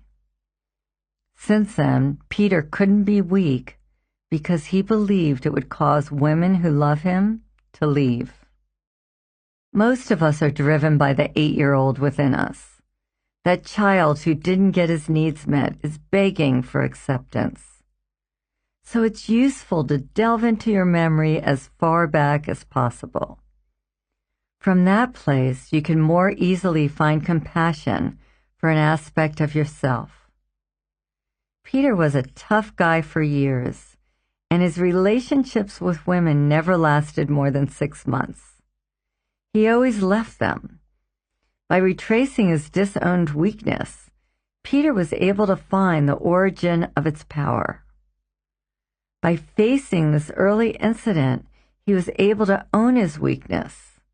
To help him embrace this aspect, I asked Peter to choose 2 people he admired who had an abundance of compassion and humanity. He chose the Buddha and the Dalai Lama. Bringing the Buddha forth in his mind, Peter asked what the gift of his weakness was. The Buddha responded by saying it gave Peter a deep compassion for other people's weaknesses. From the Dalai Lama, Peter learned that his weakness was the source of his dynamic personality and his ability to make other people comfortable in social situations. Feeling weak provided him with a strong desire to develop a loving and engaging external persona. Then I asked Peter to think of one of his parents. With his eyes closed, he brought his father into his consciousness. His father told him that by always having to overcome his weakness, Peter learned to be resilient and bounce back from all kinds of situations. Because Peter couldn't accept his weakness, he had always taken the hard road to prove how strong he was. He needed to show the world his strength by creating a life full of mishaps, wrong turns, and missed opportunities. Peter's father predicted that if he started to learn these lessons and embraced his weakness, he would start manifesting the easy road. Recently, I learned that Peter is writing music, a passion of his which he never thought would be a viable career path. Instead of starting a new job and a new relationship every 6 months, Peter is channeling his energy into writing songs and producing a demo tape of his work. He is learning to create a world without suffering, a world where it's safe to express his emotions and his creativity. If we don't shift our perceptions of our true selves, we'll be stuck repeating our past behaviors. Your subpersonalities can tell you what work is left unfinished and what you have to do to resolve reoccurring patterns. They will tell you what you need to do to learn a specific lesson. If you're willing to listen, you will find your subpersonalities are funny, resourceful, honest, and forgiving. The wisest people in the universe when it comes to yourself. This is because they're giving you answers that come from within you. You can access anybody you know by going within. All you have to do is get quiet and call forth that person in your subconscious. And when you visualize a particular person and start a dialogue with him, you can ask anything you want. You can ask what he thinks about a particular issue and what advice there is for you. Everyone's voice can be found inside of you. The answers you need from all the people come from within. All your unresolved relationships and all your lovers, family members, and friends and heroes and gurus. All the people you have shut out or have shut you out. Each one of these people can speak to you and speak through you. A couple of years ago, I was having a difficult time trying to decide what I wanted to do with my life. During this period, I closed my eyes and asked myself, whom should I go to for some advice? There was a man I'd gotten to know years earlier whom I respected tremendously. My friend Steve's face appeared to me. For days I went back and forth in my mind trying to decide if I should bother him. It seemed somewhat inappropriate to call him about my career decisions and boyfriend problems. We weren't really friends anymore. One day during my meditation, I attempted to visualize Steve and ask him what he thought I should do. I'd never tried this before, but I knew I had nothing to lose. The most astonishing thing happened. Steve started talking to me. He told me he was glad I'd come to him for help, and he answered all of my questions clearly and concisely.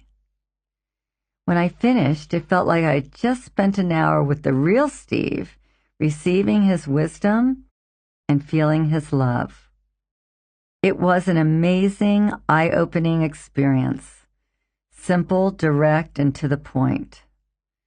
I didn't even have to leave my house or spend money on a phone call.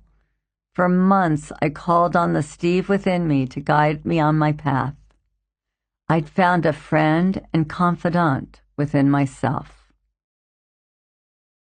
My girlfriend Sarah used a similar technique with me after my father passed away.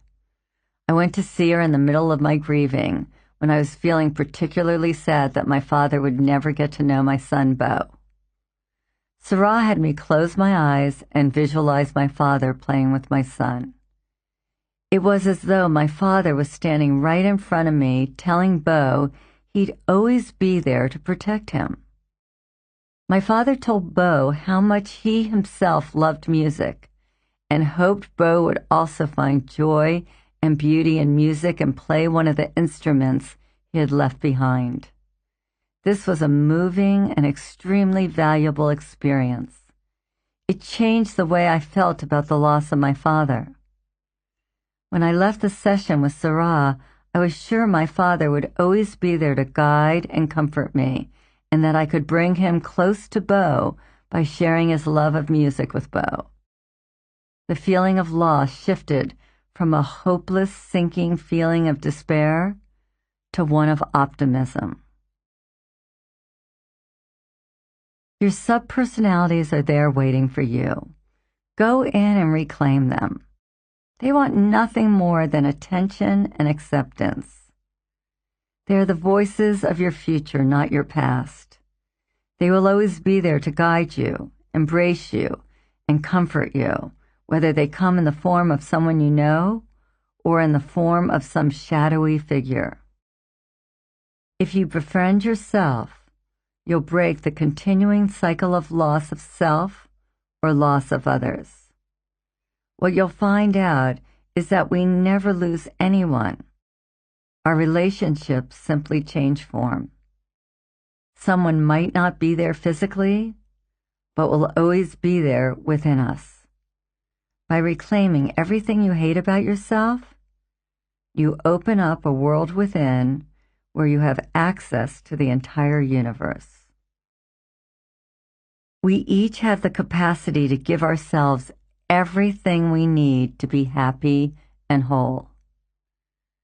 When we reconnect with our whole selves, it's virtually impossible to feel lonely, isolated, or left out. We need to find the universe within us and learn how to love, honor, and respect that universe. Then we can accept the magnitude of ourselves. When we discover the magic of the world within, we stand in awe of ourselves. With that awe comes peace, satisfaction, and gratitude for our humanity. Every single subpersonality has a gift for you. Every aspect of you, whether you like it or not, can benefit your life. To think there is only darkness is to deceive yourself. There is light in every part of us, in every part of the universe. To not find our gifts is to reject the extraordinary design of life. Our souls long to learn these valuable lessons. We need to stop judging our soul's journey and trust in the design of our humanity and eternal goodness. There is an ancient saying, all things must grow or they die. Our highest purpose is to learn and grow from our experiences and then move on. Once we receive the benefit of our traits, we are free to choose the experiences we desire. Exercise.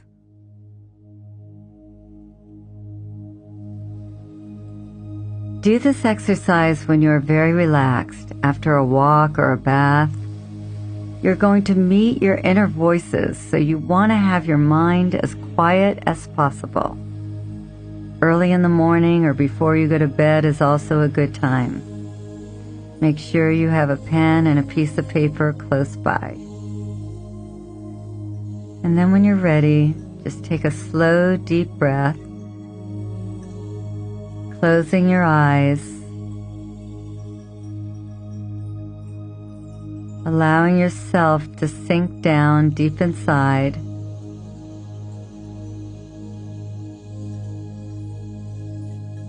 And take another slow, deep breath, retaining the breath for 5 or more seconds, and then slowly exhaling out, allowing each exhale to take you deeper and deeper.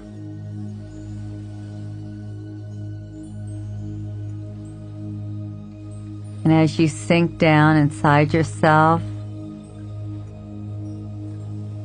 I want you to imagine that you see a big yellow bus. And the door is open,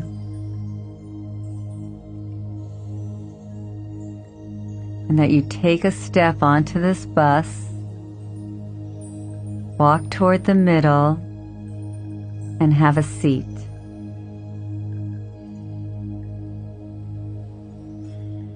Allow yourself to feel excited about taking this long-awaited trip. Imagine riding down the street on a clear, beautiful day. You're sitting there minding your own business, and someone taps you on the shoulder. You look up and this person says, "Hello, I'm one of your subpersonalities." And all the other people on this bus are also your subpersonalities. Why don't you get up now and walk around and see who's on your bus? You get up from your seat and you walk through the entire bus looking at all the different people in their seats.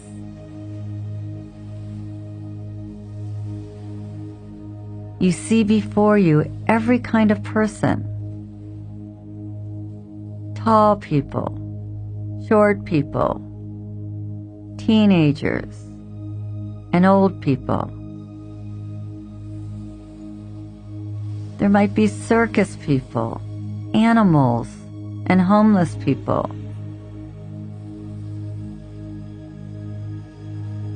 With you on the bus are people of every race, color, and creed. Some of them are waving to get your attention. Others may be hiding quietly in the corner. Continue to walk through the aisle, slowly visualizing all the characters on your bus.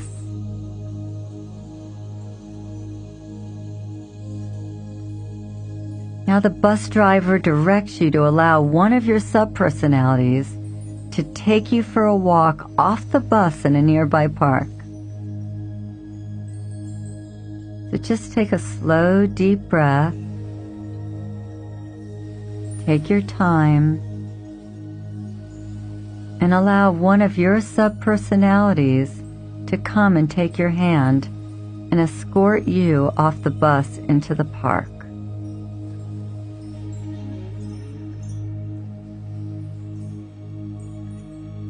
Sit down next to this person and ask his or her name. Ask that person to tell you what trait he or she represents along with a name. For example, if you meet someone angry, you could name this person Angry Alfred or Angry Anne. If you don't hear a name, you can give that person one, any name but your own.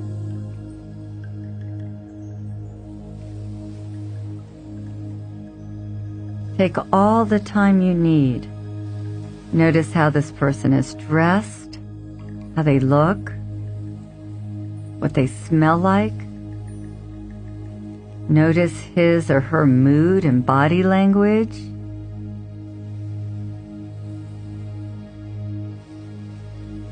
And now take another slow, deep breath.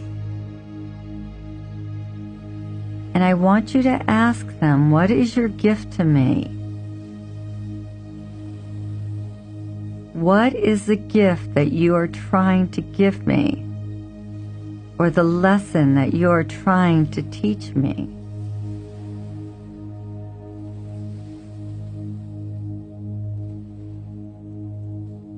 Just take your time, breathe right into it.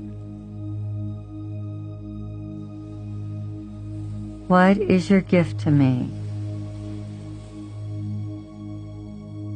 What are you trying to teach me?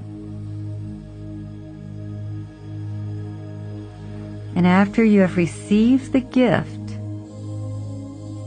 ask this subpersonality, this part of you, what do they need to be whole? What do they need to be a healthy, whole part of you so that you can integrate them into your psyche?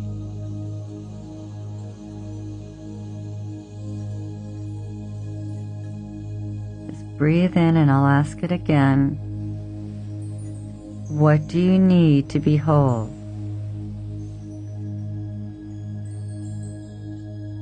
You want to find out what they need to become a healthy, integrated part of your psyche.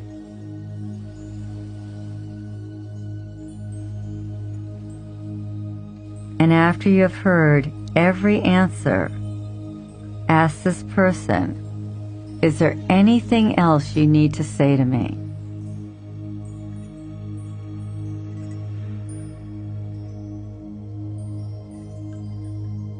Just allow yourself to hear any other information they want to deliver to you.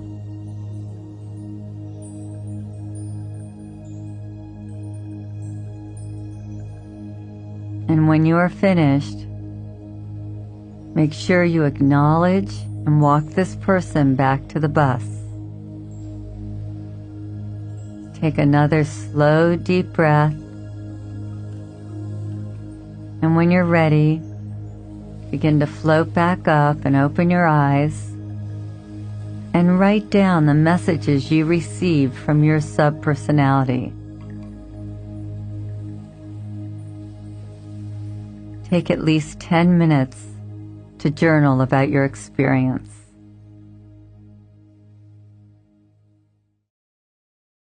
Don't worry if you did not get all the answers you needed from your subpersonality.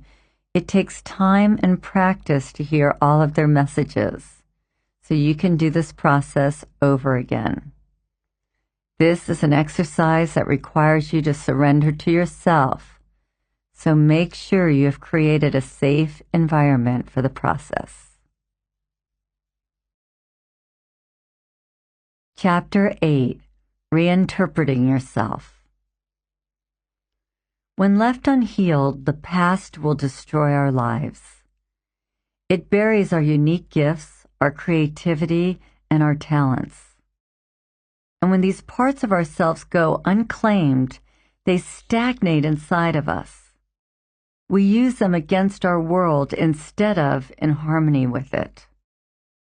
We think we're mad at the world, that we want to change the world, that if only the world were different, we'd be able to live our dreams. But it's we who need to change. We're angry at ourselves for not persisting, for not honoring the God force inside us, for not giving ourselves permission to express ourselves as we truly desire. We think we're mad at our parents for repressing us early in life. Actually, we're angry at ourselves for perpetuating that repression. It's as if a long time ago, someone put us in a cage, and although the cage hasn't been there for years, we still struggle against its imaginary walls. The cage is our self-imposed limitations, our self-doubt, and our fear. We were taught that it's hard work to go after our dreams.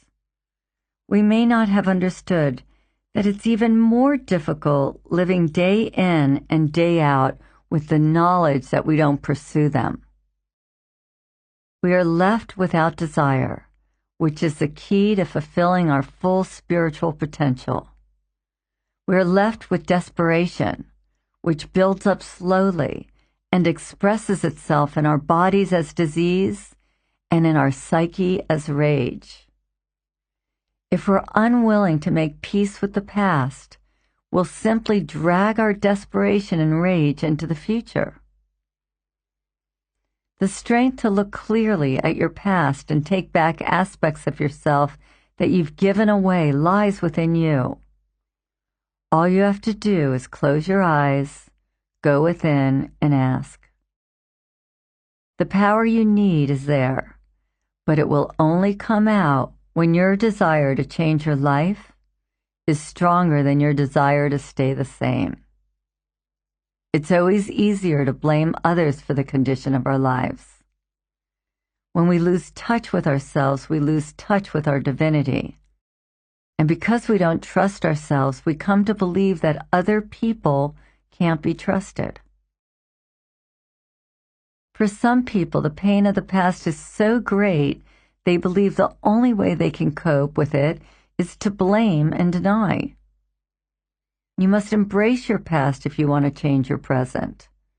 If you want to manifest your desires, you must be accountable for everything that takes place in your world. If you want to see someone's future, often all you have to do is look at their past. The past leads us to conclude that all we can hope for in the future is a variation on what we already have. This stops most people in their tracks. It clouds their vision and lets their dreams slip away. Look around and you'll see that most people stay the same. You could look at their lives now and then again in 20 years, when you would see only a slight variation on the original theme. Our core issues, whether they are based on sex, wealth, relationships, health, or career, often remain dominant throughout our lives. Our past shapes what we say, what we see, and how we live. Some of us are not only dragging our own past around, but those of our parents as well. Pain is passed down from generation to generation, and if it's not questioned, we'll never break the cycle. We begin to disown parts of ourselves because of our core beliefs, which are always tied to our families and early childhood. What our parents did and didn't do had great impact on our lives. Our caregivers and teachers also contributed to who we are now. The pain you experienced when you were 2, 6, or 8 is just beneath the surface of your consciousness. Until it's transformed, it's always there driving your life. Most of us never explore our core beliefs to see if we've consciously chosen them.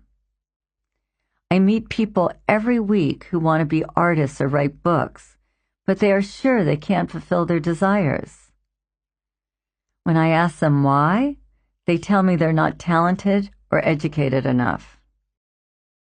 They have confidence in their reasons, but not in their dreams.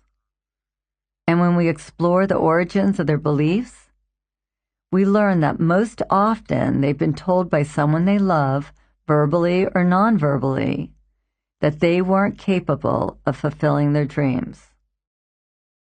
Since they never question this idea, they're trapped by it. They never even try to attain their heart's desire. Core beliefs that run our lives sound like this: I can't do it. It will never happen to me. I'm not deserving. I'm not good enough. Recently, a young woman whose name was Hallie came to one of my courses. She was 21 years old. Because she suffered from depression and wasn't able to take care of herself, she lived at home with her mother.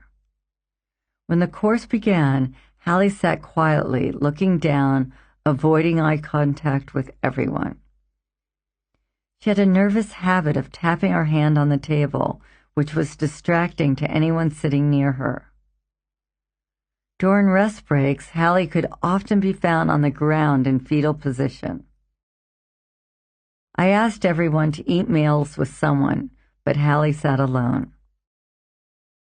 On the second day, I walked by Hallie and asked her if she had owned Poor Me. She looked at me with a puzzled smile and asked, "Me?"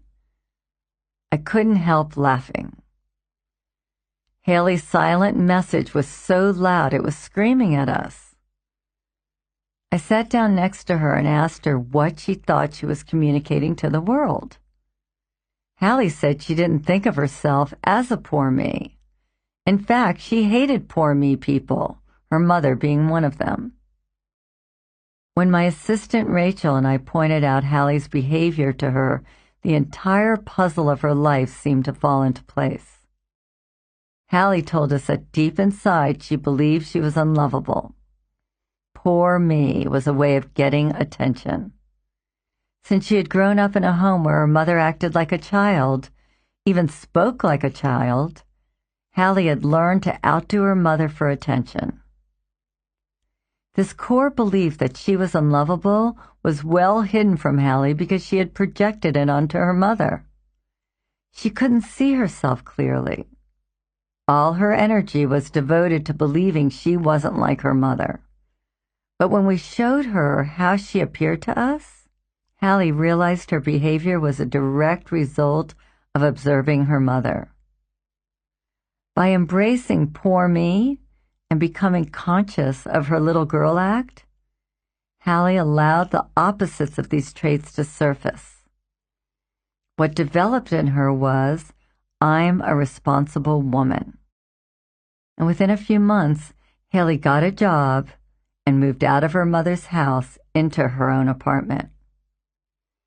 Feeling confident, Hallie met a man and began an intimate relationship for the first time in years.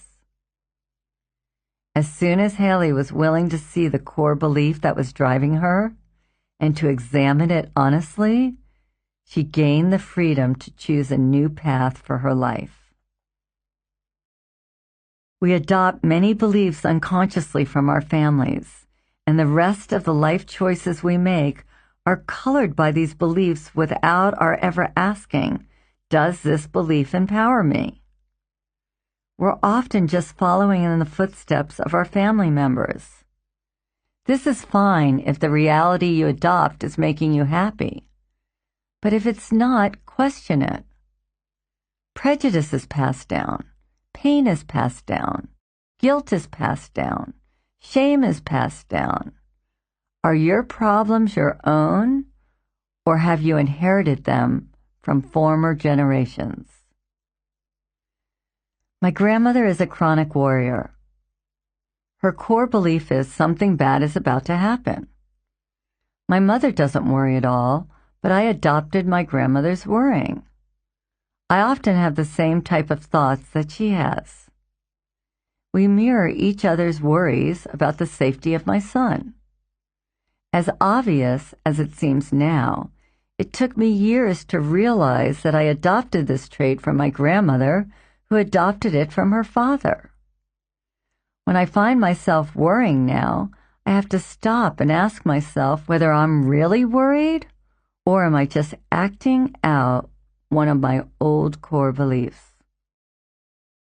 As soon as I identify that I have nothing to worry about and acknowledge being stuck in a family pattern, I can affirm my own truth.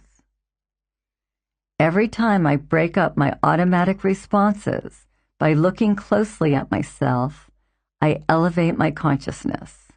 Then I can shake free of my past. Many people have decided that they will not be like their parents. But we all must acknowledge that we've spent years absorbing our parents' positive and negative qualities. Our parents did the best they could given their own pasts. We cannot change the way we were raised, and when we're willing to look for the lessons in our experiences, we'll be able to see that each incident provided us with an opportunity to learn and grow. One of my best friends, who was sexually molested by her grandfather for years, once said to me, "Thank God for all the abuse of my past, because I have become one of the most resourceful people on the planet. I got here by learning how to deal with all the pain and abuse of my past." All negative events are blessings in disguise. Some of us choose to live under the illusion that bad things happen for no good reason, but pain has a purpose. It teaches us and guides us to higher levels of awareness. One night while I was meditating after seeing 5 or 6 young men being arrested and handcuffed at the beach, I asked God, why on this glorious summer night did these boys have to start a fire at the beach? A voice within me said, this was spirit guiding these young men back home. Getting in trouble was a wake-up call from the God force inside them.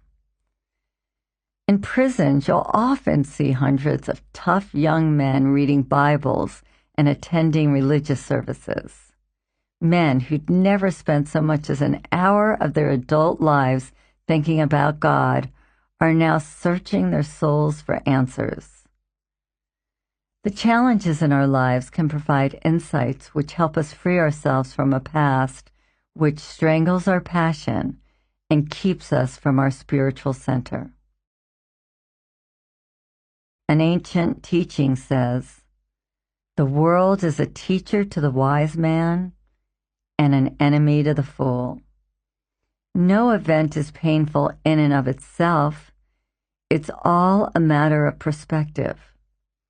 It's important to understand that everything happening in the world is as it should be at every moment. There are no mistakes. There are no accidents. The world is a heavenly sky and a bottomless pit. When we understand that we cannot have one without the other, it becomes easier to accept the world as it is.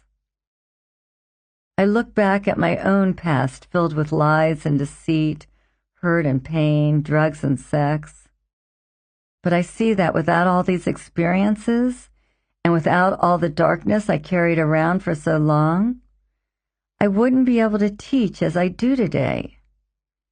Every incident from my past, every sleepless night, every tear carries me a little closer to fulfilling my soul's journey. No one says what I say in the way I say it. No one does the things I do in the exact way I do them. I am me and you are you. Each of us is unique, and we all have a special journey of our own. I was 13 when my parents divorced. This event upset me emotionally for years. During holidays, I became sad and depressed, wishing the new year would come soon so things could get back to normal. Then one evening, I had a specific insight into why I felt so bad. I always spent those holidays with my mother, and it occurred to me that the thought of my father being without his children on Thanksgiving was upsetting to me. And what was more upsetting was my being without my father. I stayed in my sullen mood, knowing there was nothing I could do about the situation. Feeling unworthy and powerless, I declared the past complete. I said out loud, "I did this. I created this so I could grow. And if I don't like the reality that is in front of me, I'd have to create a different one." I started imagining different scenarios, going to my father's for an early dinner and then to my mother's for a late one. I imagined just going to see my father and not my mother. All these scenarios also seemed depressing, but then I got an idea. I called my mother, who always hosted Thanksgiving dinner, and suggested that I host it this year. Enthusiastically, she said it sounded like a great idea. Then I quietly suggested that I'd like to invite my father and his family. I told her it would mean so much to me to have everyone together. At first, there was silence. I thought the line had gone dead until I heard my mother say, "If that's what you'd like, go right ahead." Joyfully, I called my dad and invited him and his entire family to my house for Thanksgiving. He was surprised and asked me what my mother was going to do. I told him she would be coming with her entire family, too. He agreed, and there it was. In moments, I had created a situation I had never thought possible. When I called my sister and brother and told them everyone was coming to my house for Thanksgiving, they were shocked and skeptical, but everyone came. The event was a success. I invited some of my friends and their families to ease the stress and set up big, long tables to accommodate everyone. 33 people came. Everyone brought their favorite dish, and everyone brought a genuine holiday spirit. For the next 3 years, until I sold my house and moved out west, I hosted these holiday dinners, which included both sides of my family. By taking responsibility, I was able to see a new reality emerge, a reality that even to this day seems like a miracle. In order to gain wisdom and freedom from your past, you must take responsibility for all the events that have happened in your life. Taking responsibility means being able to say to yourself, I did that.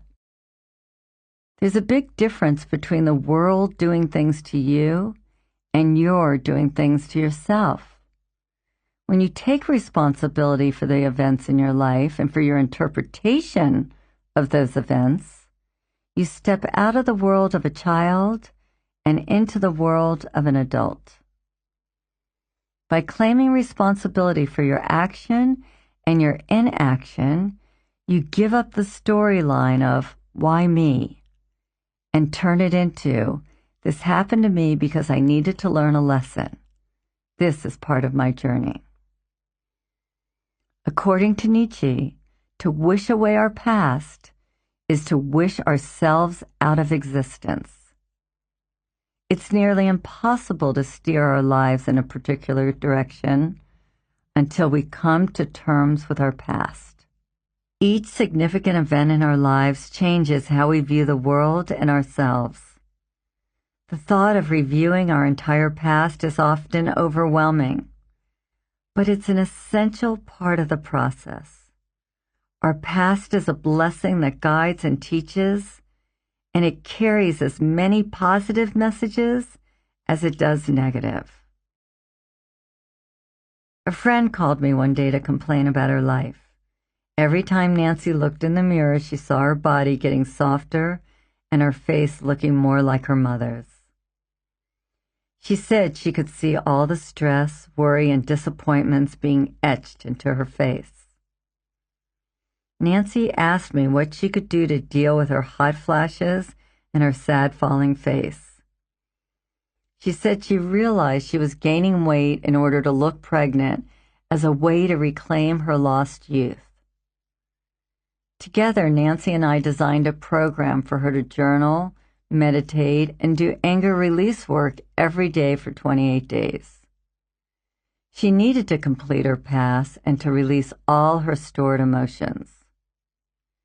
Nancy willingly opened herself up and batted while focusing on the words old, fat, pathetic, and ugly, the words that she didn't want to be.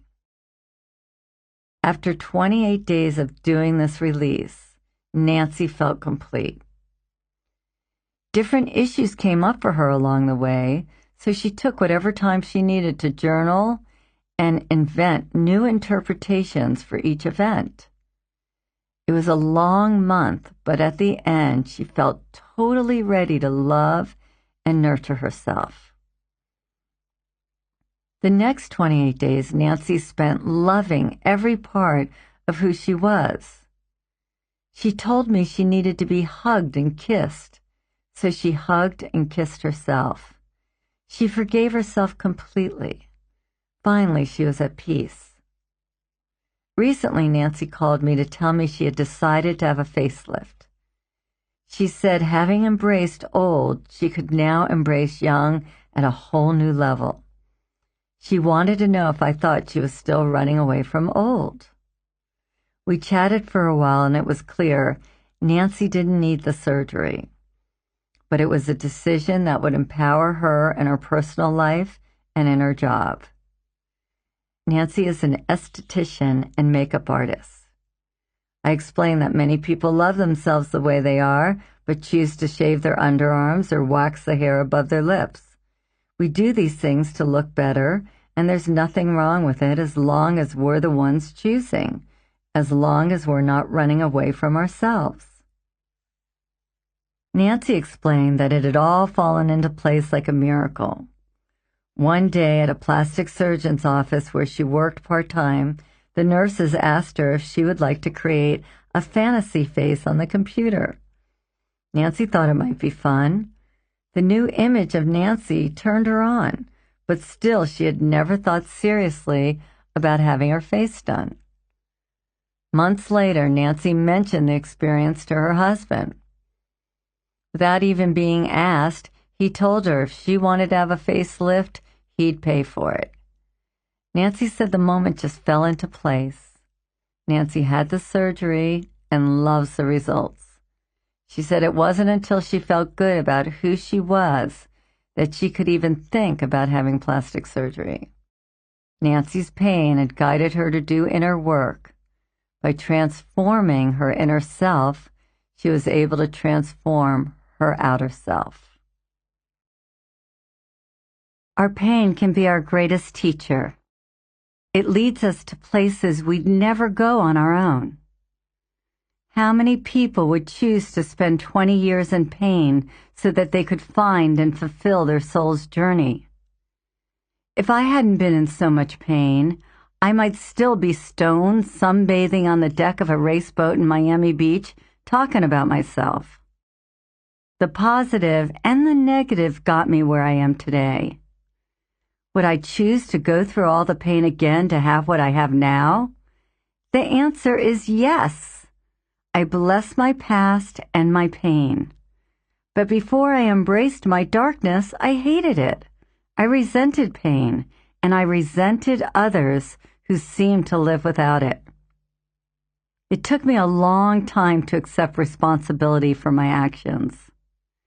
I had tried so hard not to take responsibility for anything. It wasn't until I was ready to look at a higher version of my life that I realized God was trying to teach me something, and that I had a special gift which I would find only if I went through the darkness. Today, I strive to take full responsibility for every incident in my past to learn what was necessary to get me where I needed to go. Taking responsibility is a huge task. Most of us are willing to take responsibility for the good we create in our lives, but we often resist taking responsibility for the bad. When we take responsibility, we can be empowered by everything. Even if we feel hurt or ashamed by something that happens, we can find peace in the knowledge that somehow it's helping each of us to fulfill our dreams or direct our soul's journey. We can look at ourselves and say, the world is my canvas, and I drew this event into my life to teach myself a valuable lesson. We become accountable for everything that happens. We say to the universe, I am the source of my own reality. This is a place of power from which you can alter your life. Until you look the past directly in the eye, it will always be there, bringing more of the same into your life. Psychologist Rollo May defined insanity as doing the same thing over and over again, expecting different results. We must learn from our past and reclaim the parts of ourselves we have disowned. This is how we can break the cycle. Those who have learned from a bad experience, taken responsibility for their feelings, and made a conscious commitment to have their life be different, will seldom create the same situation again. If we approach our lives with awareness, we can begin to make new and different decisions about what we want to create. A shift in perception is all we need.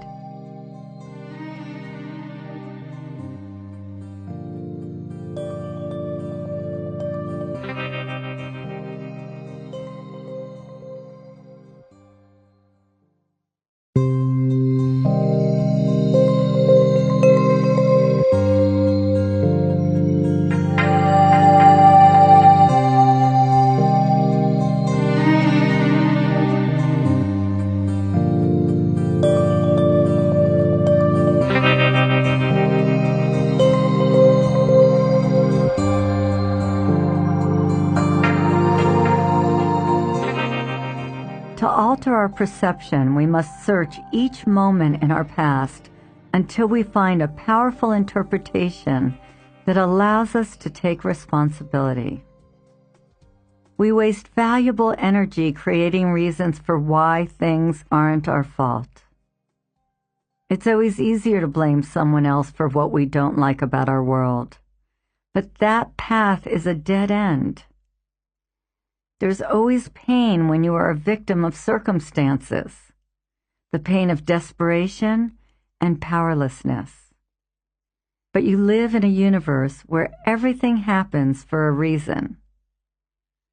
Find a blessing for all the events that have taken place in your life, and you will find gratitude. You will experience what it's like to be blessed. Every word, incident, and person that still has an emotional charge needs to be retraced, faced, replaced, and embraced. We need to retrace our steps back to the genesis of the emotional charge. Then we face the incident, owning up to its reality as part of our past. We need to become fully aware of the influence it has had on our life. Then we look at the incident from a different perspective, which allows us to replace our negative feelings with positive ones. We take control of our lives by choosing our interpretations that enable us to embrace our disowned past and unplug ourselves from other people. We must choose interpretations that move our lives forward rather than leave us feeling alone and helpless. It's my belief that inventing a new interpretation is the simplest way to transform something negative into something positive. Everything that occurs in our world is an objective event. It has no inherent meaning. Each of us sees the world through different lenses, so each of us will perceive a particular incident differently. It's our perceptions and our interpretations that affect our emotions, not the incident itself. It's our perceptions and interpretations that deny responsibility and lay blame. Whom do you blame for your selfishness, your addictions, your failures? Now is the time to stop being a victim. Accept responsibility, and you will accept your selfishness, addictions, and failures. You will also unleash your generosity, your grace, and your divine right to have it all. Each of us has come to terms with how we're affected by holding on to an old, unevolved view of ourselves and our lives. Each of us has to make a conscious decision to alter our world by altering our interpretations. Shift your interpretation of a word, and not only will it lose its negative charge, it will return your own power to you. Here is an exercise that will help you alter your interpretations. I will take a word that has an emotional charge, which I still don't want to be called. The word I want to create a new interpretation for is ugly.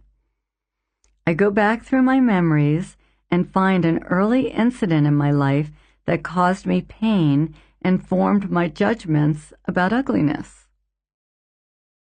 When I retrace, I remember my father used to tease me by calling me Pig Nose and Bucky when I was a little girl. My interpretation? My father doesn't love me and thinks I'm ugly. I know this feeling has haunted me, so now I must choose to face the incident. I allow myself to experience the feelings of pain, humiliation, and shame I still attach to that moment and to that word. Then I begin to create a new interpretation of the event in order to embrace ugly. New interpretations. Positive. 1. I am beautiful, so my father became nervous around me. The only way he knew how to deal with his nervousness was by calling me names that he thought were cute. 2.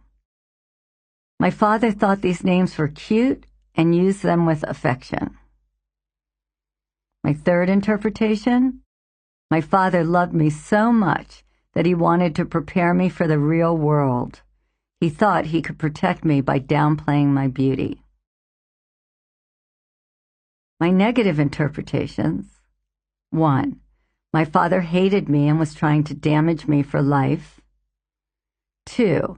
My father thought I truly was remarkably ugly, and the only way he could deal with it was by teasing me. Now I can look at all the interpretations and see which ones make me feel good and which ones make me feel bad. And I can choose to replace my old negative interpretation with a new positive interpretation. I always ask myself, does this interpretation empower me or disempower me? Does this interpretation make me feel weak or strong? If you have an inner dialogue that disempowers you, it won't change until you yourself replace it with a positive, powerful internal conversation. But some of us are very strong-willed, and our addiction to pain and suffering won't allow a new interpretation. This is why it's so important to write things out and look at every single way you might perceive a particular incident. Just the act of writing down the words shakes loose the emotions that are tied to the incident. When we're willing to have some fun and play with our interpretations, we can re-examine our choices. When we bring them out of the darkness and into the light, they can be healed. The new interpretation I chose in this instant was that my father loved me so much he wanted to prepare me for the real world. He thought by downplaying my beauty he would protect me. I picked it because it made me laugh. It seemed a little ridiculous when I wrote it down, but when I closed my eyes and asked myself which interpretation nurtured my soul, it was this one. Once I chose to replace the old interpretation, I was able to embrace ugly without feeling past pain. Now my internal reference point has shifted. Now my father's old habit seems almost light and sweet. Regardless of his true motives, I'm now at peace with that experience.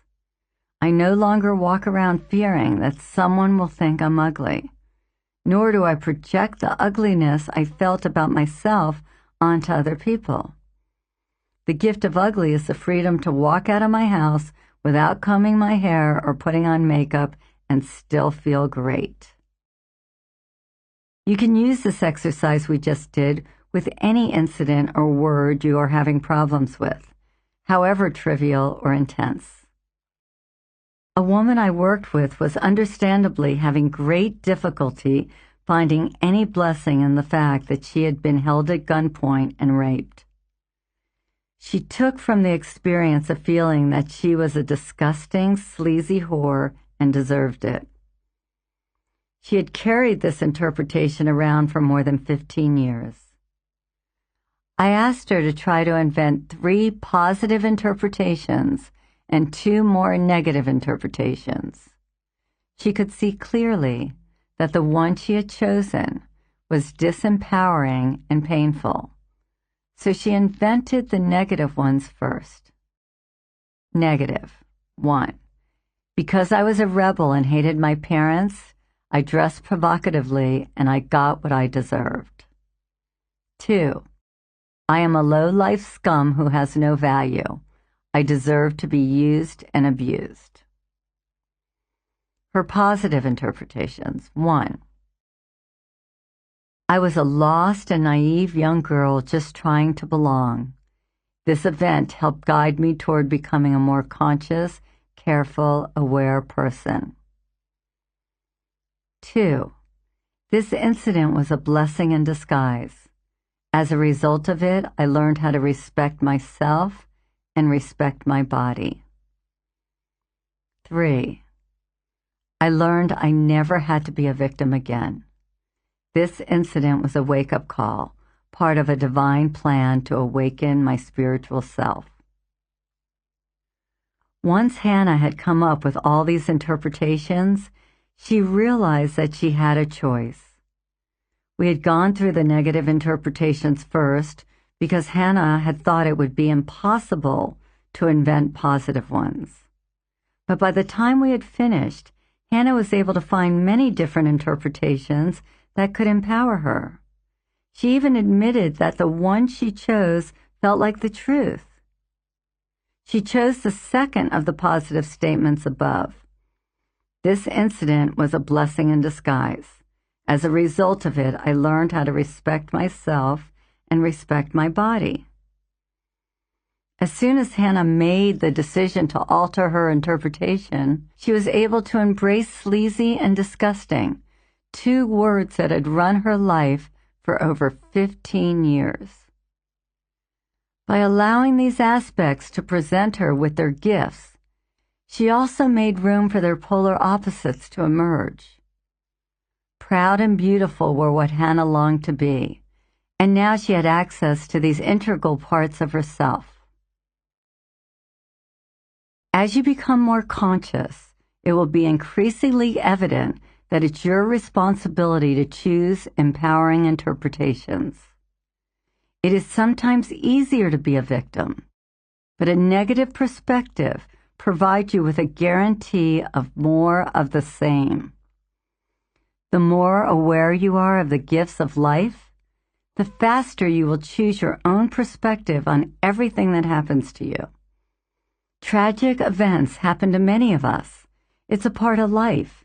It takes courage to empower yourself through these events. But when you use these times to grow, they become blessings. Another courageous example is the life of a beautiful young woman named Julia. Julia had desperately wanted a child for a couple of years. When she finally became pregnant, she and her husband were ecstatic. Around the 14th week of her pregnancy, Julia noticed she was bleeding. Frightened, she immediately went to see her midwife. When they couldn't find a heartbeat, she went in for a sonogram. Again, no heartbeat. The baby was dead. Julia was devastated. She cried for days, mourning her loss. While the dead fetus was still inside her, I was privileged to do some work with Julia. I asked for her interpretation of this tragic event. Julia began to cry. She said, "I'm not good enough to give birth to a child. It must have been the alcohol I drank before I knew I was pregnant that damaged my baby." To the natural pain of her grief, Julia was adding the blame she placed on herself. As we spoke, it became clear to me that Julia wanted to make this a sacred event, not just another bad thing that had happened to her. When we began our work, Julia wanted to create the negative interpretations first. Negative. 1. I'll never be able to carry a child full term because I'm genetically defective. 2. I'm being punished for all the abortions of my friends and family. Her positive interpretations. 1. This is a practice run for my body, preparing the way for the baby I will love and nurture. 2. This confirms that my desire to have a baby is real. I no longer feel any ambivalence. 3. The pain of loss and separation gave me experience that will help me be a better mother. Julia chose to embrace the third positive statement. The pain of loss and separation gave me experience that will help me be a better mother. She could feel the power of this interpretation in her body. Knowing there are no accidents, Julia wanted to remember this child for the gift that it brought her rather than the pain. This was truly an act of love and courage. It empowered Julia to go on with her life and get ready for the beautiful child she would eventually mother. Each of us must trust that if we do what is necessary to clear out the past and embrace our pain, we'll find our unique gifts, the gold in the dark. If we allow it, the universe will give us more than we can possibly imagine. We each come into this world with a different mission, and it's up to us to play that out. From this perspective, you'll see that the events in your past provide an opportunity to learn, grow, change, and explore. When we've reconciled our past, the process of taking back our projections becomes much easier. These disowned emotions and behaviors are giving away our power and our capacity to be great. When you deny a single aspect of yourself, you're denying a part of what you need to be whole. We give away our most treasured aspects to those we hate and those we love without knowing it. We can't embrace certain things because we have so much invested in our judgments and criticisms. We lack the courage to be wrong, to be responsible. We're afraid of being imperfect, of realizing the things we hate most about others are really just the things we hate about ourselves.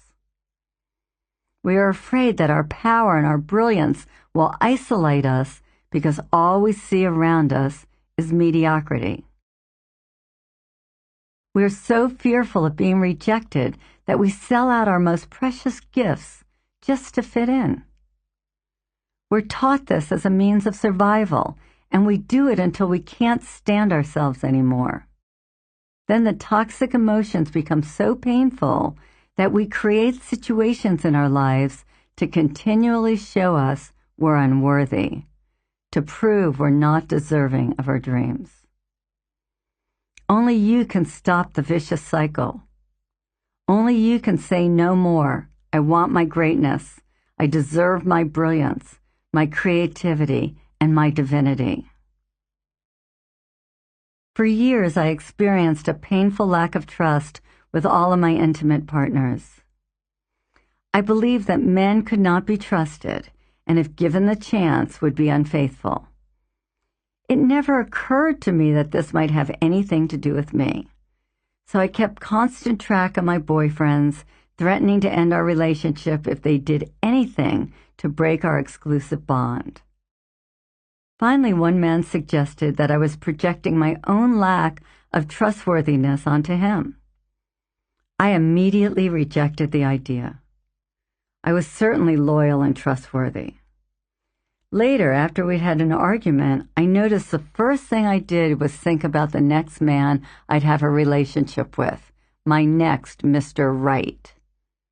We hadn't even discussed breaking off our relationship, and here I was having a fantasy about another man.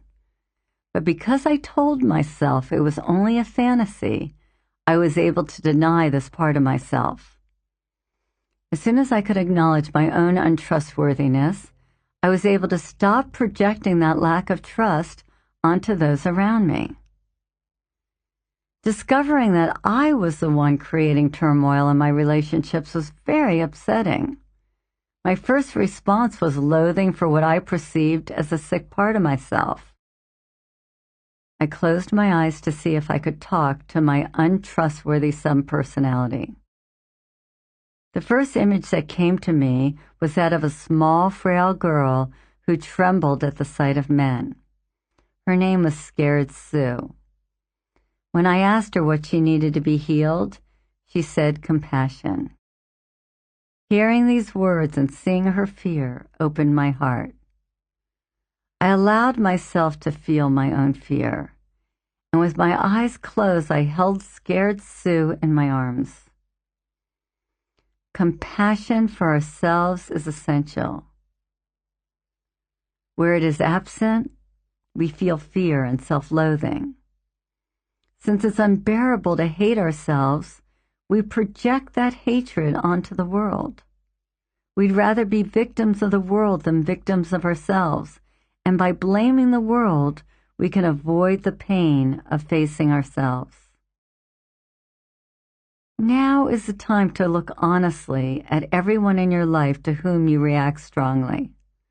your mother, father, partner, boss, or best friend. Make a list of who they are and which of their qualities trigger a reaction. This is a process of continual discovery. Once you own one layer of traits, another layer will expose itself.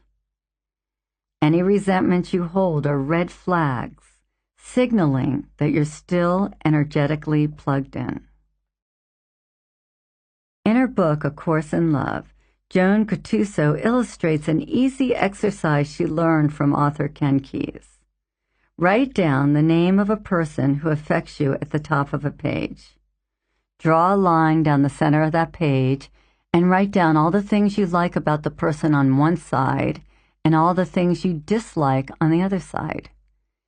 Even if we dislike someone, we can usually find something about that person that is okay. Your list might sound like this: Martha, positive. Good taste, passion for her work. Her negative: lazy, sloppy, emotional, loud. Now write before each item in the left column: I love myself when. I love myself when I have good taste. I love myself when I have passion for my work. Then write before each item in the right column: I don't like myself when. And then add in the negative: I don't like myself when I am lazy. I don't like myself when I am sloppy. I don't like myself when I am emotional. I don't like myself when I am loud.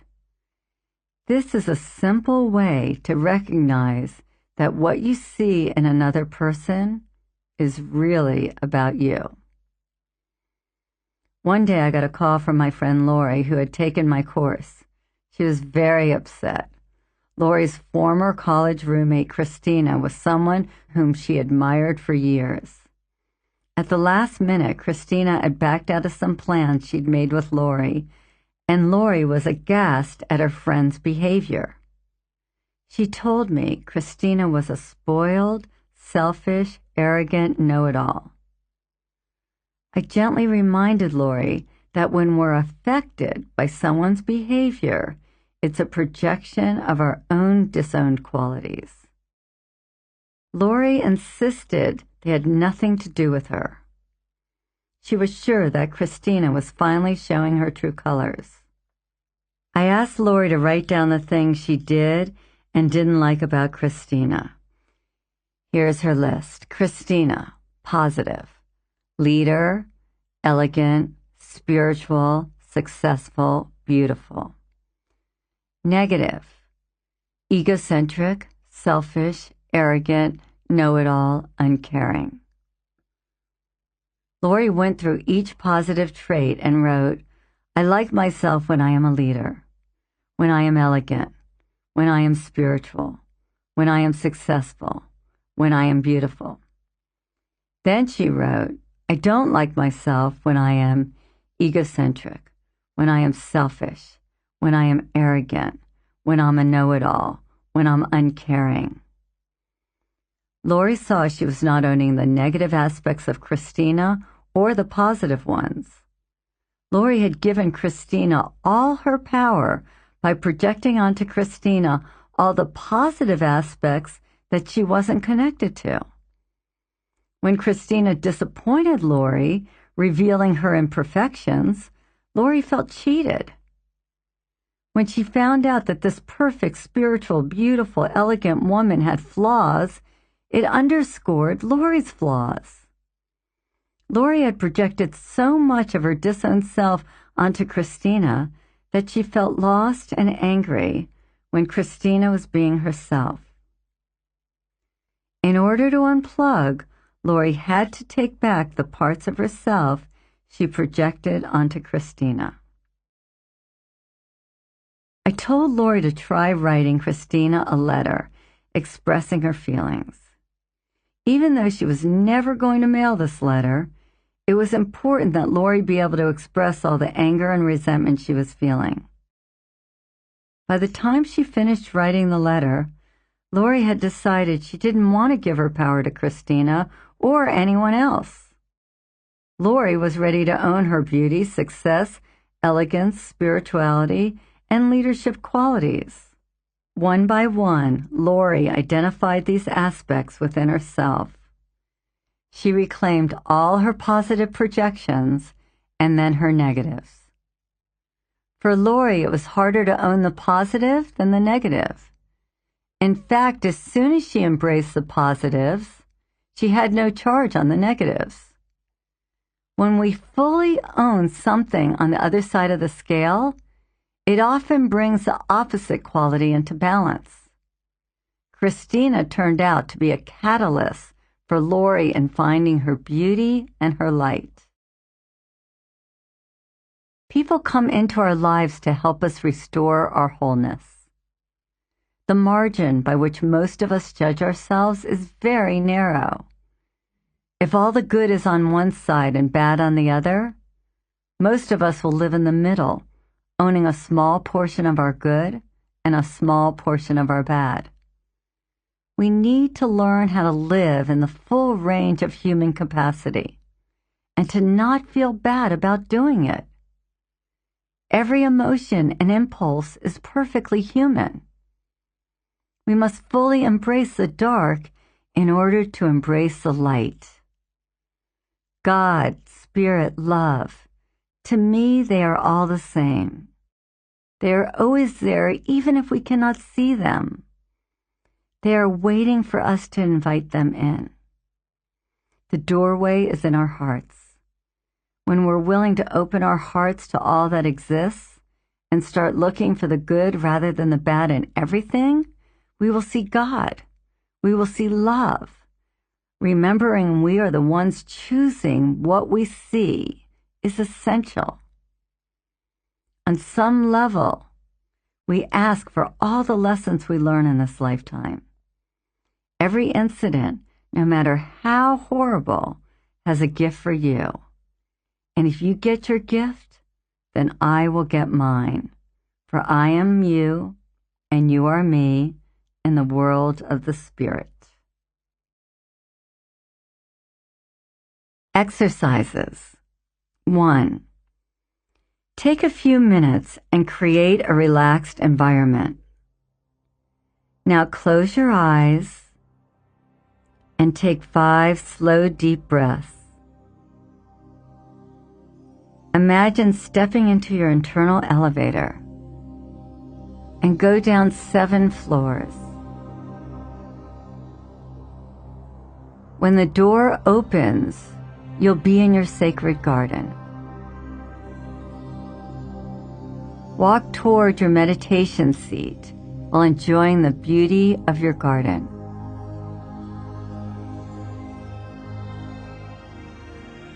And then get settled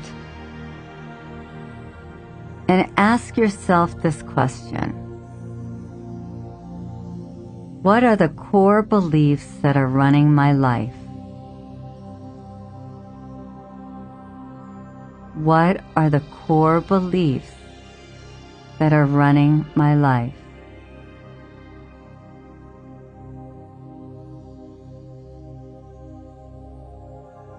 Really breathe into that. And when you hear your core beliefs, just float back up and take a few minutes and make a list of them.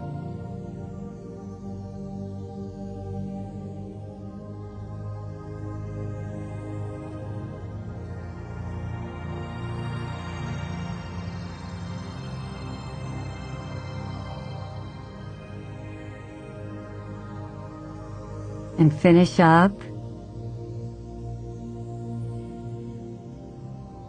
And take another slow, deep breath and gently close your eyes, floating back down into your meditation seat. And imagine the first statement on your list. And ask yourself the following questions. Take your time and listen for the answers coming from deep within. Is this really my own idea? or did I adopt it?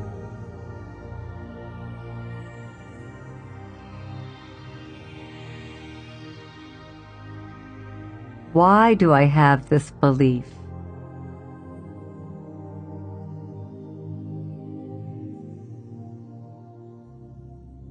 Take another deep breath. Does this belief empower me?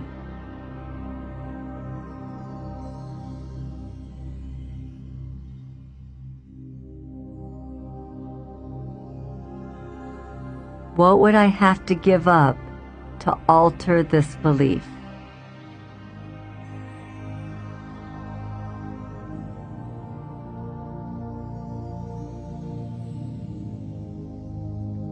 Float back up, and now take some time to write in your journal.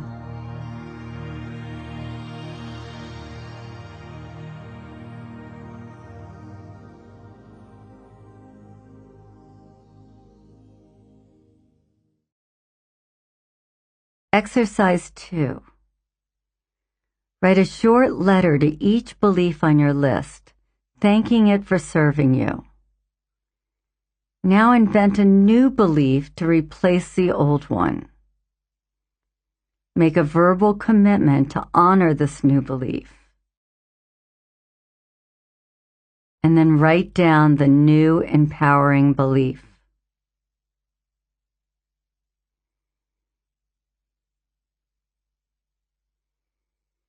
Exercise 3. Write down a word you still cannot fully embrace or love. Take a moment and close your eyes and find an early incident in your life that affected you in such a way that it made this quality offensive.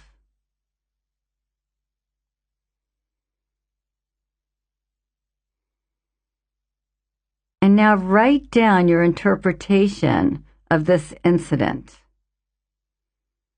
And underneath your interpretation, write down 5 new interpretations of the event. 3 positive ones and 2 negatives. If you can't think of any, ask your friends or family. Thinking up new interpretations is a creative act that takes practice. Instead of being stuck with one interpretation, try on many. You want to loosen the interpretation that has been causing you pain. And when you're done, journal about your new interpretation. Chapter 9. Letting your own light shine. Our deepest fear is not that we are inadequate. Our deepest fear is that we are powerful beyond measure, says Marianne Williamson in A Return to Love. It is our light, not our darkness, that most frightens us. We ask ourselves, who am I to be brilliant, gorgeous, talented, fabulous? Actually, who are you not to be? You are a child of God. Your playing small doesn't serve the world. There's nothing enlightened about shrinking so that other people won't feel insecure around you. You were born to manifest the glory of God that is within you. It's not just in some of us, it's in everyone. And as we let our own light shine, we unconsciously give other people permission to do the same. As we're liberated from our own fear, our presence automatically liberates others. This chapter will show you how to let your entire light shine, how to embrace in yourself all the grace and magnificence you see in others. This means owning and embracing not just your dark shadow, but your light shadow too, everything positive that you've denied and projected onto others. We live in a new age. It's a time of opening up, of healing and growth. It's not passive, but it requires surrender. Surrender of our egos and our old patterns.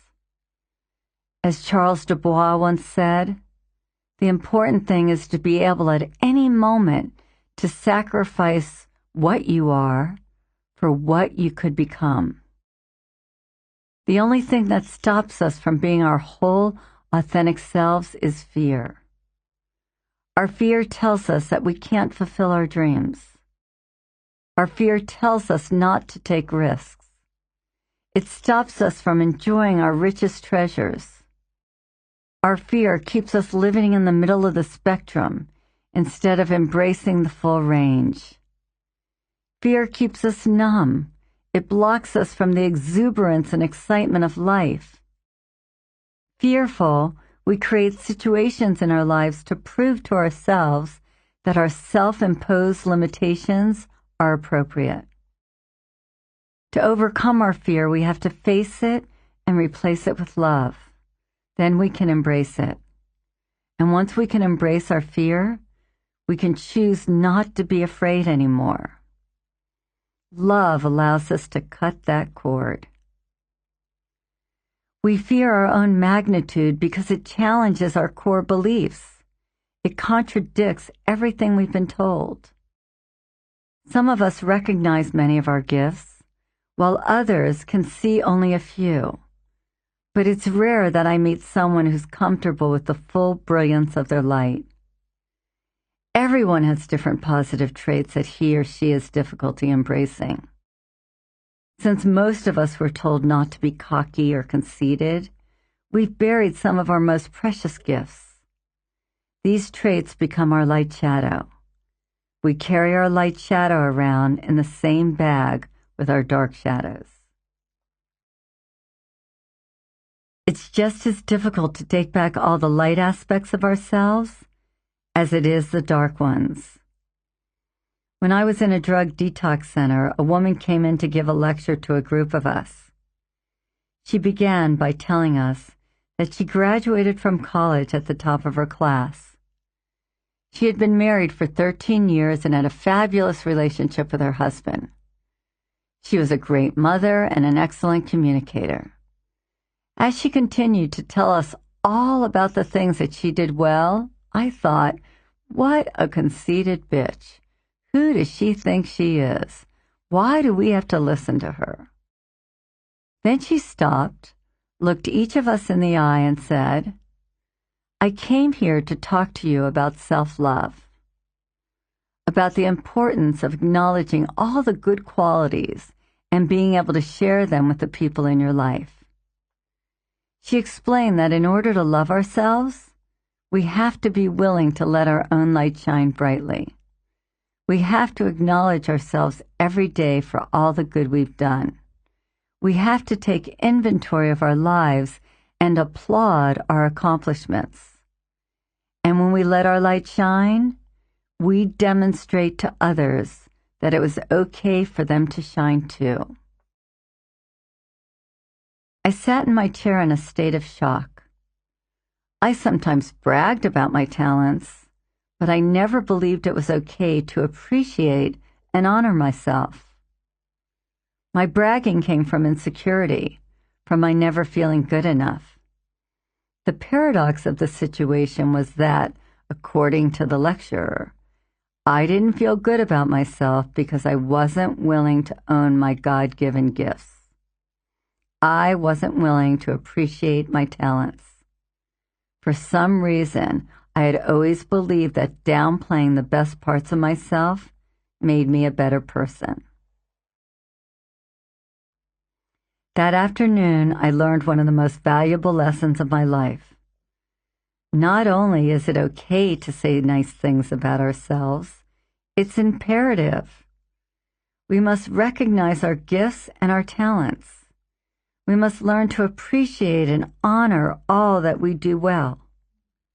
We must search out our own uniqueness.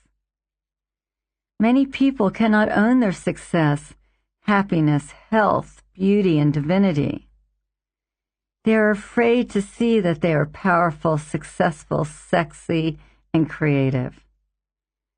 Their fear keeps them from exploring these parts of themselves. But in order to authentically love ourselves, We have to embrace all of who we are, not just the dark, but the light as well. And learning to recognize our own talents allows us to appreciate and love everyone else's unique gifts. Take a moment to quiet your mind and take several slow, deep breaths as I read through a list of positive qualities. After you hear each word, just silently say it to yourself. I am, and fill in the blank. For example, if I say healthy, you say I am healthy. If I say beautiful, you say I am beautiful. And just breathe it in and allow each word to penetrate your consciousness. And I want you to write down any word that you're uncomfortable with on a sheet of paper. Include words that represent things that you admire in someone else but don't embrace in yourself.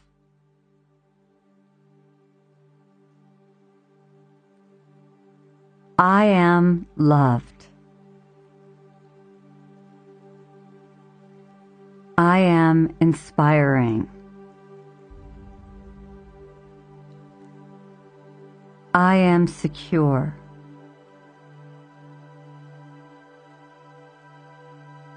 I am satisfied. I am delicious.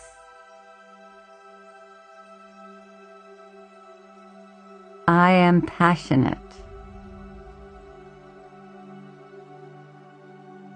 I am cheerful. I am joyful. I am forgiving. I am alive. I am fulfilled.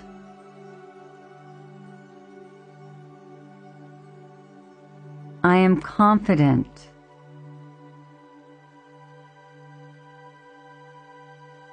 I am flexible. I am accepting. I am whole. I am healthy. I am talented. Just breathe them in. I am wise. I am honored. I am powerful. I am free. I am funny. I am brilliant. I am successful. I am worthy. I am compassionate. I am strong. I am creative. I am peaceful. I am disciplined.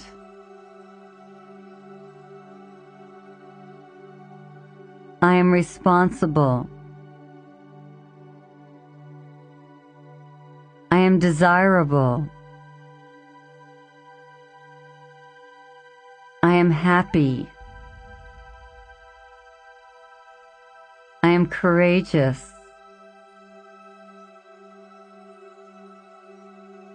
I am attractive. I am lucky. I am assertive. I am thankful. I am willing.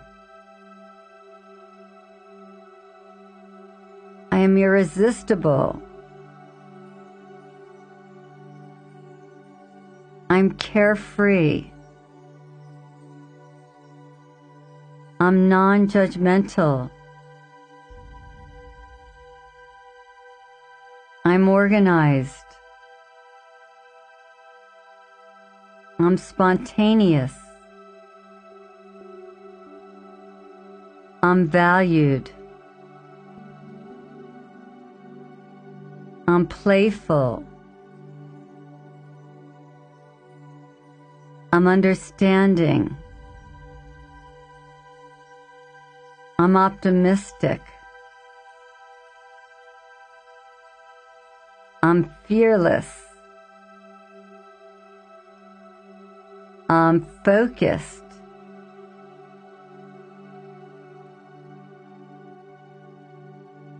I'm a leader.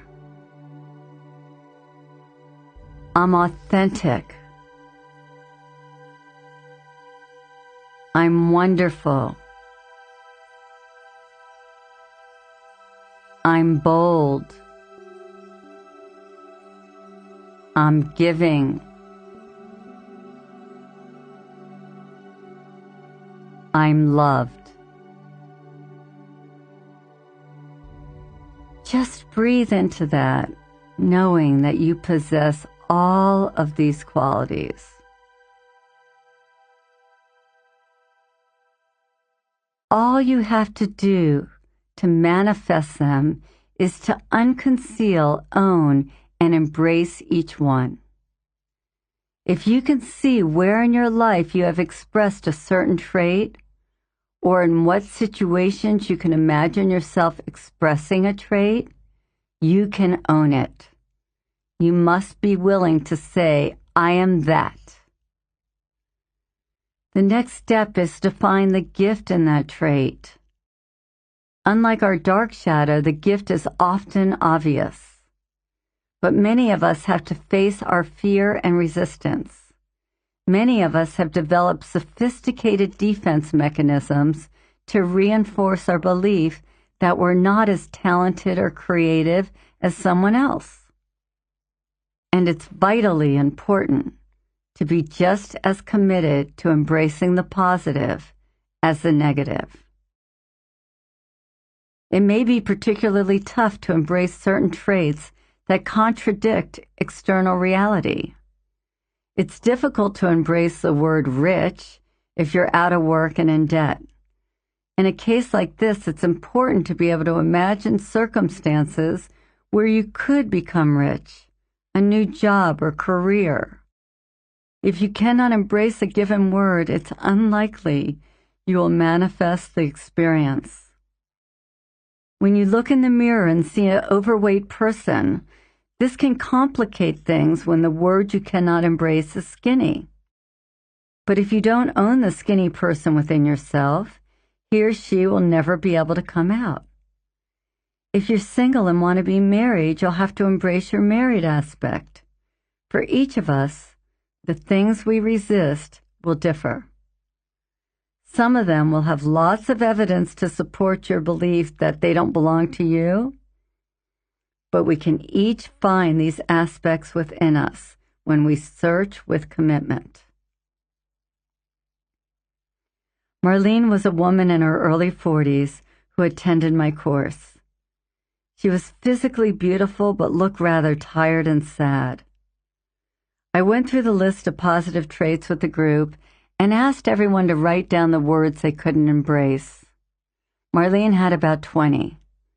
We began with the same exercise we used for the negative traits, except this time Marlene sat in a chair while two people sat directly in front of her.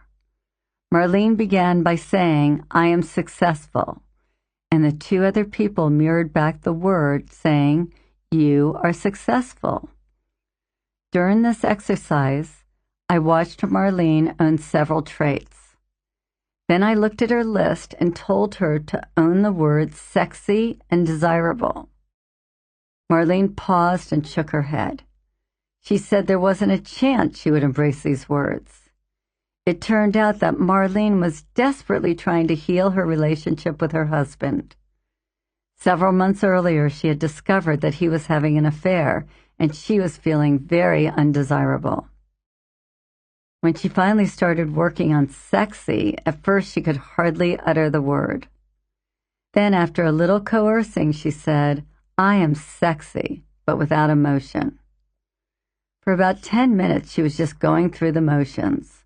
Marlene was sure sexy was not part of who she was, because she believed that if she were sexy, her husband wouldn't have cheated on her. Marlene was doing this exercise with 2 women partners. I decided to ask a very attractive young man to change places with them. Marlene got very nervous when I told her that Tom was going to be her partner. When he pulled his chair up in front of Marlene and said, "You're sexy," she just sat there staring at him.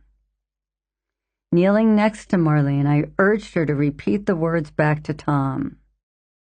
With tears running down her face, Marlene finally said, "I am sexy." Tom looked Marlene right in the eye and said, "Yes, you are sexy." Marlene once again uttered, "I am sexy." They continued back and forth 20 times until Marlene could finally say, "I am sexy," without cringing or crying. I then asked Tom to help Marlene embrace the word desirable. Tom once again leaned forward in his chair and with utter certainty said, "Marlene, you are desirable." Marlene instantly started crying uncontrollably. No one, herself included, had told her that she was desirable for years. We worked with Marlene until she was ready to say, "I am desirable." It started out as a mere whisper. Tom grabbed her hand, saying again, "You are desirable." Marlene joined in, repeating the words, "I am desirable," all the time feeling deep sadness about her relationship with her husband. It took Marlene almost a half an hour before she could deal with the word desirable. But once she had said it out loud enough times, she was able to evoke the memory of a time when she felt desirable. I could see in her face the moment she remembered that part of herself. Something lit up and reconnected her with that sacred part of her being. When she finally got it, I asked her to stand up and scream, "I am desirable." Marlene did it with joy in her eyes, and everyone applauded. We'd all been through an amazing process. It felt like we had given birth to a new person. Feeling the pain of embracing certain things you've denied is essential to this process. Not all disowned aspects evoke such strong emotions, but when you find one that does, stay with it until you break the hold it has over you. The act of repeating a word over and over to yourself may bring a variety of responses. You might feel anger, resignation, fear, shame, guilt, joy, excitement, or any number of emotions. There is no right way to feel, but the important thing is to stay with it. No matter what you feel, don't run away. Because by committing to the process of taking back the disowned parts of yourself, you're telling the universe you're ready to be whole. Owning a positive trait that you've previously denied is scary because it requires you to leave all your stories and excuses behind. You have to let go of all the reasons why you haven't gotten everything you wanted in life. There was a woman named Patty in one of my courses who was unable to own successful. She spent her entire adult life taking care of her husband and children. As a little girl, she'd been told to forget about her dream of playing the cello professionally. She was taught that a good woman got married and had children. Once or twice she'd mentioned to her husband that she would like to take cello lessons, but he'd always replied that it was a waste of money. Patty was now nearly 60 years old with grown-up children on their own, and when she wrote down the names of people she admired, they were all successful women in the arts. When it was Patty's turn to do the mirroring exercise, she couldn't say, "I am successful." She was somewhere between laughing and crying. Patty had decided that success meant having a career. But when I asked Patty if she had been a successful mother, she said yes, all her children were doing well. Then I asked if she had a successful marriage, and Patty smiled, answering yes. She'd been married for more than 30 years. I asked Patty if she had ever made a successful meal, and she laughed and said she was a pretty good cook. Slowly, Patty began to see she was successful. It took Patty nearly 20 minutes to say the word, but eventually she owned it. She left the course walking tall. 10 months later, I got a letter from Patty saying she started playing the cello again at a little theater near her home where they needed her. She said that having embraced her success, she now felt confident enough to manifest more of her desires. We are taught not to acknowledge our greatness. Most of us believe we possess some positive traits, but not others. But we are all things, those that make us laugh, as well as those that make us cry. We are every beautiful and ugly trait rolled into one.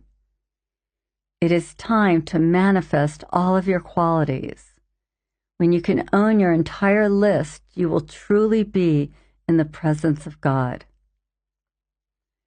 Harry was a 75-year-old man who had been in a recovery program for codependency for almost 10 years. He came with his wife to my course to see if he could heal their troubled relationship. The moment I met Harry, he told me how emotionally sick he was. He had been in a 12-step program, so he was comfortable affirming his unhealthy emotional state. We began owning positive traits, and when I saw Harry's list, there were 2 words that were missing: healthy and whole. Harry didn't believe it was possible for him to be emotionally healthy. So I gave him an exercise. For the rest of the day, every time he wanted to say he was sick, he had to say he was healthy and whole. I could tell Harry was having trouble digesting these qualities. In the middle of the day, when we began mirroring positive traits, Harry, with deep resignation, started to say, "I am healthy." He was able to embrace that word and move on to "I am whole." We were all moved by Harry's courage and determination. He told us during the middle of the exercise that he finally got it, and that this was the first time he ever remembered embracing the healthy, whole part of himself. The day continued to open up for Harry when we did a forgiveness exercise with the group. After owning all his positive and negative qualities, Harry was able to unplug from the negative projections he had made on his wife. This allowed Harry to see Charlotte as a strong, beautiful, loving woman who cared for him deeply instead of an unhealthy woman in a codependent relationship. Harry and Charlotte then were able to do the exercise together, and they had a tremendous healing. They both expressed a great deal that they had been withholding. By embracing their own light, they were able to embrace each other's. Soon after the seminar, Harry had a stroke and died. His wife called to thank me for my work with her husband. Charlotte told me that a profound healing had taken place within Harry when he embraced all of himself. He had allowed his marriage to be strong and exciting for the first time in years. Charlotte also said that Harry knew he was going to die, and from reading the journal Harry had kept during the course, she knew that he died in peace, loving and accepting his total self. He saw divinity not just in himself, but in his wife.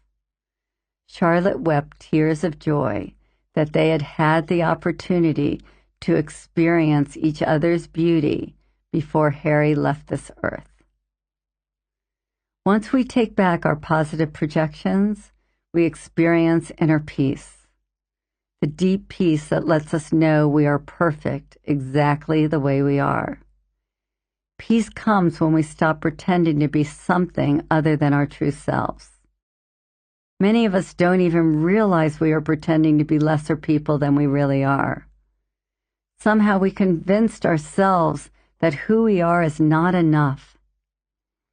Allow the world within to manifest itself, and it will show you the road to freedom. Freedom to be sexy, desirable, talented, healthy, and successful. When you don't recognize your full potential, you don't allow the universe to give you your divine gifts. Your soul yearns to realize its full potential. Only you can allow this to happen.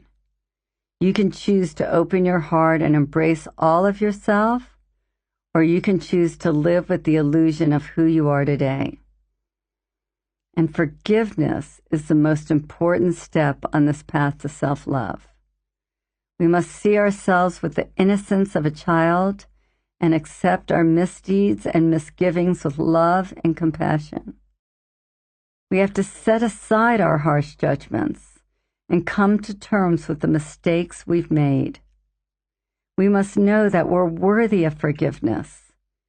This divine gift teaches us that part of being human is making mistakes. Forgiveness comes from the heart, not the ego. Forgiveness is a choice. At any moment in time, we can give up our resentments and judgments and choose to forgive ourselves and others. When we take back all our projections and find our gifts, we're able to find compassion for ourselves. It then becomes natural to have compassion for those whom we have resented. When we see in ourselves what we've hated in others, we can take responsibility for what exists between ourselves and them.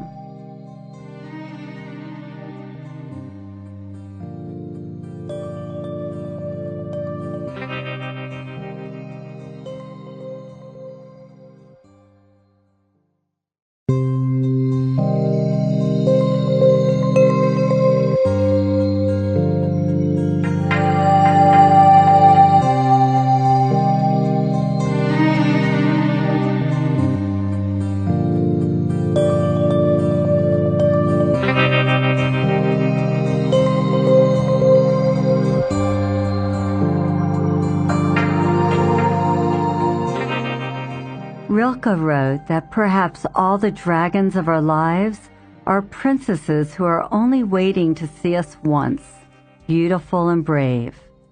Perhaps everything terrible is in its deepest being something that needs our love. Love which does not include total acceptance of you is incomplete.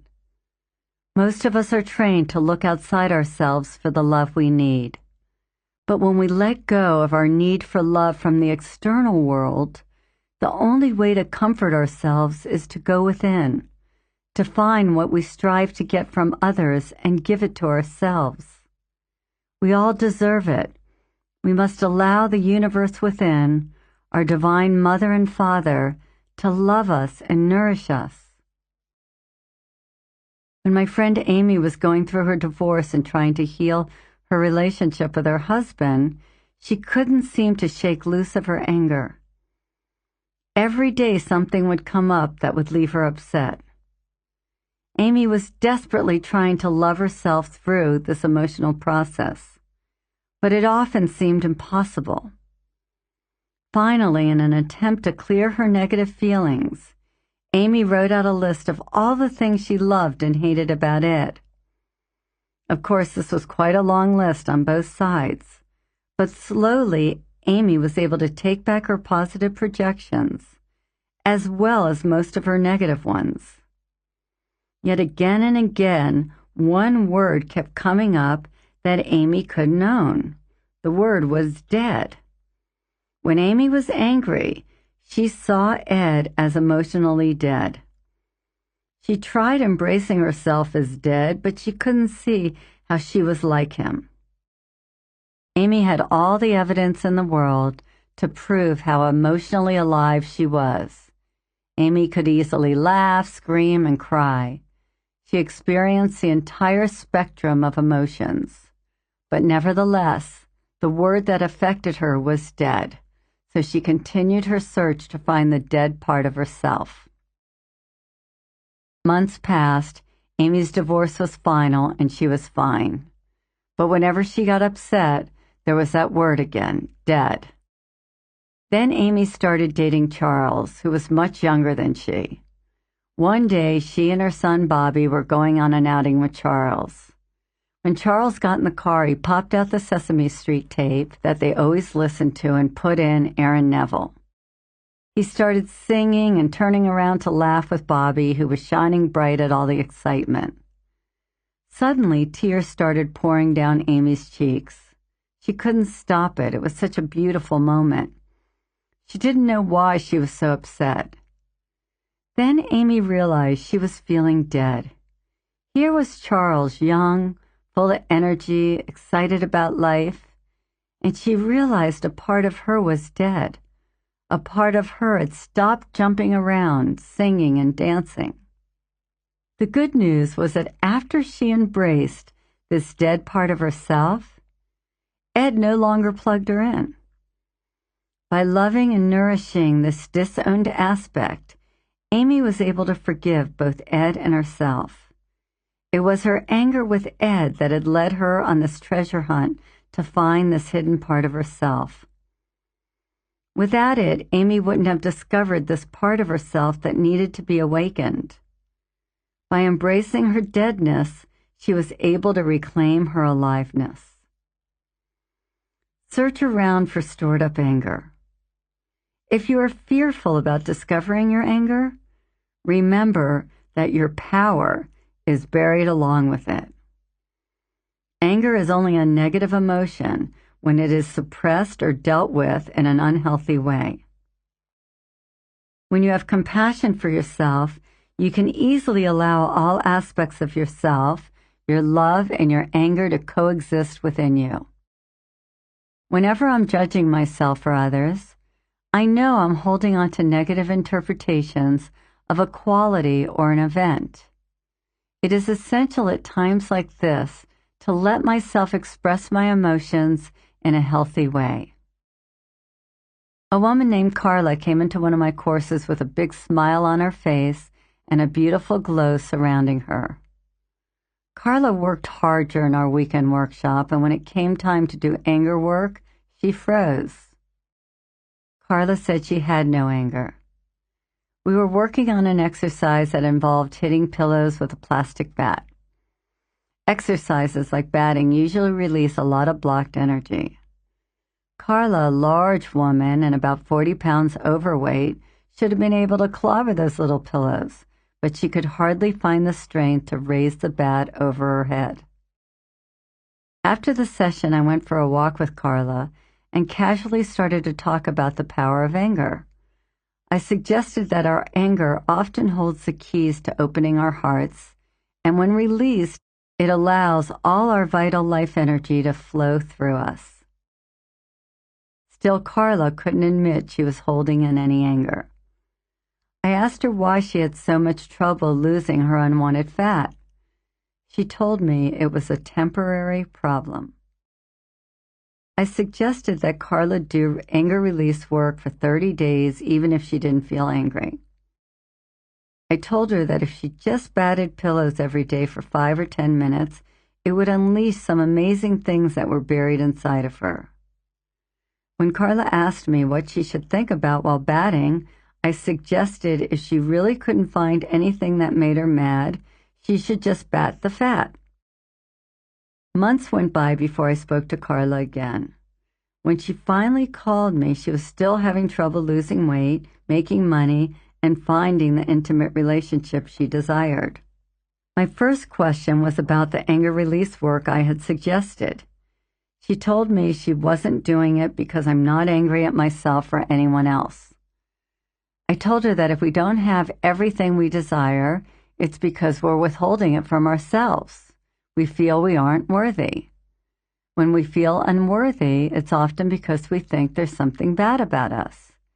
And when we feel there's something fundamentally bad about us, we usually feel angry.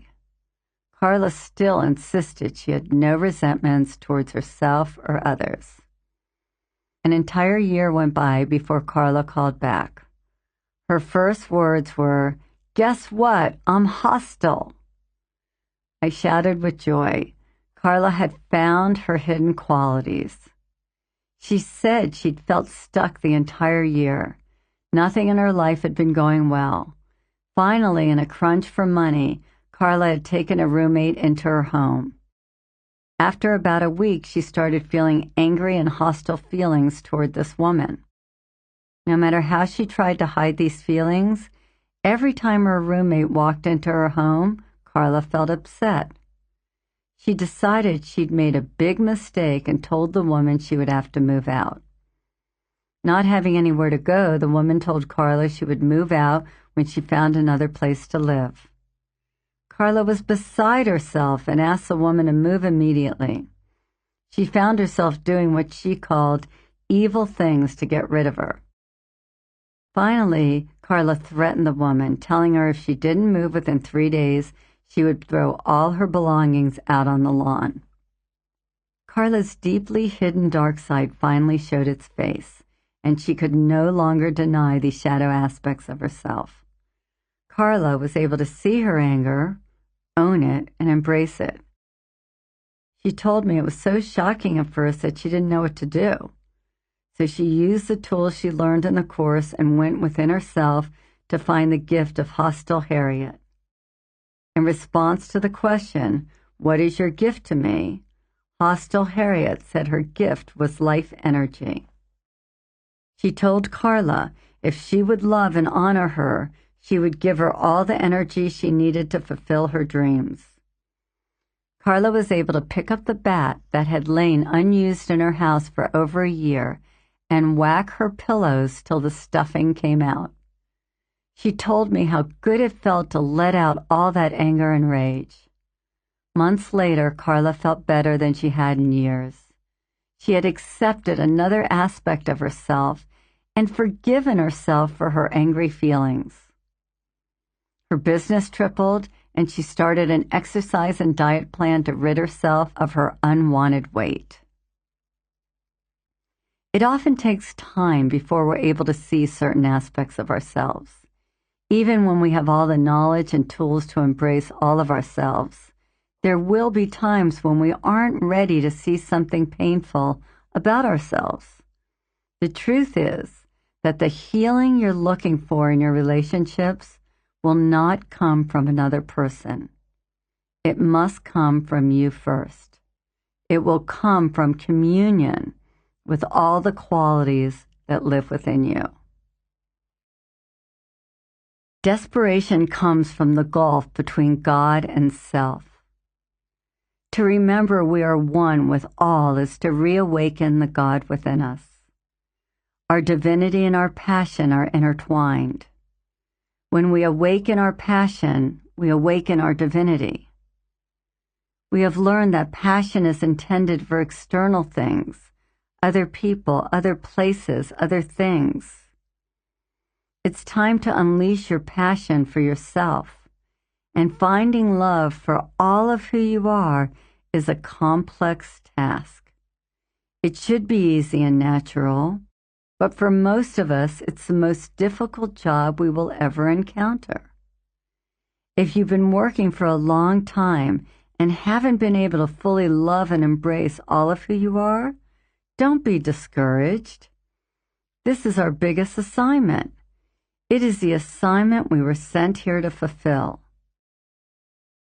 At this point, I suggest creating rituals for yourself if you're serious about doing the work of nurturing yourself. When I tell people to go home and nurture themselves, they often look puzzled. They always ask, "How do I do that?" It is different for everyone, but the most important thing is to have the intention of nurturing yourself. Once you have the intention, you can work on the specifics. Start by taking a baby picture of yourself and putting it up in a place where you'll see it a couple of times a day. If you go to an office every day, put another one there. This baby is an aspect of you which, if cared for, will bring you all the joy and happiness you ever desired. You might look a little different from the self in the photo, but you're still a beautiful being. Our hearts open up to love when we see babies. We project all our love and innocence onto them. When my son was born, it amazed me that strangers came up to me everywhere I went. They told me how beautiful my baby was, how sweet he was, how healthy he looked, how special he was. None of these people had ever seen him or me before, and yet all of them were sure that he had these particular traits. They projected some aspect of themselves onto him and shared it with me. My son could have been a nightmare, but no one would have noticed. Consider what you project onto babies. Do you think about their beauty, their innocence, their perfection, or their sweetness? Do you think they're spoiled, out of control, selfish, or rotten? Do you think they have bad parents who don't know how to care for them? Whatever your thoughts, remember that they're all aspects of you that you're projecting. Unless you spent time with a child and can give an objective evaluation, you're probably seeing some aspect of yourself in them. Putting up a baby picture often makes people think about the innocence within them. Most of us have more compassion for babies than we do for other adults or for ourselves. If a baby knocked over a glass of water near your computer, would you look at him or her with disgust? Or would you see the innocence of a child and just clean the water up? We judge babies less. Think of yourself as an innocent child who only needs your love, care, and approval. Allow this child to receive that love. Imagine yourself giving love to this child every day. Close your eyes and let an image of yourself when you were young come to the front of your mind. Ask, what can I do for this child today? How can he or she feel loved and nurtured? Listen to your inner voice. Hear what this being within you wants and needs. They might need to hear you say, I love you, I accept you, or I appreciate you. They might want a night off from your busy schedule, a trip to the movies, or an afternoon nap. Most often, people seem to need rest and appreciation. We're so busy being busy that we've forgotten how to take care of ourselves.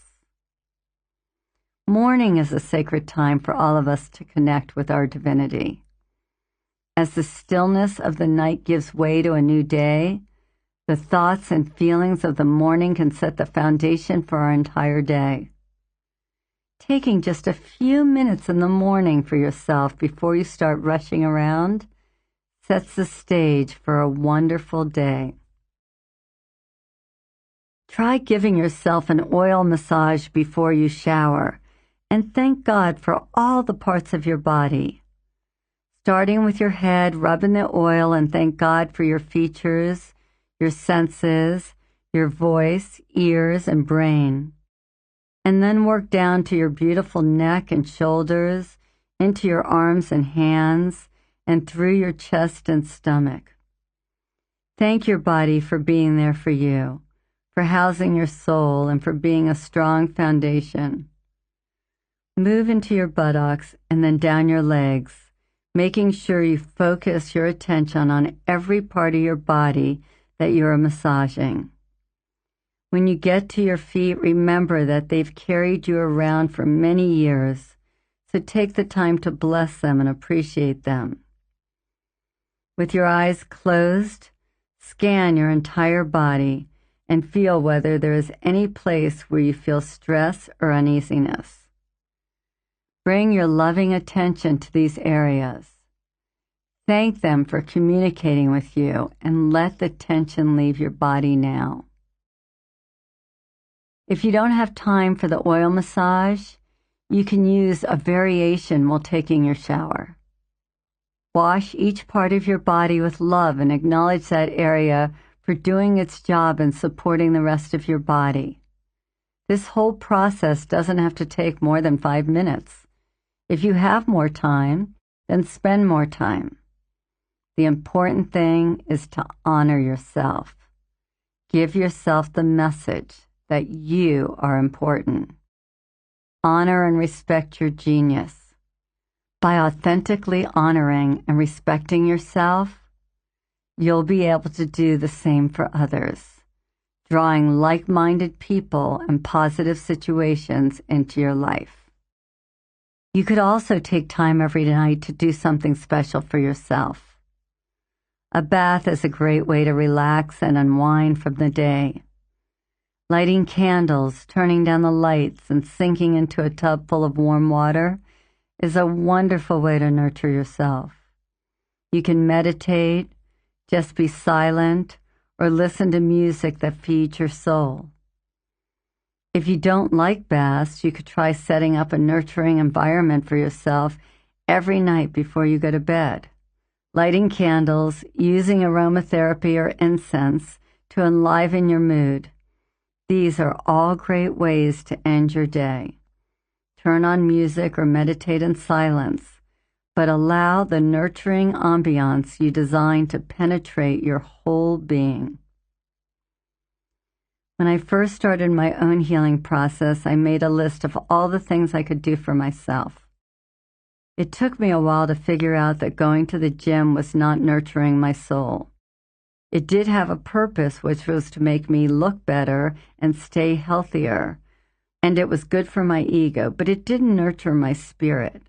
It's important to distinguish between what's good for your self-respect and what's good for your soul. I had just broken up with a man at the time and was feeling quite lonely.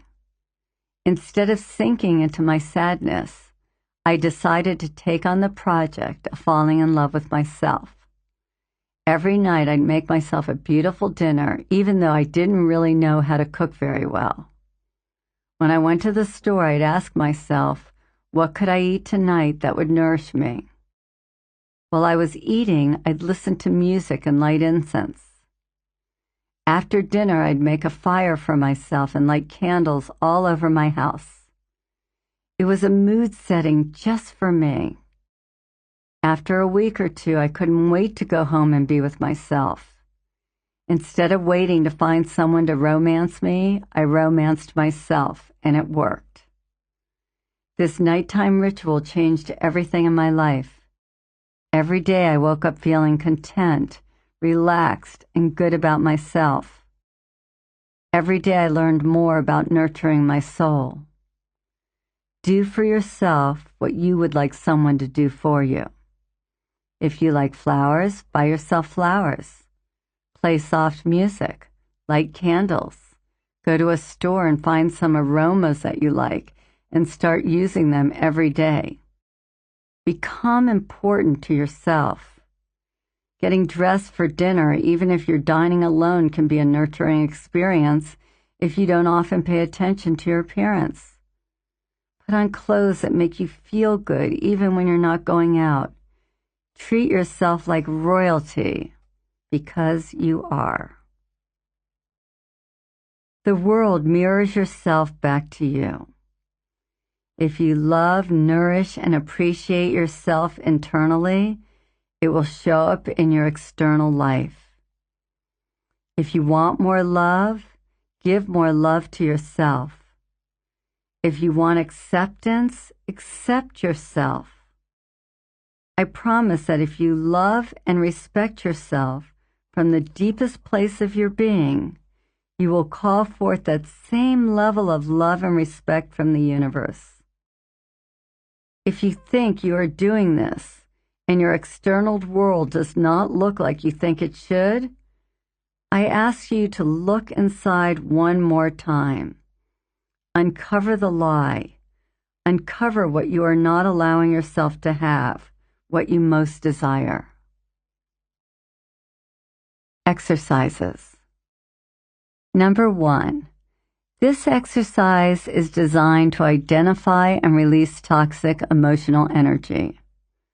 Our focus will be on forgiveness. Our intention is to release any emotion that's blocking you: anger, resentment, regret, or guilt, feelings that stop you from forgiving yourself or someone else. Journaling is a good tool to help process your emotions. It encourages whatever comes into your mind to flow out onto the paper. It allows the emotional toxicity in our bodies and minds to express itself freely. Once we can grant this toxicity being and allow it to exist without judgment, it will be released. So begin by clearing off anything on your lap or in your way. All you need to have close by is your journal and a pen. You might want to light some candles or incense to help you relax.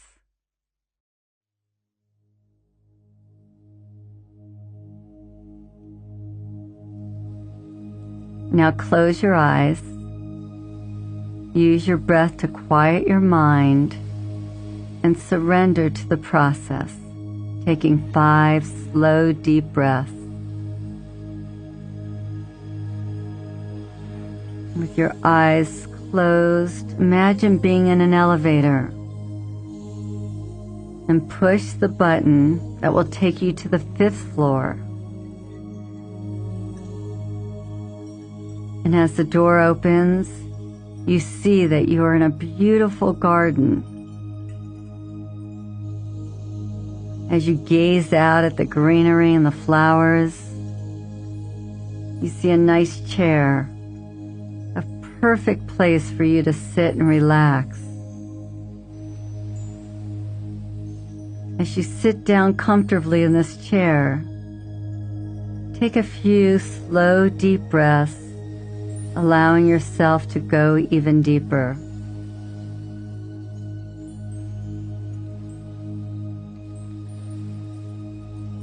And as I ask you these questions, just allow the answers to come to you.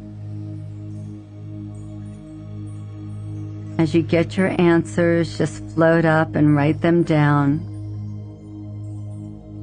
We'll repeat this process for each of the 4 questions, making sure that you use your breath to clear your mind and hear the answers from your heart.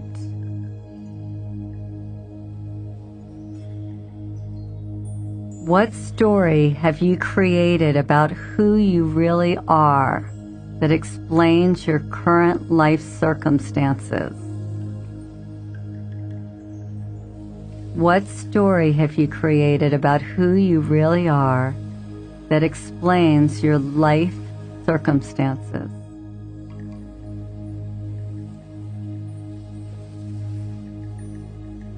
Breathe in. And when you hear the answer, just gently float back up and make a brief note.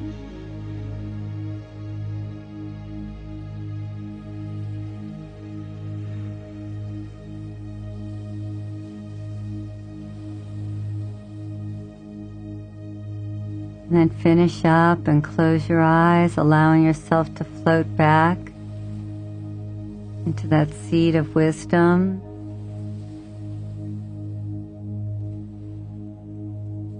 What resentments, old wounds, anger, or regrets are you still carrying in your heart?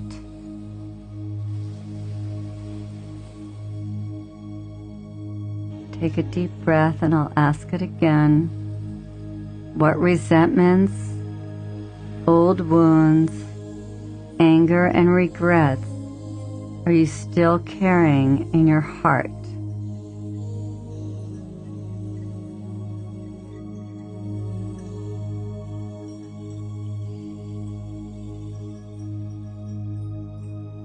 Make some notes.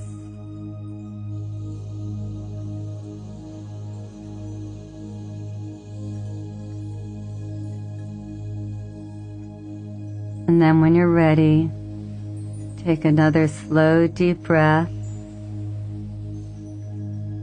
allowing yourself to close your eyes and float back down to that seat of wisdom.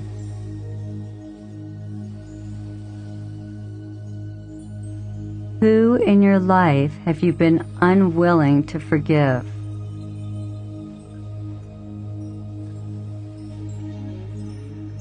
Who in your life have you been unwilling to forgive?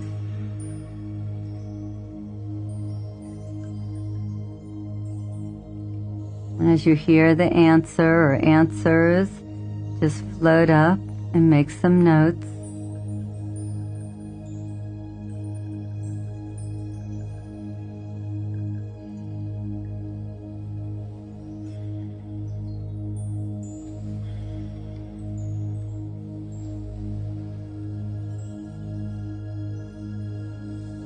Now allow yourself to float back down one more time, using your breath to go a little deeper, landing back in that seat of wisdom. What needs to happen for you to forgive yourself and others? What needs to happen for you to forgive yourself and others?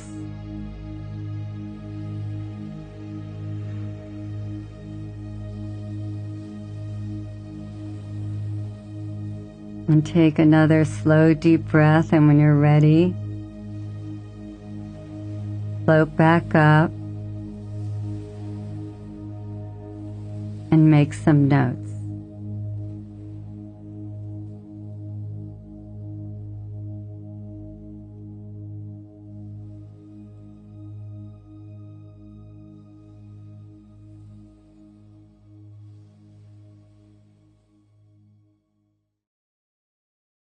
And now make a list of people you need to forgive and write a short letter to them.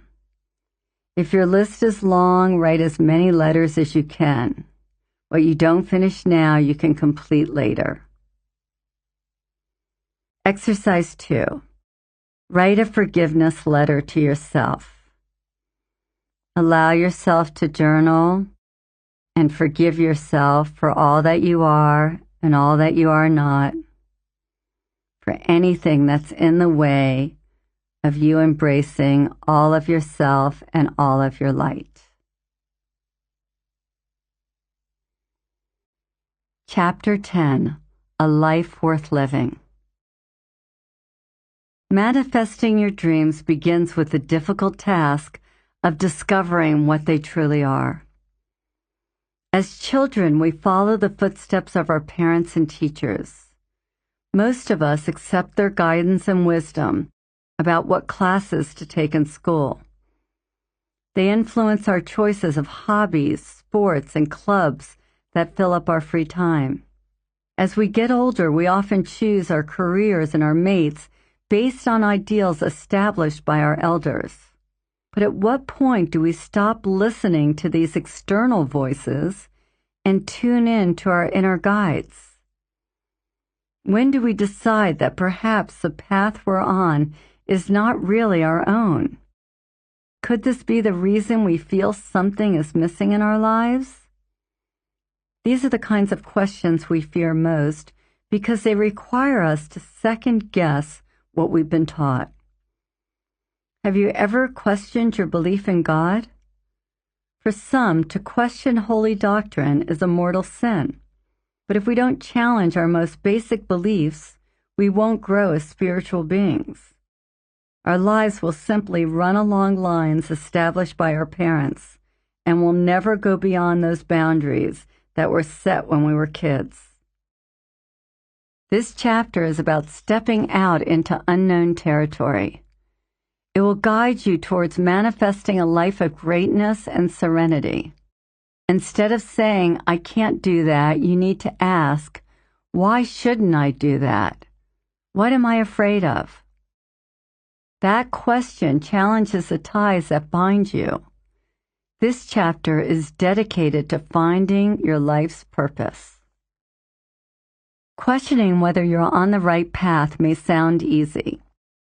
The difficult part is hearing the answer from the heart. Your head will have one response, but your heart may have another. Fear may urge you to maintain your current direction, yet love may urge you to take a turn. You must quiet your mind to hear your highest calling. You must open your heart to find where love resides. If you choose to follow your passions and desires, then you must be still enough to hear the answers from your soul. Walk out only as far as you can stand with your head above water, and the scenery will always look the same. Dare to venture into deeper waters, and a magical world awaits you.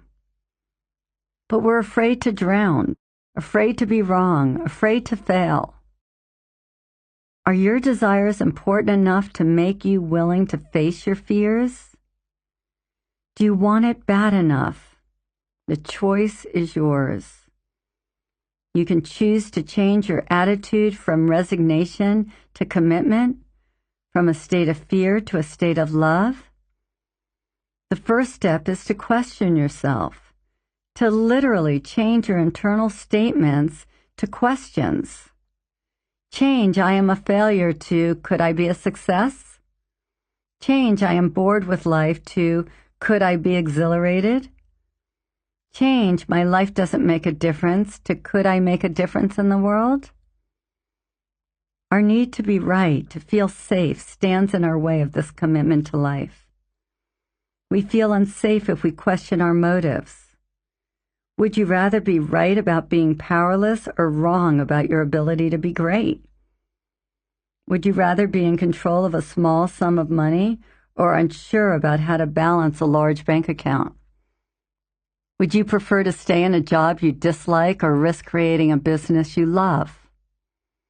Are you happy? Are you following your heart's desires? If you knew you only had 1 year to live, would you be doing what you're doing now? Would you make the same choices in your life? Close your eyes and focus on a place deep inside where you feel safe and comfortable. Ask yourself what you'd like to be doing right now in your life. Ask why you're not pursuing that dream. What are you afraid of? Ask yourself the question I just posed you. What you would do if you only had 1 year to live? What would you change? Holding the answers in the stillness of your heart, make the commitment to alter your life so that you may manifest your dreams. Make the commitment to always listen and hear your own truth. Make the commitment to let the universe guide you toward your heart's desires. Just making these commitments will change your life. By doing so, you are telling yourself and the universe, I am worthy of having what I desire, and I am going to do what it takes to fulfill my desire. W.H. Murray wrote, until one is committed, there is hesitancy, the chance to draw back, always ineffectiveness. Concerning all acts of initiative and creation, there is one elementary truth, the ignorance of which kills countless ideas and splendid plans, that the moment one definitely commits oneself, then providence moves too. All sorts of things occur to help one that would never otherwise have occurred. A whole stream of events issues forth from the decision, raising in one's favor all manner of unforeseen incidents and meetings and material assistance which no man could have dreamt would come his way. Whatever you can do, you can dream. Begin it. Boldness has genius, power, and magic in it. Without commitment, the universe cannot bring forth the events we need to realize our desires. Unfortunately, most of us don't commit to what we really desire. We lie in bed at night and pray for a better life, a better body, a better job, but nothing changes.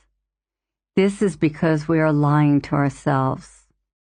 What we pray for and what we have committed to are often totally different things. We pray for a healthy lifestyle, but we are committed to being sedentary. We pray for a rewarding relationship, but we are committed to sitting at home. We are most comfortable with the status quo, but when we realize that no one is coming to save us or do it for us, and that our old wounds are there whether we love them or hate them, then we realize that we're the ones who have to fulfill our potential. It's easier to blame others than to take responsibility. What if I fail? What if it hurts? What will others think of me? I first got off drugs a couple of weeks before my 29th birthday. I had chosen the path of drug-induced intoxication for almost 15 years. My life was full of pain and depression. On the outside, I looked like I had it all together, but inside I was dying.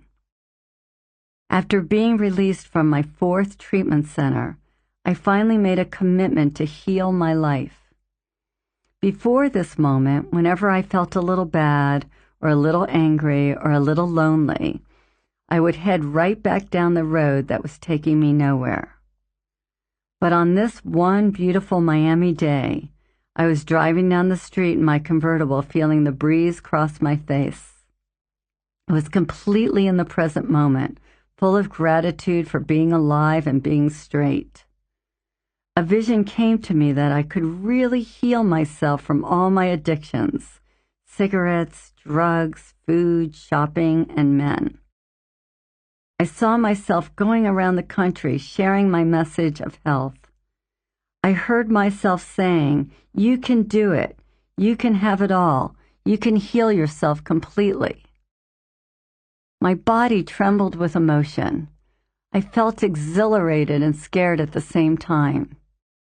I felt an overwhelming need to give back all the love and support that had been given to me. At that moment, sitting at a stoplight in front of the Aventura Mall in North Miami Beach, I knew that my life could and would make a difference. I knew that if I made a commitment to do whatever it took to work through all my anger, rage, stubbornness, righteousness, to confront my ego in all its grandiosity, I knew that I, Deborah Sue Ford, could give something to this world. This is the vision that brought me to this point of my life. Whenever I wanted to stop, give up working on my emotional life, a little voice within me would say, "No, you're not finished. You're not healed." Every time I wanted to point my finger and blame another human being, a small voice within would ask, "What is your role in this drama? Why are you bringing this into your life?" Every cell in my body was aligned with my commitment to heal completely. So whenever I didn't want to go to therapy or attend a seminar or deal with the next layer of my pain, I did it anyway, because I was more committed to healing than I was to feeling good all the time. I went to Overeaters Anonymous meetings, not because I was overweight, but because I found myself eating entire chocolate cakes in a sitting. I had taken drugs to change the way I felt, and I began to see how I might easily do the same with food. Because of my commitment, I chose not to substitute one addiction for another. I could have just eaten myself into oblivion, but I chose to deal with the issue. I knew that to truly change my life, I was going to have to be uncomfortable for a while. This commitment to heal was the catalyst for my transformation. Without it, I would have continued to numb my pain with addictive behaviors. I want you to know that I am far from what you might consider perfect. But it's no longer my mission to be perfect. My mission now is to be whole, to be complete, to be perfect and imperfect at the same time. My mission now is to listen to my inner wisdom and to live my life as fully as possible. My commitment now is to love myself as much as humanly possible, for I know that when I do, I will in return be able to love you.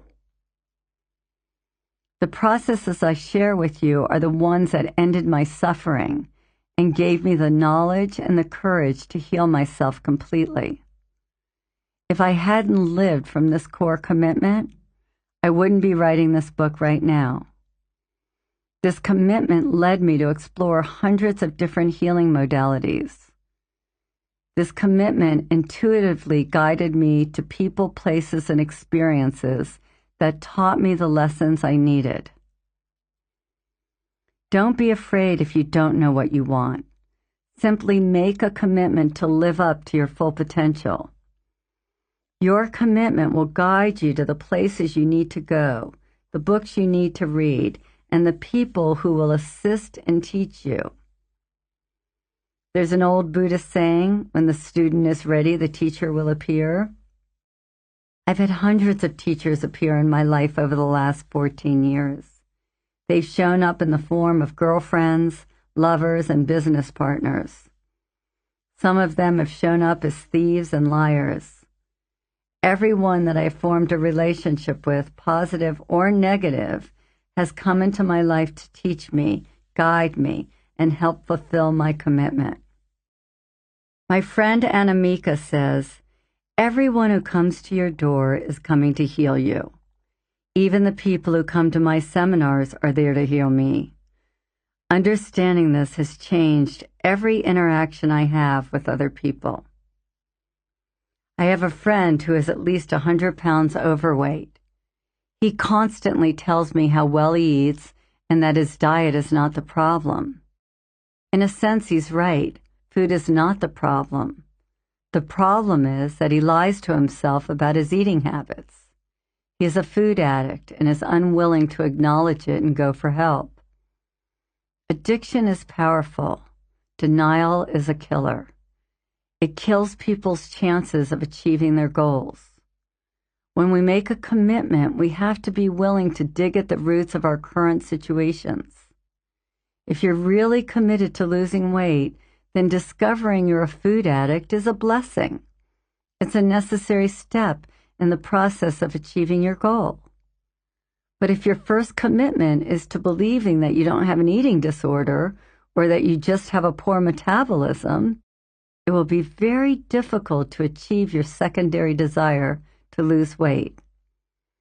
Dig deep enough to find the true cause of your problem, make your commitment, and your dreams will come true.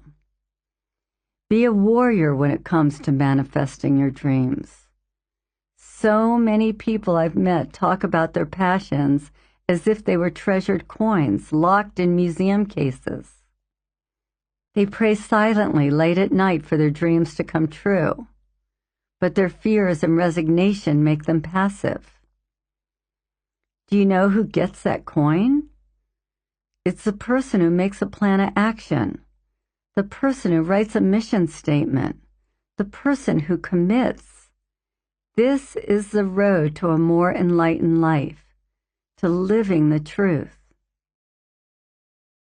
My friend John is a 36-year-old songwriter and singer with extraordinary musical talent. When I first started talking to John about his musical gifts, he wouldn't even listen to me. He would say, "Please stop, I don't want to think about it." It took a long time before John admitted he had fantasized about winning a Grammy and performing his music in front of millions of people. But after a while, whenever John spoke about his music and his dreams, his entire face began to light up. When he played his songs, his passion radiated from deep within him. It was so clear that John's music was his heart's desire, and as he began to see it himself, He needed only to manifest it. One evening, I sat down with John and we looked at what underlying commitments he had that would stop him from becoming a best-selling singer and songwriter. We took a sheet of paper and on one side articulated his commitment to becoming a famous singer-songwriter, and on the other side, we wrote out all his beliefs that would stop him from fulfilling this dream. Here's what it looked like. His underlying commitments. I, John Palmer, can't do this because I'm not talented enough. It's not a realistic goal. It's not what a good Italian boy would do. I didn't study enough when I was taking piano lessons.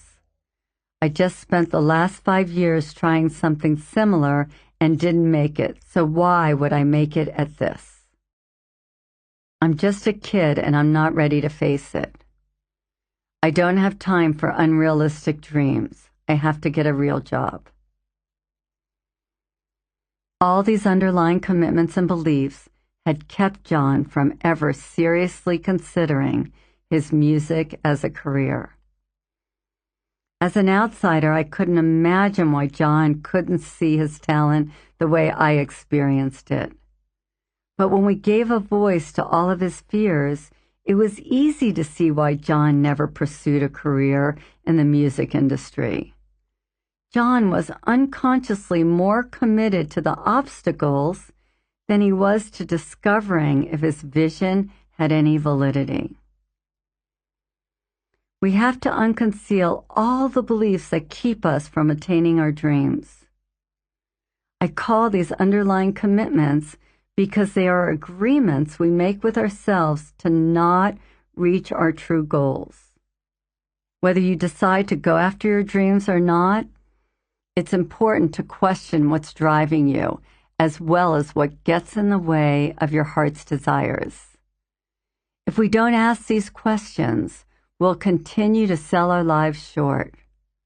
Whether your goal is to diet, to make more money, or to have a better relationship, you need to go back and discover your underlying commitments and beliefs. You don't need to suppress these beliefs. You need to allow them to exist so you can choose ones which empower you and leave the rest behind. Take a moment now and pull out a piece of paper. Write down a goal that you haven't been able to fulfill.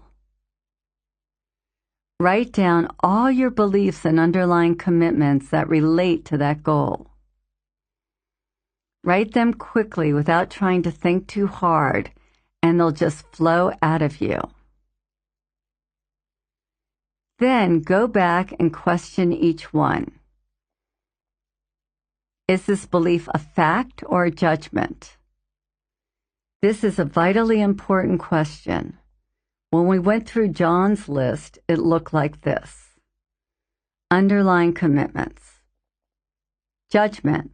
I, John Palmer, can't do this because I'm not talented enough. Judgment. It's not a realistic goal. Judgment. It's not what a good Italian boy would do. Judgment. I didn't study enough when I was taking piano lessons. Judgment.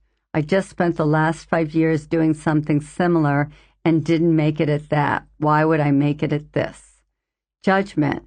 I'm just a kid and I'm not ready to face it. Judgment. I don't have time for unrealistic dreams. I have to get a real job. Everything in John's way was a judgment, either his own or that of a friend or family member. And these judgments were running John's life. Unfortunately, most of us are in the same situation. We allow our internal beliefs to control our lives. It's interesting to discover that our friends and family can usually be found repeating the same beliefs that we've adopted. They convince us, or we convince them, that these judgments are true. I was recently at a party with several of John's friends. When I brought up the subject of his music, 3 different people repeated to me, almost word for word, why John couldn't make it in the music business. Did John get his limiting beliefs from his friends? Or did he talk them into believing his own judgments? Either way, John was not making a commitment to his true desires. The decision to alter your life is serious. After years of working with people, I've discovered that many people like to talk about change, but are unwilling to let go of behaviors that keep them stuck in negative patterns. Ask yourself if your search for peace, happiness, and wholeness is an ongoing drama, or if you're ready to take control and be the one that shapes your experiences. No one out there can fix you, but you can fix yourself. You are the one with the power, the answers, and the ability to change your life, and you are the only one. We spend billions of dollars each year trying to change our bodies, our health, and our relationships, yet most of us are still dissatisfied with some area of our lives. We're in a constant state of wanting something we can't seem to reach. This state of wanting, of dreams that never get fulfilled, is the result of pretending we are on our way somewhere when really we are stalled. How can you have a true desire or a true goal without a plan to achieve the goal? Without the commitment to do whatever it takes to fulfill your goal, it most likely will never come to fruition. Psychologists call this magical thinking. We fool ourselves into thinking we will someday achieve our dreams without ever taking any particular steps. Some people meditate on their desires. Others talk to their friends, visit gurus, or go to church. Some people spend their money on psychics and fortune tellers. And some live vicariously through television and movies while their dreams stay on hold. All these are simply ways to avoid facing the truth. Prayer without action is not prayer, it's dreaming. How can God help us if we won't help ourselves? I once heard a story of a man who had a deep faith in God. He was often heard telling his friends that his chaotic life would work itself out because God would take care of him. One day, a huge storm caused serious flooding in the town where this man lived. While other members of the community packed their belongings and fled, the man stayed put, believing that God would take care of him. The water began to seep under his doors and through the windows. A fire truck drove by and rescue workers yelled to the man, "Come on, you can't stay here." "No," he said to them, "God will take care of me." Soon the water was waist high, the streets turned to rivers. A Coast Guard boat came past the man's house. The crew yelled out to him, "Swim out and come on aboard." "No," the man yelled back, "God will take care of me." The rain kept pouring down until the man's entire house was flooded. Then a helicopter flew over his house, and the pilot spotted the man praying on his roof. Lowering the ladder, the pilot got on the loudspeaker. "You down there, grab hold of the ladder and we'll take you to safety." Again, the man proclaimed his conviction, "God will take care of me." Finally, the man drowned. At the pearly gates of heaven, the man had never felt more betrayed. "My God," he said, "I put my faith in you and prayed to you for my rescue. You told me you would always take care of me, yet when I needed you most, you were not there." "What do you mean?" replied God. "I sent you a fire truck, a boat, and a helicopter. What more do you want?" There is nothing wrong with faith. There is nothing wrong with affirmations. But at some point, you must take the next step. Make a commitment to have what you want in life, and then make a plan to get it. It's there waiting for you, but most likely it won't fall into your lap. If you want to know whether you're serious about changing something in your life, ask yourself if you have a plan of action. If the answer is no, go back and see if you're really committed to achieving your goal. A plan of action ought to be written down on paper. If it's only in your mind, it may be more of a dream than a plan. Plans in our minds tend to get lost or forgotten or pushed aside by everyday life. Tell yourself you'll have more of a chance of achieving your goal if you have it written down and keep it at hand.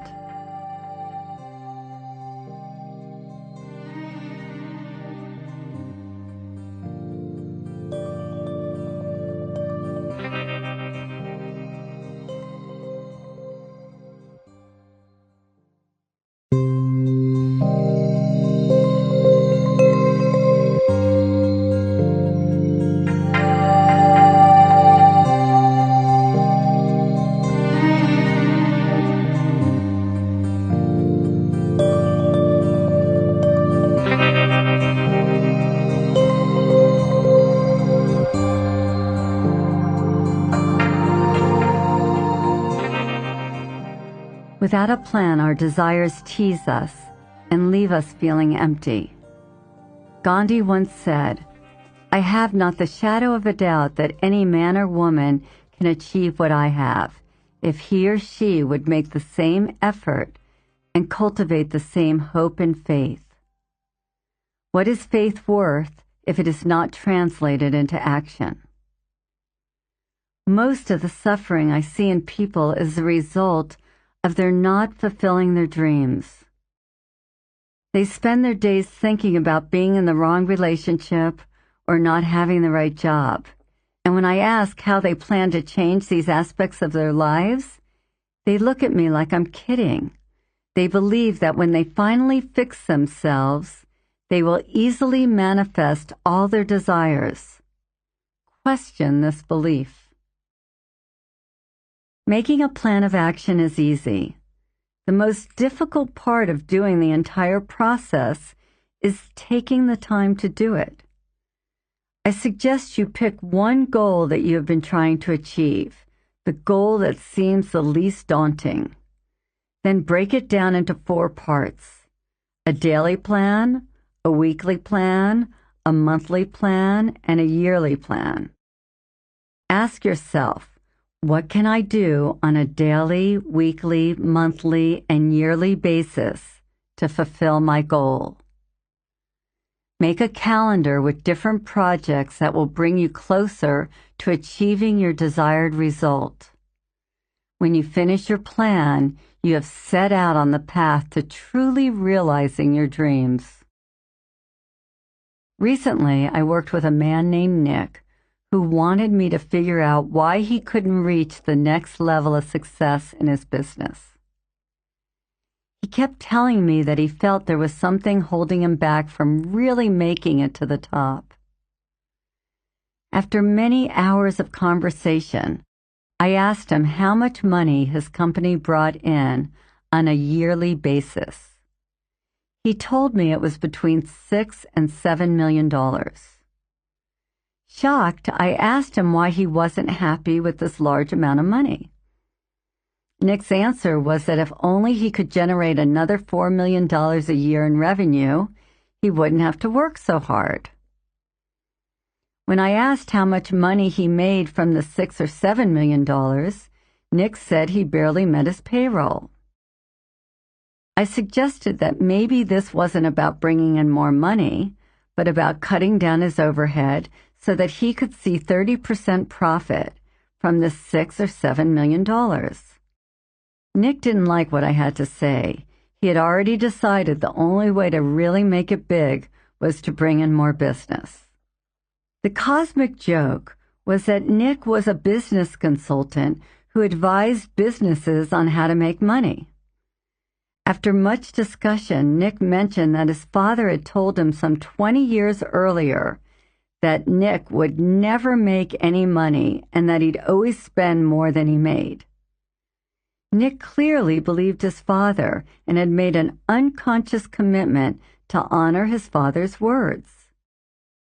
Now Nick needed to make a new commitment to himself. To be successful, he needed to make a 30% profit on the revenue he brought in no matter what. Once he made this commitment, Nick started seeing dozens of places where he could cut his overhead, but to enact them, Nick had to confront many issues in his business, which were difficult to deal with.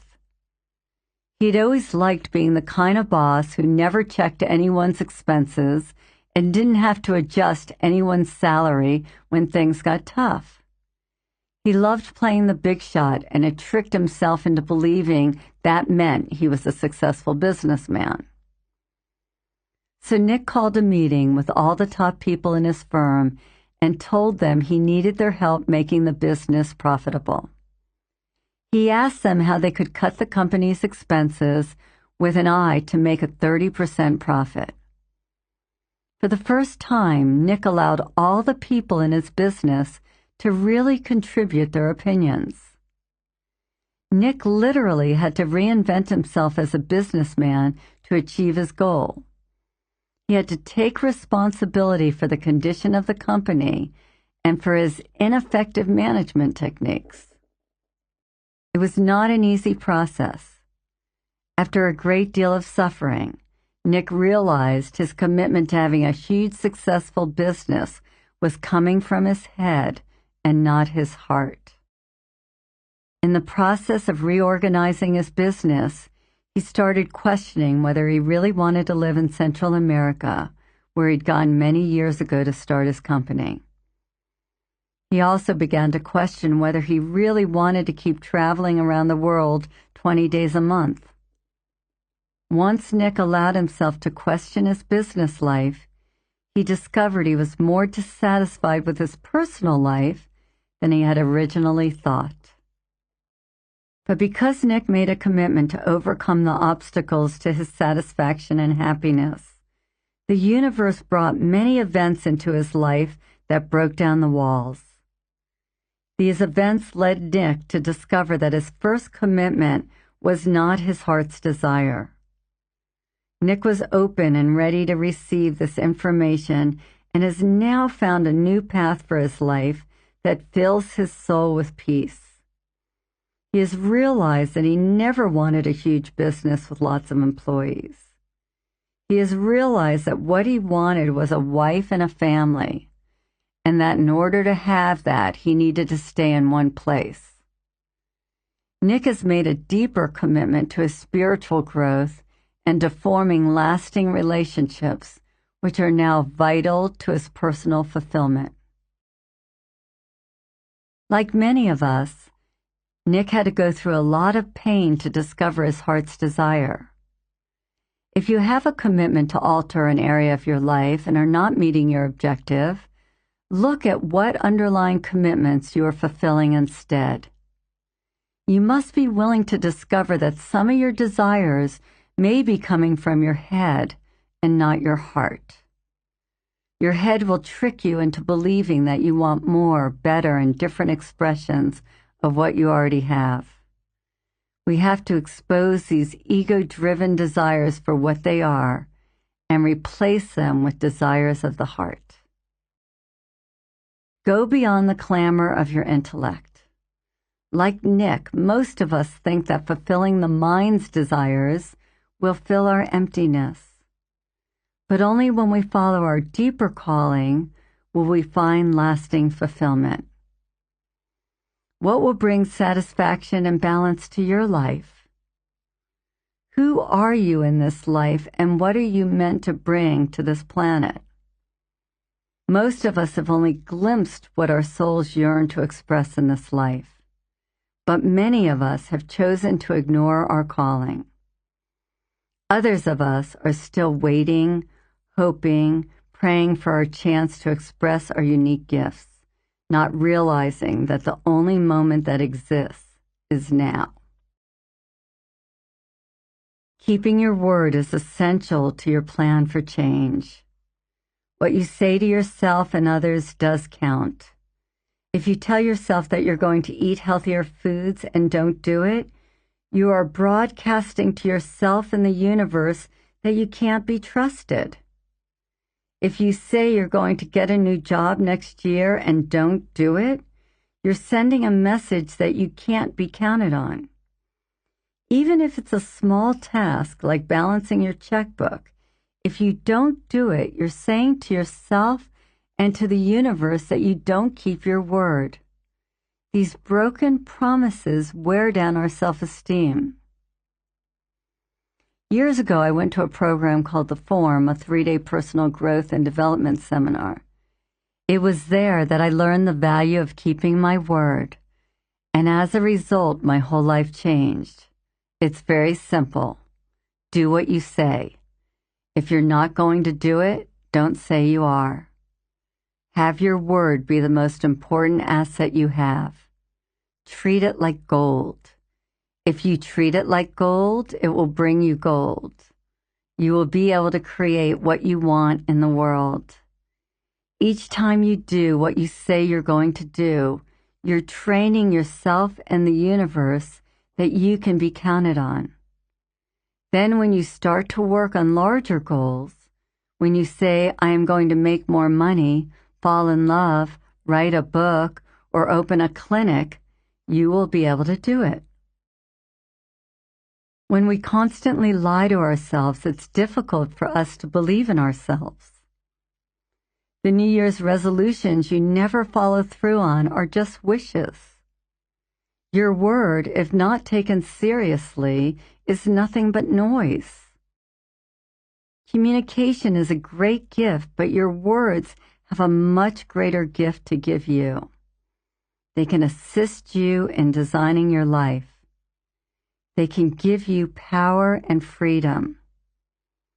When you make a commitment to do something for yourself or someone else, and you know you can follow through, you have power. When you want to change something in your life or achieve a goal, and you know you're capable of doing it, you have freedom. In the Soul's Code, James Hillman says, "You are born with a character. It is given, a gift, as the old stories say, from the guardians upon your birth. Discovering the gift you are born with, your life purpose, is a process. It takes time and a peeling away of the layers that conceal what is rightfully yours, your unique imprint. Each one of us has a calling. You have something no one else on the planet has. Your calling might be to heal people, teach people, nurture people, or to discover a cure for cancer. It might be the way you interact with people. It might be an expression of creativity, or it could be raising children. No matter what your purpose, if you commit to finding and fulfilling it, it will fill up your heart and leave you feeling inspired." Dr. David Simon says, "The concept of dharma, or purpose, holds that there are no spare parts in the universe. Each of us enters the world with a unique perspective and set of talents which enables us to unfold an aspect of natural intelligence that has never been expressed before. When we are living in dharma, we are in service to others and to those affected by our choices. We know we are in dharma when we cannot think of anything else we would rather be doing with our life. One of the greatest services we can perform for another person is supporting them in the discovery of their dharma. This is one of the most important roles that parents play in their children's lives. Don't panic if you do not know what your dharma or purpose is right now. Just begin to do this work and trust the answers you hear from within. Your internal voices are there to guide you to fulfillment. People often ignore their intuition and their inner guides for so long, they silence the part of them that can help them the most. When you know you should be doing one thing and you constantly do another, you're killing your spirit and denying your essence. This makes it difficult to discover your vision. At some point, most of us have seen at least a glimmer of our calling, but for whatever reason, we have chosen not to follow it. Now, when we think we are ready to see it and live it, it eludes us. You must listen to the part of yourself that has been trying to guide you to your higher purpose. Ask this aspect to reawaken and guide you to do your best. Ask your inner guides to show you your life purpose, and they will. You must unveil your personal calling and remember there is a reason for you to be alive. When I first got off drugs, I worked in the retail clothing business. The more work I did on myself, the more I sensed that I needed to find something new to do with my life. Completely bewildered about what that was, I got on my hands and knees every morning and said the prayer that I learned from the Big Book of Alcoholics Anonymous. God, I offer myself to Thee, to build with me and do with me as Thou wilt. Relieve me of the bondage of self, that I may better do Thy will. Take away my difficulties, that victory over them may bear witness to those I would help of Thy power, Thy love, and Thy way of life. May I do Thy will always. The ritual of a daily prayer gave me the belief that one day I'd discover my life's purpose. So when I saw my vision months later sitting in my car, I knew it was Spirit showing me my path. Many people deny their calling for fear that they will not reach it. They choose not to see their gift, rather than face what looks like an unachievable future. Many people have resigned themselves to never finding their unique gift. But discovering our life's purpose is truly something to strive for. It is our birthright. Our minds set our only limitations. I suggest you create a personal mission statement. Write down 5 to 10 words that really inspire you. Then use the words to write a powerful statement that will guide you and keep you on the track of fulfilling your soul's purpose. The first time I tried this was in the advanced course offered by Landmark Education. When it was my turn to share my vision for my life, I had no ideas.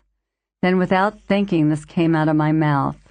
I am the possibility that all people can invent themselves from nothing. At first, I didn't know what I meant.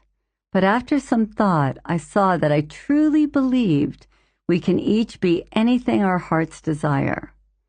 I also believe that no matter where you've been or what you've been through, you're capable of reinventing yourself over and over again. I believe you do not have to stay stuck in old patterns or old behaviors. You can change friends and professions as many times as necessary until you are in a place that expresses your unique imprint. This mission statement that I created reminds me daily of what I am here to do. It calls on me to become the best I can be and leaves me open to reinventing and expressing a new self as often as I wish. Find a statement that has personal meaning to you. No one else needs to understand or even know your statement. Use it to remind you where you are going and keep you in the present moment. Gandhi said, "The only devils in the world are those running around in our hearts." That is where the battle should be fought. Shadow work is about opening your heart and making peace with your internal devils. It is about embracing your fears and weaknesses and finding compassion for your humanity. Give yourself the gift of your heart. As soon as you open your heart to yourself, you will open your heart to all others. You are lovable. You are deserving. You are enough. Trust your inner wisdom and trust that at your core there is goodness. Go beyond your self-imposed limits and make a commitment to living a life you love. Ask the universe for love and support. Ask God to fill you with compassion and strength. Face where you are at this moment and then move to higher ground. Grant yourself permission to have it all. You deserve it. Exercises. In this exercise, I'd like you to create a mission statement for yourself in the form of a power statement. This power statement should be an affirmation of who you want to be in the future. You could focus on your health, relationships, career, spiritual growth, or all of the above. So close your eyes and step into your internal elevator. Take a few slow, deep breaths and allow yourself to relax completely. When you open your eyes, you'll be in your sacred garden. Walk slowly to your meditation seat. When you feel quiet inside, call forth an image of your sacred self. Allow this image to become strong and vivid and bright. Ask your sacred self to come forward and bring you a message that will give you all the strength and courage you need to live the life of your dreams. If you have trouble and cannot hear your message, just allow yourself to make one up that empowers you. Allow words to come to your awareness that make you feel strong.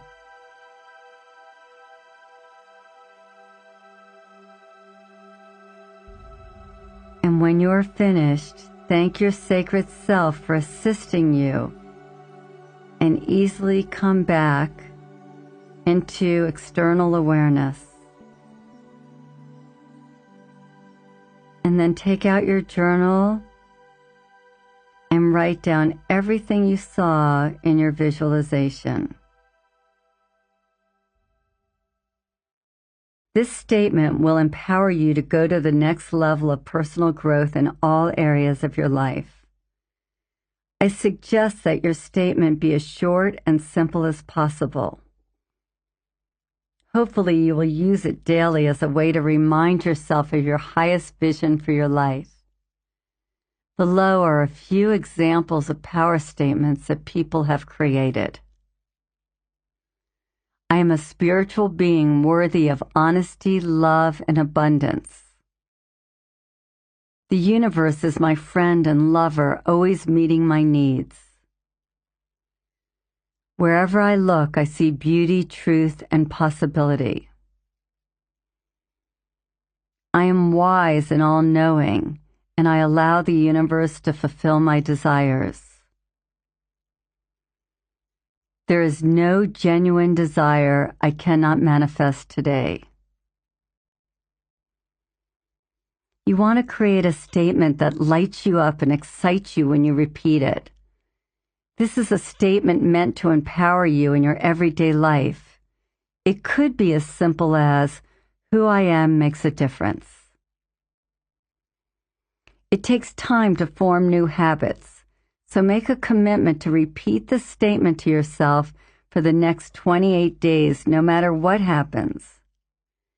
Try repeating it as soon as you wake up in the morning, before you even get out of bed. If that's not possible, do it right before bed at night.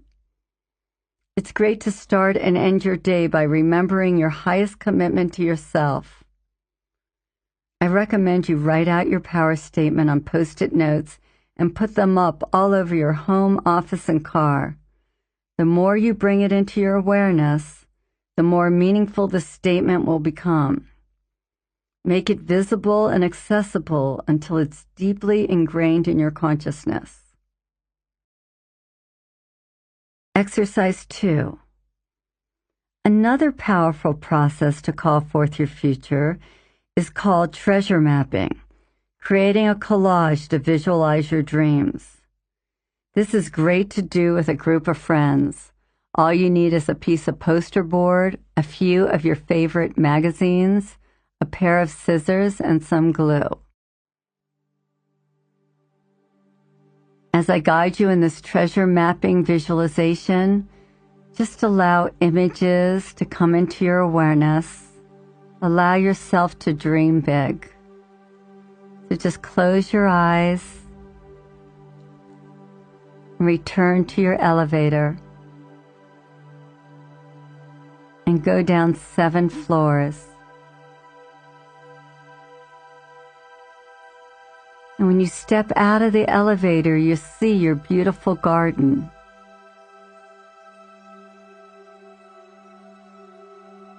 Walk through your garden and notice the flowers and trees.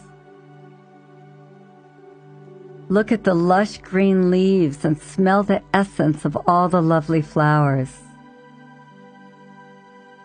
It is a beautiful day and the birds are singing. Notice the color of the sky.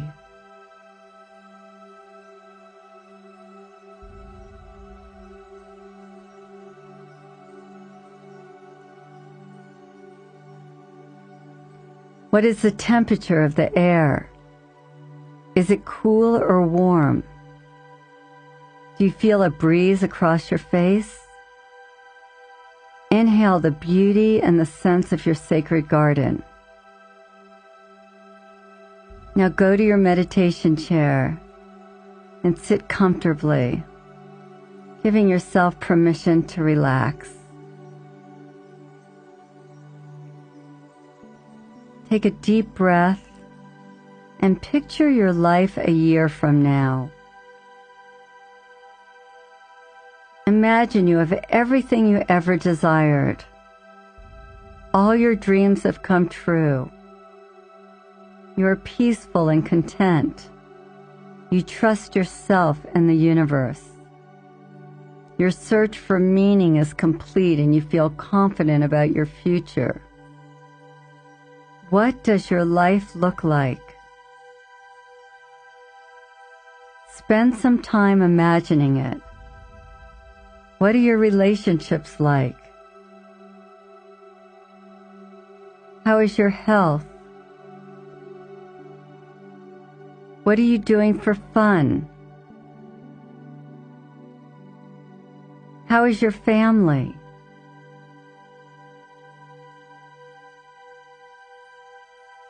How are your finances?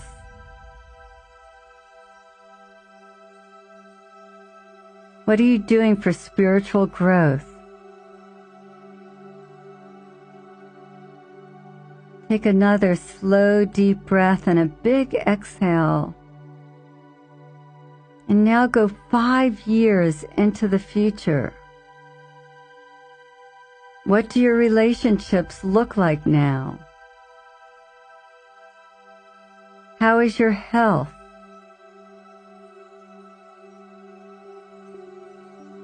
What are you doing for fun?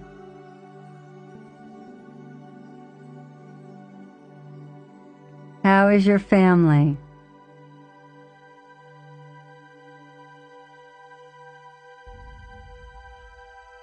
What do your finances look like?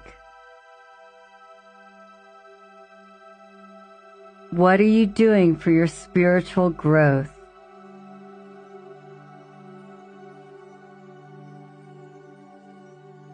And take a slow, deep breath, allowing all of those images to come into your awareness.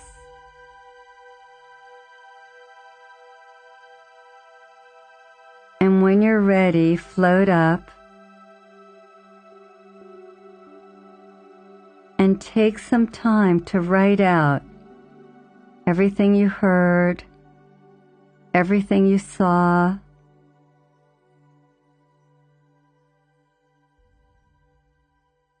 And if you have everything you need for your treasure mapping, you can begin to go through your magazines and cut out pictures that excite you. Don't think during this process, just go through the magazines as fast as you can and pull out pictures that have positive energy for you. Set a timer for 10 or 15 minutes. If you take more than this, you'll start to second-guess yourself. Simply be guided by your first impulses. And when you have your supplies ready, go ahead and begin. When you've finished your collage, put it up in a place where you can easily see it. Use the images to remind yourself of your heart's desires. Exercise 3. Now see how your present life compares to what you saw in the visualization. Take out a sheet of paper and write down everything in your life that is inconsistent with the future you saw in the visualization and in your collage. Then write down everything you are doing to create the future you imagined. If you are not taking the necessary steps to create your future, you can change that by acknowledging the truth and making a plan of action. The most important issue here is telling yourself the truth.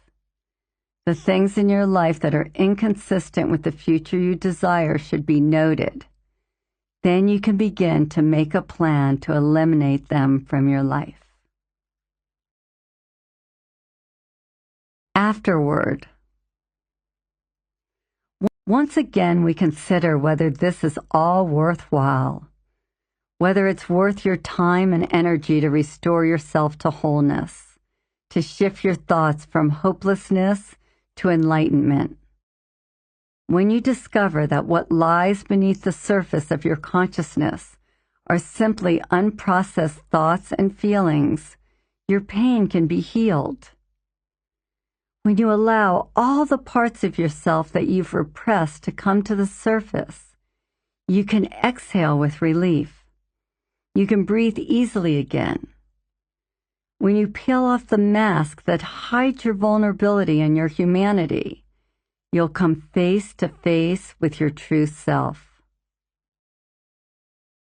I've guided you through a long, deep process in order for you to discover that who you are at the deepest level is enough. We've explored the world of the holographic universe, where we're all created equal and where everything is perfectly balanced. We discovered the amazing world of projection, where the universe so generously mirrors back all our disowned aspects. We learned to see that not only do we possess all the qualities that we most abhor, but that these negative traits possess positive gifts. They are there to guide us to where our heart longs to go, to a place where compassion lives. By owning and embracing what we most fear and hate, we're able to bring ourselves back into balance. As Deepak Chopra says, non-judgment creates silence of the mind. A silent mind is clear to hear the words of our greatest good, words from spirit. We all have the opportunity to clean out our castles, to open the doors to every room. We can step inside and clear out the dust that hides the brilliance and beauty of each room. We can see that each room calls for something different in order to shine bright. Some of our rooms need love and acceptance. Some need revamping. Others just want attention. No matter what thing each room needs, we know that we are able to give it. If we want to live to our full magnitude, we have to allow all parts of our magnificent selves to stand and be respected. We must step out of our bubble of false perceptions and stand in a wave of new clarity. As individuals, we have to expand our internal consciousness to include every part of our humanity. If you saw yourself as a small house, you have to create the internal space necessary to hold an entire castle. Do you really want inner peace? If you do, it's yours. Surrender. Stop fighting. Stop defending. Stop pretending. Stop denying. Stop lying to yourself. Own up to your defenses, your walls, to the cage that surrounds you. Don't strive for perfection, because it's the desire for perfection that leads us to build these walls. Strive for wholeness, for light and dark to live equally. Just as everything has a light side and a dark side, so does every person, because to be human is to be it all. I heard a great story told by Guru Mai, the leader of the Siddha Yoga Foundation. The ruler of a prosperous kingdom sends for one of his messengers. When he arrives, the king tells him to go out and find the worst thing in the entire world and bring it back within a few days. The messenger departs and returns days later empty-handed. Puzzled, the king asks, "What if you discovered I don't see anything?" And the messenger says, "Right here, Your Majesty," and sticks out his tongue. Bewildered, the king asks the young man to explain, and the messenger says, "My tongue is the worst thing in the world. My tongue can do many horrible things. My tongue speaks evil and tells lies. I can overindulge with my tongue, which leaves me feeling tired and sick, and I can say things that hurt other people. My tongue is the worst thing in the world." Pleased, the king then commands the messenger to go out and find him the best thing in the entire world. The messenger leaves hurriedly, and once again he comes back days later with nothing in his hands. "Where is it?" the king shouts out. Again, the messenger sticks out his tongue. "Show me," the king says. "How can it be?" And the messenger replies, "My tongue is the best thing in the world. My tongue is a messenger of love. Only with my tongue can I express the overwhelming beauty of poetry. My tongue teaches me refinement and taste and guides me to choose foods that will nourish my body. And my tongue is the best thing in the world because it allows me to chant the name of God." The king is well satisfied, and he appoints the messenger to become foremost among his personal advisors. We all have the tendency to see things as black and white, but there is good and bad and dark and light in everything. To deny it anywhere is to deny it everywhere. There is nothing we can see that is not God. And when we can see that in ourselves, then we are able to see it in everyone. Our deepest longing is for peace, love, and harmony. Our life is a brief, precious journey, and our mandate is the expression of our unique gifts. To express our individuality is to reclaim our divinity. It's easy to lose sight of that which is most precious. Don't withhold your love or your forgiveness. Don't hide your compassion or your grace. Our most important relationship is with ourselves, our whole being, including our shadow. It's important to remember that all good relationships are continuous. We need to continually grow and overcome obstacles that get in our way. Good relationships challenge us to become more than we may think we are. They compel us to stretch ourselves, to expand our hearts. We must become intimate with our shadow selves. They are a holy and sacred part of each of us. You need only commit to staying in the process of seeing yourself, of loving yourself, and the process of opening your heart. Appreciate your divinity, and you will appreciate the gift of life. In this state, you'll begin to immerse yourself in the wonderful, mystical experience of being human.